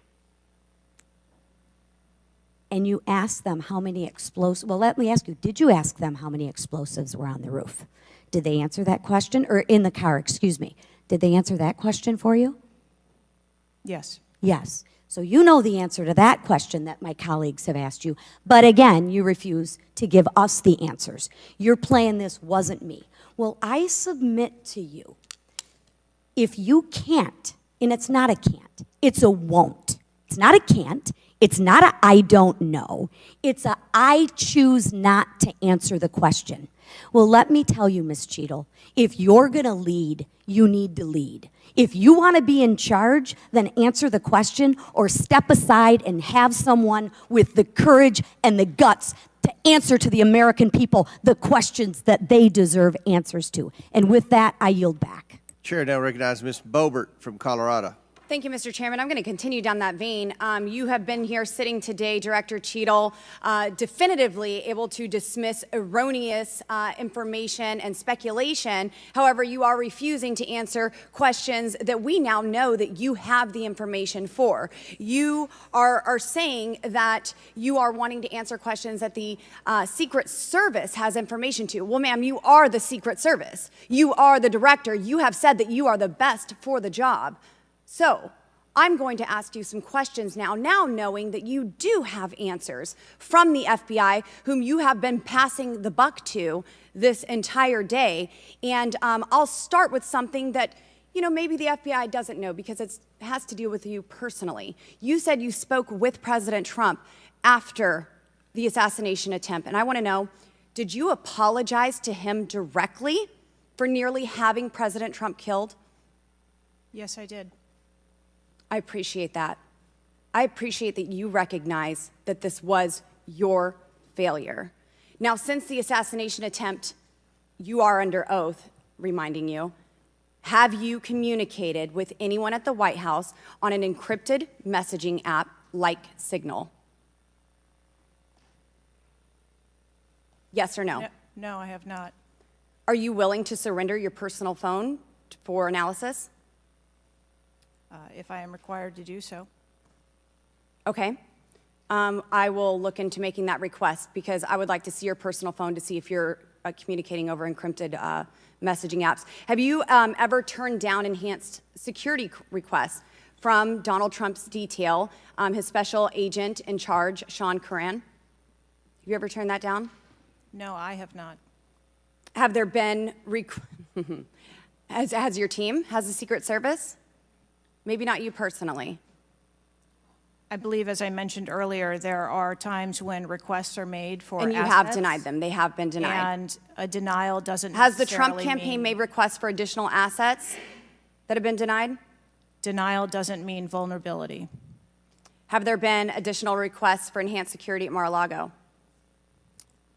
We have made a number of enhancements to You confirmed that there were bomb-sniffing dogs that were provided. You failed to confirm if there were aerial security surveillance assets that were provided. So yes or no, was that provided? At the rally? At the rally, yes, ma'am. We had Overwatch provided at the rally. You've confirmed that the assassin was identified as suspicious 57 minutes prior to the shooting. Was the suspicious individual ever approached by an agent? Was any contact ever made with him? Not to my knowledge. Is that the standard protocol for someone who is identified as suspicious? The protocol would be to locate the individual and you said that he was interview. located 2 to 5 times approximately? No, I said that the information was passed potentially somewhere between 2 to 5 And he was times. never located by an agent? To my knowledge, that individual was not located by an agent. We have dozens of rally goers who have identified him and not one agent on the ground. There are many, many, many agents on the ground, local law enforcement, Secret Service. No one was able to identify him and have sights on and see him. What I'm saying is that the agents that were on the ground at the time, I have no knowledge that they were able to interview him or locate him. Thank you. Was there a local law enforcement officer who approached the roof and saw the shooter and saw that he was present on the roof?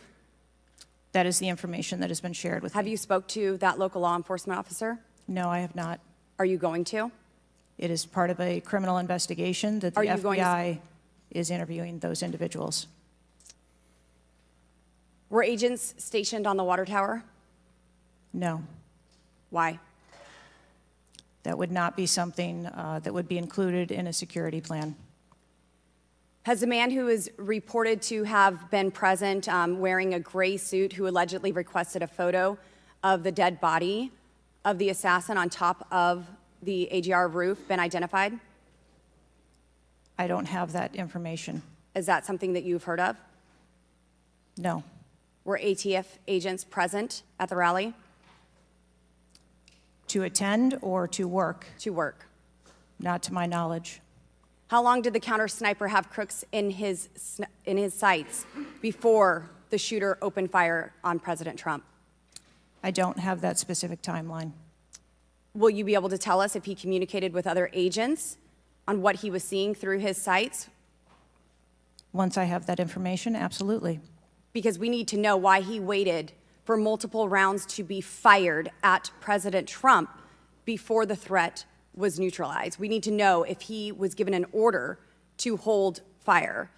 Now, it's you've excused the roof of being unmanned because of the slope of the roof. Do you continue to assert the slope of the roof as a credible reason for leaving this position undefended?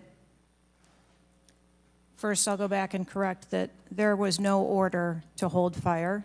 Our agents and officers have the ability to neutralize a threat at the time So you that don't they know, see it. I'm sorry, you don't know the communication that was taking place or how long he had him in his sights because you haven't spoke to him, but you do know that there was no order to hold fire. I can tell you the way that our personnel are trained. They are trained on the use of force scale that when they see a threat, they are authorized to neutralize that threat. They don't have to ask for permission.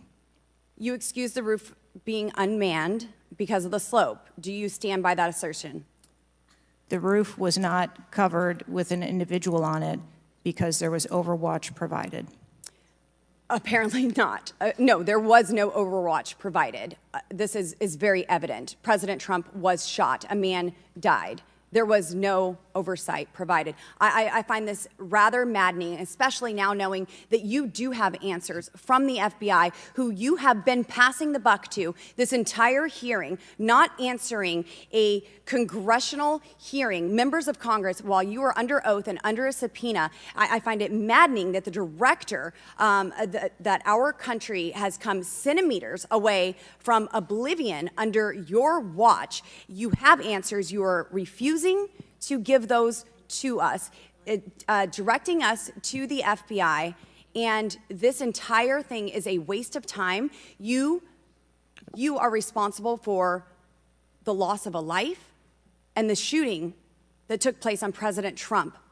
You do need to resign. This is bipartisan. You need to be fired. You do not need to hold this position. You are not the best for this job. I am over my time, but I cannot tolerate your watch any longer, and I'm going to continue to call daily for you to be removed from your position, ma'am. Chair recognizes Mr. Fry from South Carolina. Thank you, Mr. Chairman. Director Cheatle, how long have you been with the Secret Service? 29 years, right?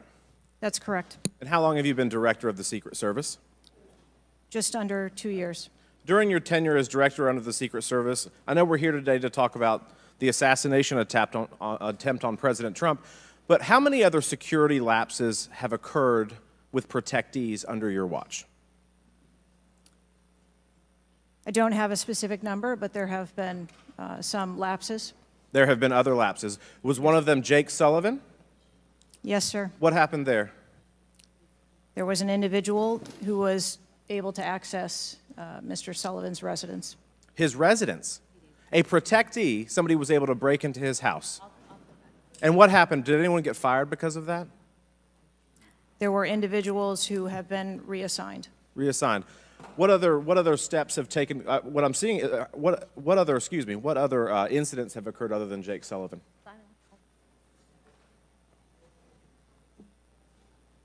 Was there an issue with the Secret Service agent and Vice President Harris? I would not call that a security incident. Well, it seems to me, I mean, you have security lapses with President Trump. You have security lapses with Jake Sullivan. You have issues with your personnel related to Vice President Kamala Harris. There seems to be a repeated theme here. Would you not agree with that? I think that we are talking about separate categories of incidents. Well, I would disagree with that. I mean, I think there's a repeated theme when you've got protectees and you're not upholding your core mission. Let me ask you something else. Does the Secret Service routinely record communications between and amongst detail? Radio communications? Any communication. Email communications are captured, as well as text messages, and then depending on the detail, radio communications are recorded. Does the Secret Service have recorded communications from the July 13th event? We do not have radio communications from that day. But you have text messages? We do have emails and text messages. Emails, okay, great. Does the head of the Trump detail or someone else embedded in this detail have command decision-making authority, or do they need to seek authorization from someone outside that detail? The head of the detail has the decision-making authority for things that are necessary for that detail. Is that standard for protection details? Yes, it is. Okay. Let me ask you something. During campaign events, is it common for the Secret Service to utilize other agencies? Yes, it is. What other agencies would be providing assistance to the Secret Service? There are a number of other agencies that provide assistance to the Secret Service during campaigns. We utilize personnel from the Department of Homeland Security. We utilize personnel from the Department of Defense, and we utilize local law enforcement partners. Are you on the same radios? Do you provide the radios to all the assets that are taking part in protection of an event? We provide radios to the personnel from the Department of Homeland Security that are assisting us. But not local law enforcement? Local law enforcement is working on their own radios. Are you on the same frequency? We ensure that we have counterparts in the security room, and so the local law enforcement will place one of their personnel in the security room with our personnel so that we have interoperability communications.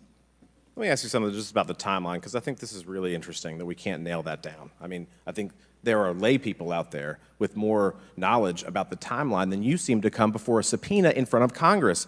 Was Mr. Crooks observed at the AGR building prior to the shooting? He was observed on the grounds outside of our perimeter prior to the shooting. At approximately what time was that? You don't have to give me the specific minute, but at approximately what time was that? I believe it was about 45 minutes or so prior to. Did the sniper team take a photo of Mr. Crooks? The local team did, yes, So it was a local team and not a Secret Service sniper? that took the photo. Okay. And did he relay that photo to Central Command? Again, it's an active ongoing investigation, so I want to make sure that I'm factual with the route that that photo took and who that was disseminated to and when. What time did when did Mr. Crooks' status go from a suspicion, a person that was under suspicion, to a threat? When did that happen? And maybe not even a specific time, Director Cheatle, maybe a certain event that happened that transformed him from a person of suspicion to a threat. When did that happen? To the best of my knowledge, based on what I have been told thus far, it's approximately 5 minutes to where individuals relayed that there was an incident being worked at the 3 o'clock of the president. So that was, but it was before the shots were fired? That is correct, but again, it was not phrased as a threat. It was just that something was being worked. Yeah, but my question is, when did he become, when did he transform from suspicion to threat? Because they're treated very differently. People can be suspicious, but they're not a threat until a certain point in time. So when did that happen? I believe that it was seconds before the gunfire started. Seconds. My gosh, we actually have a few questions that we got answered today. Listen, I'm going to wrap up here, Mr. Chairman, but here's the frustration that people have. The buck stops with you. You've said that yourself. But the problem in Washington, D.C., it is the only town in America that you can be so bad at your job that you actually get a promotion or don't get fired. You have not been able to answer the number of agents, whether or not requests were denied on additional security, whether or not law enforcement were able to engage before the shooting with the assassin, how he got on the roof, how the rifle got on the roof. You can't tell us how many shots he fired, whether the casings were recovered. You can't tell us anything about his cell phone. You can't tell us whether the rally was supposed to be postponed, given the intelligence that you were receiving. You can't tell us whether the car had a bomb. You can't even tell us his motive. And the American people are incredibly distrustful because it has taken 9 days to even get a scintilla of evidence out of you. Maybe if I was CNN or ABC or NBC, I would have gotten much more thorough and accurate information, but we have not received that in a subpoenaed hearing in front of this Congress. That is why the American people are frustrated, and I echo the bipartisan calls on this committee and all across this country that you should resign, or maybe when the president wakes up from his nap, he can fire you. Thank you, Mr. Chairman. Chair now recognizes Ms. Luna from Florida. Director Cheatle, can you please give me the names of the individuals who are in charge of your con-op for the rally? I'm not going to release names. Can you give me the today. titles? And how many individuals? No. Nothing? We had a full advance team that was responsible Who for are the, advancing how many the site. people are the final approval authority? There are a number of people Can you that give me a are number? engaged in approving Can you the give me plan. a number? No, I do not have Okay. a firm number. Can you just confirm whether or not, I understand this is an open investigation, but in order to dispel conspiracy theories, have you guys been able to subpoena the shooter's Discord records, or has the FBI, to your knowledge? I believe that the FBI is working on those. Okay. Is it factual to say that you have not ruled out that the shooter was working with other people or persons? Again, the FBI is conducting the criminal investigation into Can the you, shooter. at least in an effort to dispel conspiracy theories, can you confirm or deny that? At this time, we do not have that there were any other people engaged. So you believe he was acting alone? I do. Okay. Have you been made aware of multiple eyewitness reporting that there was a second shooter on a water tower? I do not have any information related to any second shooter. Okay, the reason I asked that is because according to testimony from multiple witnesses, they did report that. And again, to my understanding, there were over 40 sniper teams that were briefed by the Butler ESU. And I want to make sure that people are aware, if you're saying that there's not another shooter, that we are able to clear that information, because from this whole entire briefing, it doesn't seem like much information has been able to get out to the American people. So I'm trying to dispel rumors, as I'm sure you understand. Was it true that Secret Service was present at the Butler ESU briefing? There was a briefing between the counter sniper teams that were working Secret on the Service ground. present? Yes, to my knowledge. Okay, I want to read you a report from people that seem to be throwing you under the bus and stated that they were in attendance and that Secret Service was not in attendance at the security briefing, according to individuals with knowledge, to also include that the AGR building where the shooter Thomas Matthew Crooks was located was actually not a part of their security perimeter for that. So there was not Secret Service present. It seems as though that when you were asked earlier from Rep. Kristamurthy about whether or not Secret Service was aware of a threat, you had said no, they were unaware of a threat. And yet, according to communications, again, from law enforcement that were in some of these group chats, they actually had reported that Secret Service was made aware of a threat at around 5:59 p.m. as a part of the command, including Secret Service, aware of messages and requests about information about the suspect's location. Can you please tell me if you have knowledge of that at all? Again, I think we're conflating the difference between the term threat and suspicious. But you guys did have knowledge at 5:59 p.m. according to those group chats, did you not? Of a suspicious individual. Okay. Chairman, in my opinion, according to some of the testimony today, I feel that you have perjured yourself in some instances, and so I'm going to ask for a full review of the transcripts by staff, and if you find that to be the case, I do ask that you bring perjury charges against the director. I will say this, it is very frustrating, and I've talked to my colleagues and we've said it to your face, that you have been up here basically stonewalling our ability to get the answers to the American people. And what I will also say is that every single member of Congress does not feel safe with you in charge. You have heard that, and I think that we are all sitting ducks with you in directing the Secret Service currently. But more importantly, it sends a message to our adversaries that we are not protected, and we are one of the strongest countries in the world, so you have essentially made us a less safe country because of it. As a result of that, I'm asking you to formally step down. I share my same opinions as my Democrat colleagues. And I also think that your efforts to bring forward a full investigation and report in 60 days is unacceptable. And as a result of that, I'm going to do everything in my legislative toolkit to ensure that that happens sooner rather than later. And I'm sure that you know that we brought a vote on inherent contempt against Garland for essentially blocking a congressional investigation, and I don't think that you should be any different. So I will say that I am just completely disgusted by your performance today, and I understand that you're probably in a position where you're being told not to testify, which is why we had to subpoena you. I think that goes back to Garland. But again, that is part of the flushing that we need to get out of Washington, and I would be happy to assist in that process. Chairman, I yield the rest of my time. Chair now recognizes Mr. Langworthy from New York. Thank you very much, Mr. Chairman, and I appreciate you bringing this hearing forward with a subpoena. Director, yesterday I made the decision to get in my car and drive to Butler, Pennsylvania in preparation for this moment and asking you questions about the events of the assassination attempt on President Trump's life. I've done several presidential events prior in my career, and I wanted to see this site with my own two eyes because I don't believe the video footage tells the whole story or looking at things on a diagram. And I was absolutely appalled when I went to the site, when I saw the fact that I could have stood on the roof of that building, the AGR building, and hit that podium with a 9-iron, and I'm a lousy golfer. And the fact that that was not included in the perimeter is a complete dereliction of the duty of the U.S. Secret Service. I mean, there are very few rooftops that needed to be secured, and the fact that Secret Service, as they were putting a site plan in place, did not think it was necessary to man those rooftops, you have completely walked away from your duties. You had one job, and that's to protect the future President of the United States or to protect all of the other protectees.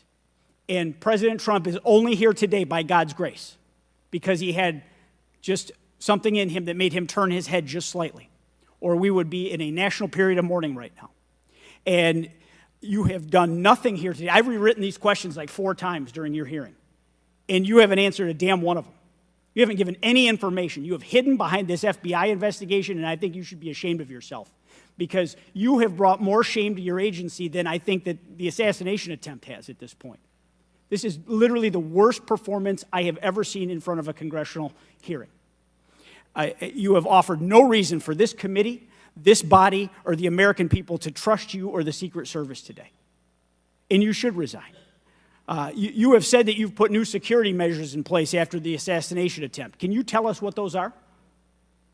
Because the American people want to know that you're taking real corrective measures. But today you've pointed to an investigation.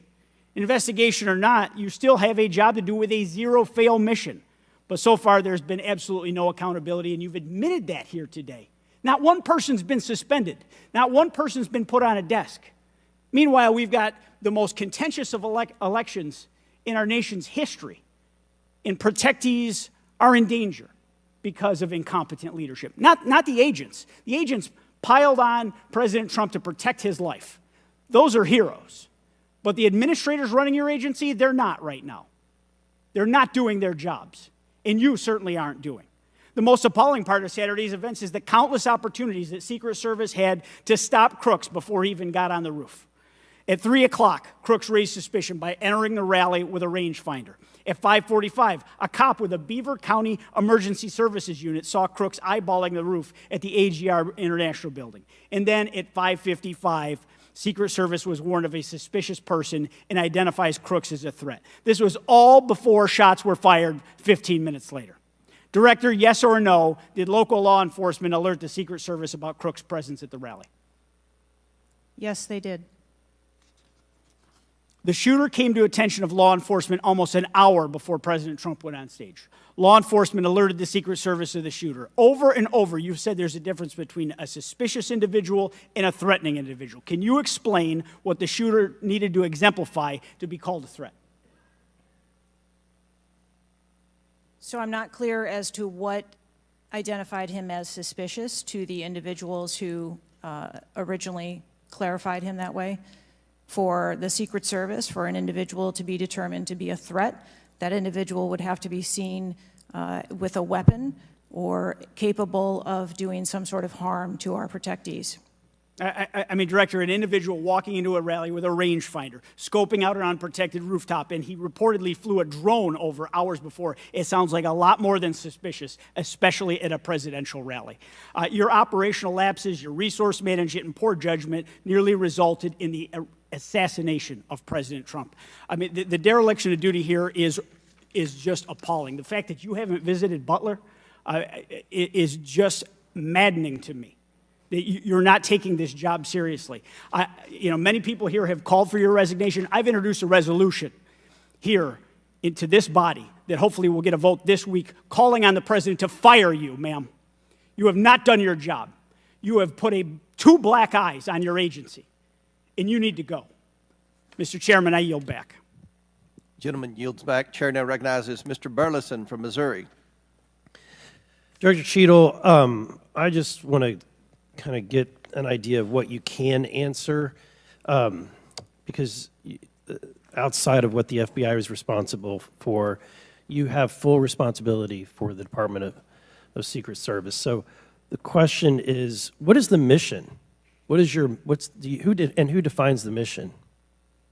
Our mission of the Secret Service is to protect the President, the Vice President, their immediate families, presidential candidates, the former presidents, and those by executive order, and we also have an investigative mission. And those are well defined? Yes, they Everyone within the agency understands the mission? Yes, they do. What about protocols and standards? Who defines the protocols and standards? We have a number of protocols and policies in place for the various missions that we have. So would it be safe to say that you failed the mission, the ultimate mission? I have stated repeatedly here today that there was a failure. What about specific failures within protocols and guidelines within the agency? Again, I am certain that the investigation that is being conducted internally as well as the external investigation. You said earlier in the hearing that there was either a communication, there was errors in communication or in operations. Could it be both? In both errors in operational decisions and errors in communications? I think the investigation potentially could identify both. So I want to talk about communications. Representative Boebert asked earlier about using encrypted apps, that you said you have not used, I guess, Signal. Have you used any encrypted app to communicate from your personal device? I do, on occasion, use encrypted apps to communicate. So you use some form of an encrypted app to communicate with people within the federal government, with local law enforcement? Whom are you communicating using the encrypted apps? Many times it's with colleagues and associates. So you're communicating with colleagues on a personal device? There are times that the Secret Service, when we work internationally with some of our partners, that they don't have the same texting capability. And you're not able to do that with your government-issued device? Recently, we have been able to install some of those apps on government devices. Okay. Let's talk about some of the things that we can get access to. I'm actually shocked that you are using your personal device and encrypted communication tools. I think that might be the most shocking thing that I've heard today. I didn't expect for you to say that. We have requested, this committee has requested multiple documents. And this is not, under the purview of the FBI, this is under your purview. We requested a complete list of all law enforcement personnel, including Secret Service, Department of Homeland Security, local law enforcement with the roles in protecting the president. And we requested that for us to receive that by July 18th. Did you provide that? I believe that our agency is in the process of collecting all documents. So you have not provided it. How long does it take to determine who the personnel were that were on site? We are collecting a comprehensive list of all the documents that have been requested. We also requested all the audio and video recordings that your agency, not the FBI, but your agency has in possession related to the event. Did we receive those? Have you provided those at all? We are in the process of collecting all documentation requested. You're in the process, but you have not. Any memorandums or any internal communications related to the event? We requested that you provide that. Have you provided any of that? We are in the process of collecting the information that has been requested. Okay. So when can we expect to receive these documents? How long does it take to determine who was on site, who was being employed to be there to protect the former president? When can we expect that? How many days does it take to provide that information? We want to make sure that we have a comprehensive accounting of all of the documents that were engaged in that day, and we will make them available as soon as possible. I think transparency is the key here. It's shocking to me that we are communicating in a encrypted app to colleagues. I'm almost certain that violates some federal laws. I would like to clarify, you didn't ask me whether my communications were government work related or whether they were personally related. You're communicating with colleagues. I don't communicate government business with colleagues on a personal device. I communicate on my work device. Are you using an encrypted device on your work device? I am not. No encrypted apps? No, I do not. Okay. Thank you, Mr. Chairman. Chair now recognizes Mr. Waltz from Florida. Thank you, Mr. Chairman. Madam Director, please, I'd like to direct your attention to this video.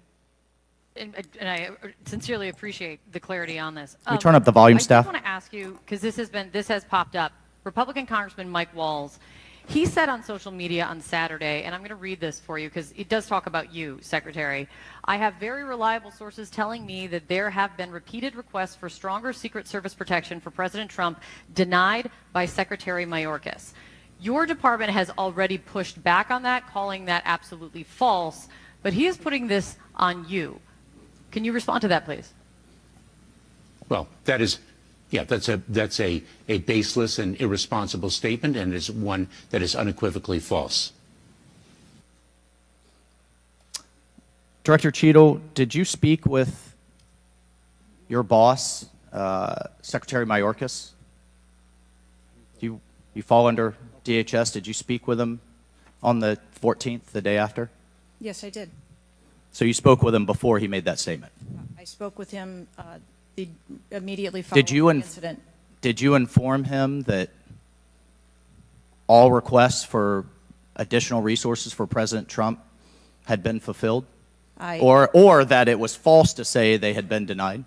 I informed him that the request for that rally that day had been fulfilled.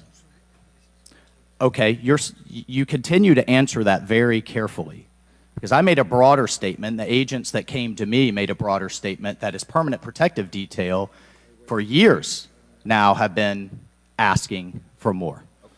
Is that correct? I do not have specific incidents of those requests. Is it correct that they've been asking for more? I have heard the same reports that you have. Without having them in front of me, I am unable. Those requests are made in writing. I mean, the agents are telling me they make them in writing. This isn't a verbal agency. Things are made in writing. I understand what you're saying. I don't have those requests in front of me here. I'm not asking if you have them in front of you. Are you aware that they were made? As I said earlier, there are times when requests are made, and depending on the availability of assets, or if there is a way that So there were times when they were denied? If there is a way that vulnerability can be mitigated in a different way, then that is why the So there are times when they were denied, for a variety of reasons.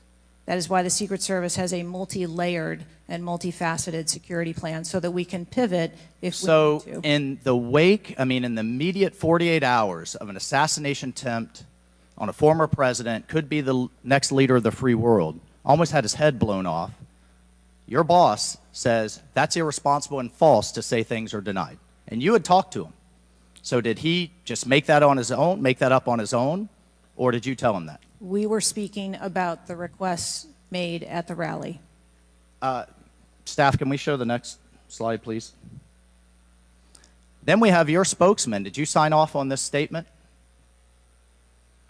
That there's an assertion that a member of the former president's team requested additional security resources and those were rebuffed. This is absolutely false. In fact, we added protective resources and technology and capability as part of the increased campaign travel tempo. But next slide, please. Next slide, please, staff. We have the Washington Post article that then says we now have senior Secret Service officials saying there were at times when it was denied. So which is it? Again, there have been a number of conversations going on here. Did you sign off on that spokesman's statement? The spokesman's statement, I believe, was related to requests that were made. Did you sign off on it? For the requests that were made at the rally. Did yes. you sign off on the statement before it went out? I sign off on my press spokesman's statement before they go out. I would hope you would in the wake of an assassination attempt. Yes. You did. Mm-hmm. Categorically false that any requests were made. You signed off on it. Thank you for that. Thank you for that clarity. Madam Director, how many press conferences have you held since the assassination attempt? We have put out press releases. How many press conferences have you held? Gone to the mic, taken questions from the public, from the media? How many? I have not held any. How many has Secretary Mayorkas held? I don't. 0. How many has the FBI held? 0. How many has the Department of Justice held? I know you know the answer. I believe there was a press conference in Butler after the incident occurred. By local law enforcement, not by you and not by the Department of Homeland Security. So this is how misinformation flies. I mean, in the darkness, in the absence of information.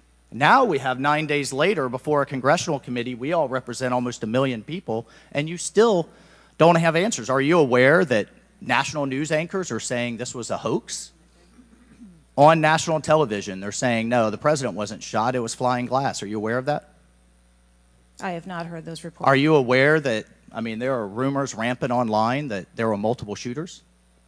Yes. Are you aware that because the shooter had overseas encrypted platforms in Belgium and New Zealand and in Germany, that a lot of people are speculating there could have been foreign involvement, logically? Are you aware of that? Yes. And have you done anything to disabuse any of these notions today? No. You haven't. Madam Director, I would fire you. Regardless of the failure, I would fire you just how you've handled it since. You should have been the first to the mics to say, America, world, I want to assure you we're going to get to the bottom of this. I want to assure you full transparency. Our agency clearly had major gaps here, and I want to personally take responsibility and accountability. You should have been the first, standing alongside Secretary Mayorkas, and I would even go so far as to say have daily press conferences, updating everyone on what we know. But you haven't had any of that. What are you hiding behind? I am not hiding. Because you're making the situation worse. I think you've heard that on a bipartisan basis here. You are making this situation far worse in the absence of information. Let's move on. This is truly astounding. I want to be clear because you keep dodging the issue. Has President Trump's permanent protective detail requested additional assets over the last few years? He is clearly not your average former president. He's not Jimmy Carter in an old folks home. He's not President Bush painting out in his barn. He has multiple residences, a lot of rallies. He's very publicly engaged, and he has a foreign threat in addition to domestic threats. Have they requested additional resources? That's the last question, but please feel free to answer. Thank you, Director. Thank you.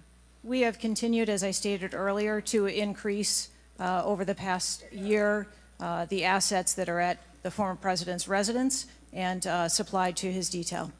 Mr. Chairman, if I could just ask for one more indulgence. It is clear you have not been to Butler, Pennsylvania. Leaders lead and should be on the ground. You have not been there. Instead, you went to the RNC, but you weren't originally even going to go there. Where were you originally scheduled to go besides the RNC, a national special security event?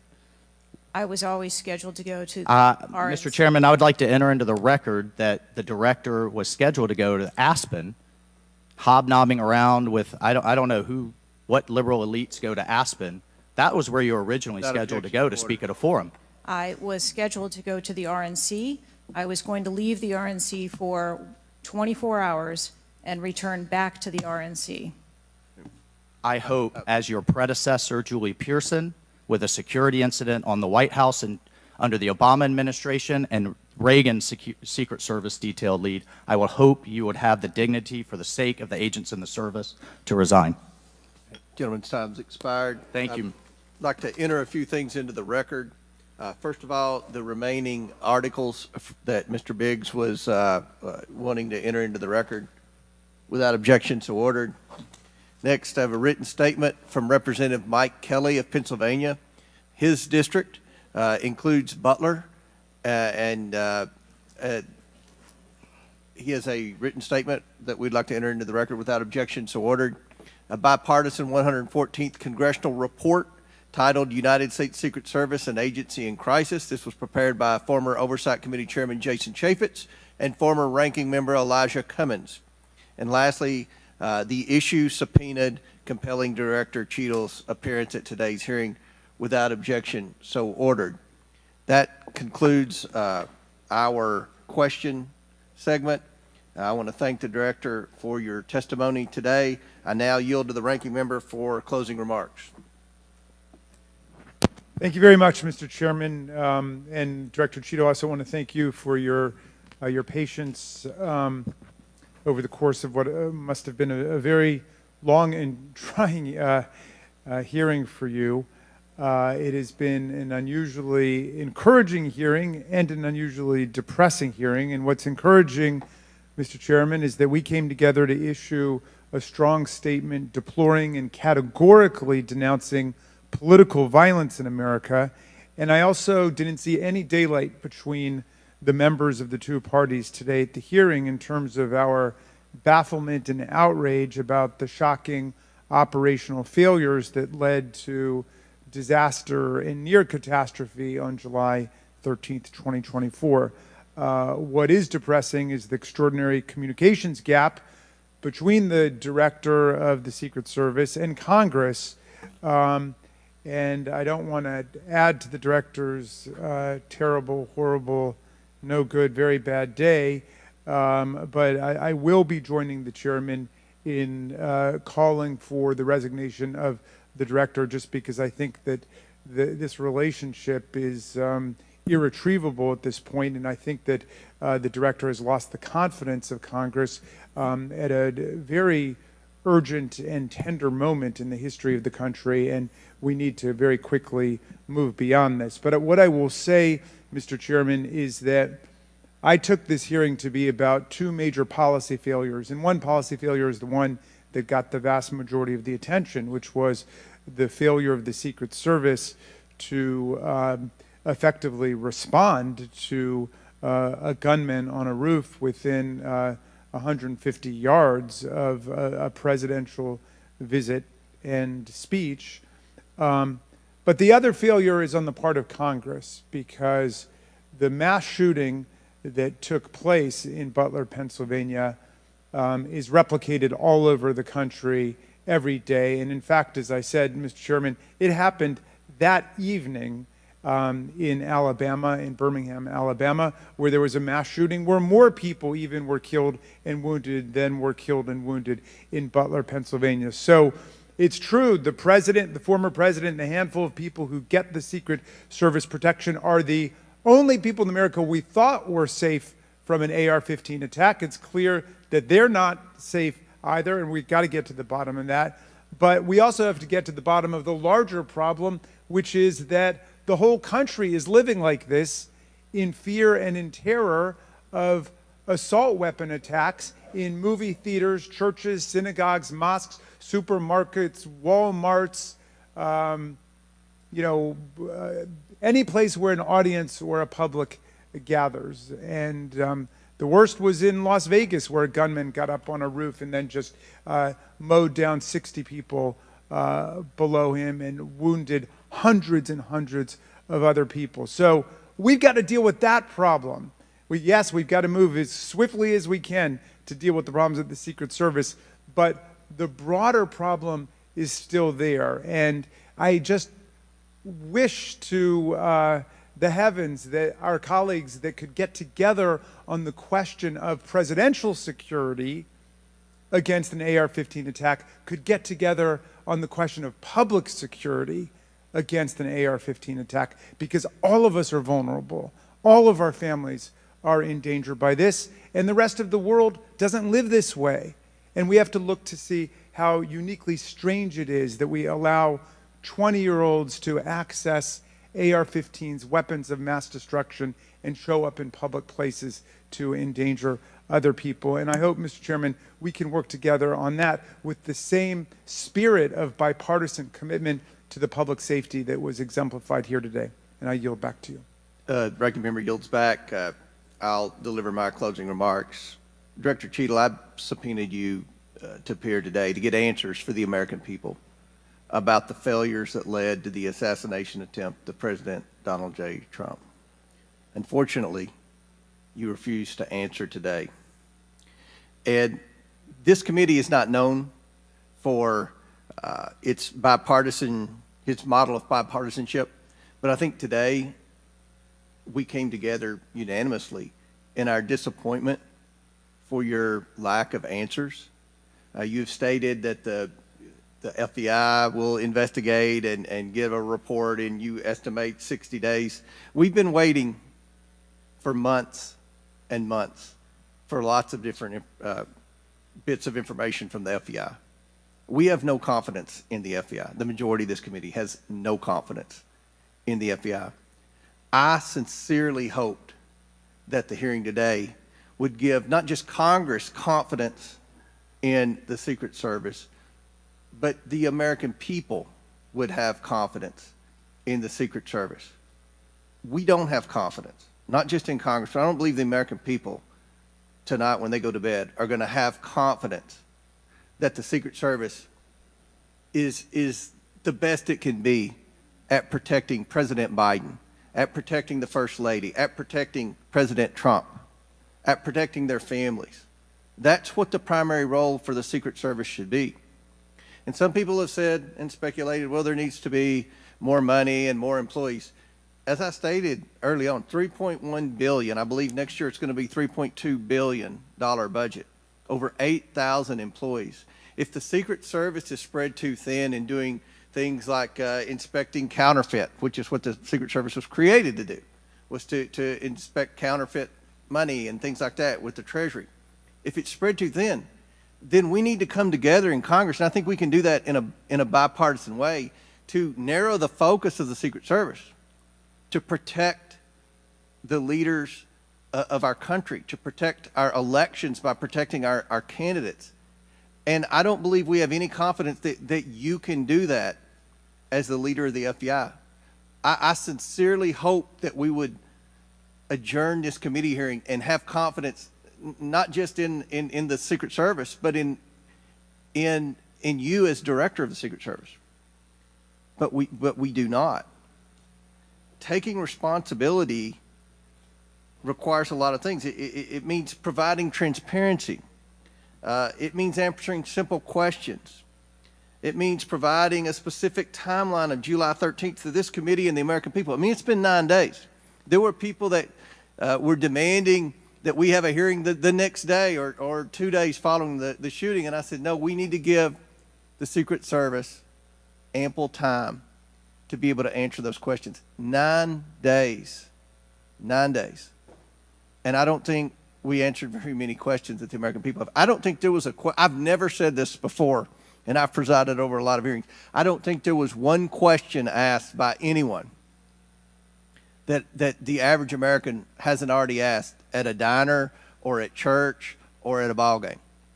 The American people have questions. They deserve answers. Congress deserves answers. You were subpoenaed today to provide answers, and ma'am, you did not do that. So, as Ranking Member Raskin stated, he and I will be sending a letter requesting that you submit your resignation as a step toward accountability in what happened. And one of the biggest frustrations that many of us have, especially on this side of the aisle, is that there's never accountability in this administration. And when you look at the debacles, prior to July 13th, I mean, it would be hard to beat the withdrawal in Afghanistan, the debacle there, and no one was held accountable. To this day, no one has been held accountable for that. But here we have clearly video showing people notifying the police, and the police are blaming the Secret Service. The Secret Service are blaming the police. Homeland Security is blaming everybody. But at the end of the day, after this hearing and after our request for information, we don't have any answers for the American people, and we don't have that confidence that you can lead the Secret Service to restore the confidence. And again, I commend the ranking member for joining with me in the letter asking your resignation, and we certainly hope that you will take that to heart. With that and without objection, all members have 5 legislative days within which to submit materials and additional written questions for the witness, which will be forwarded to the witness. If there's no further business, without objection, the committee stands adjourned.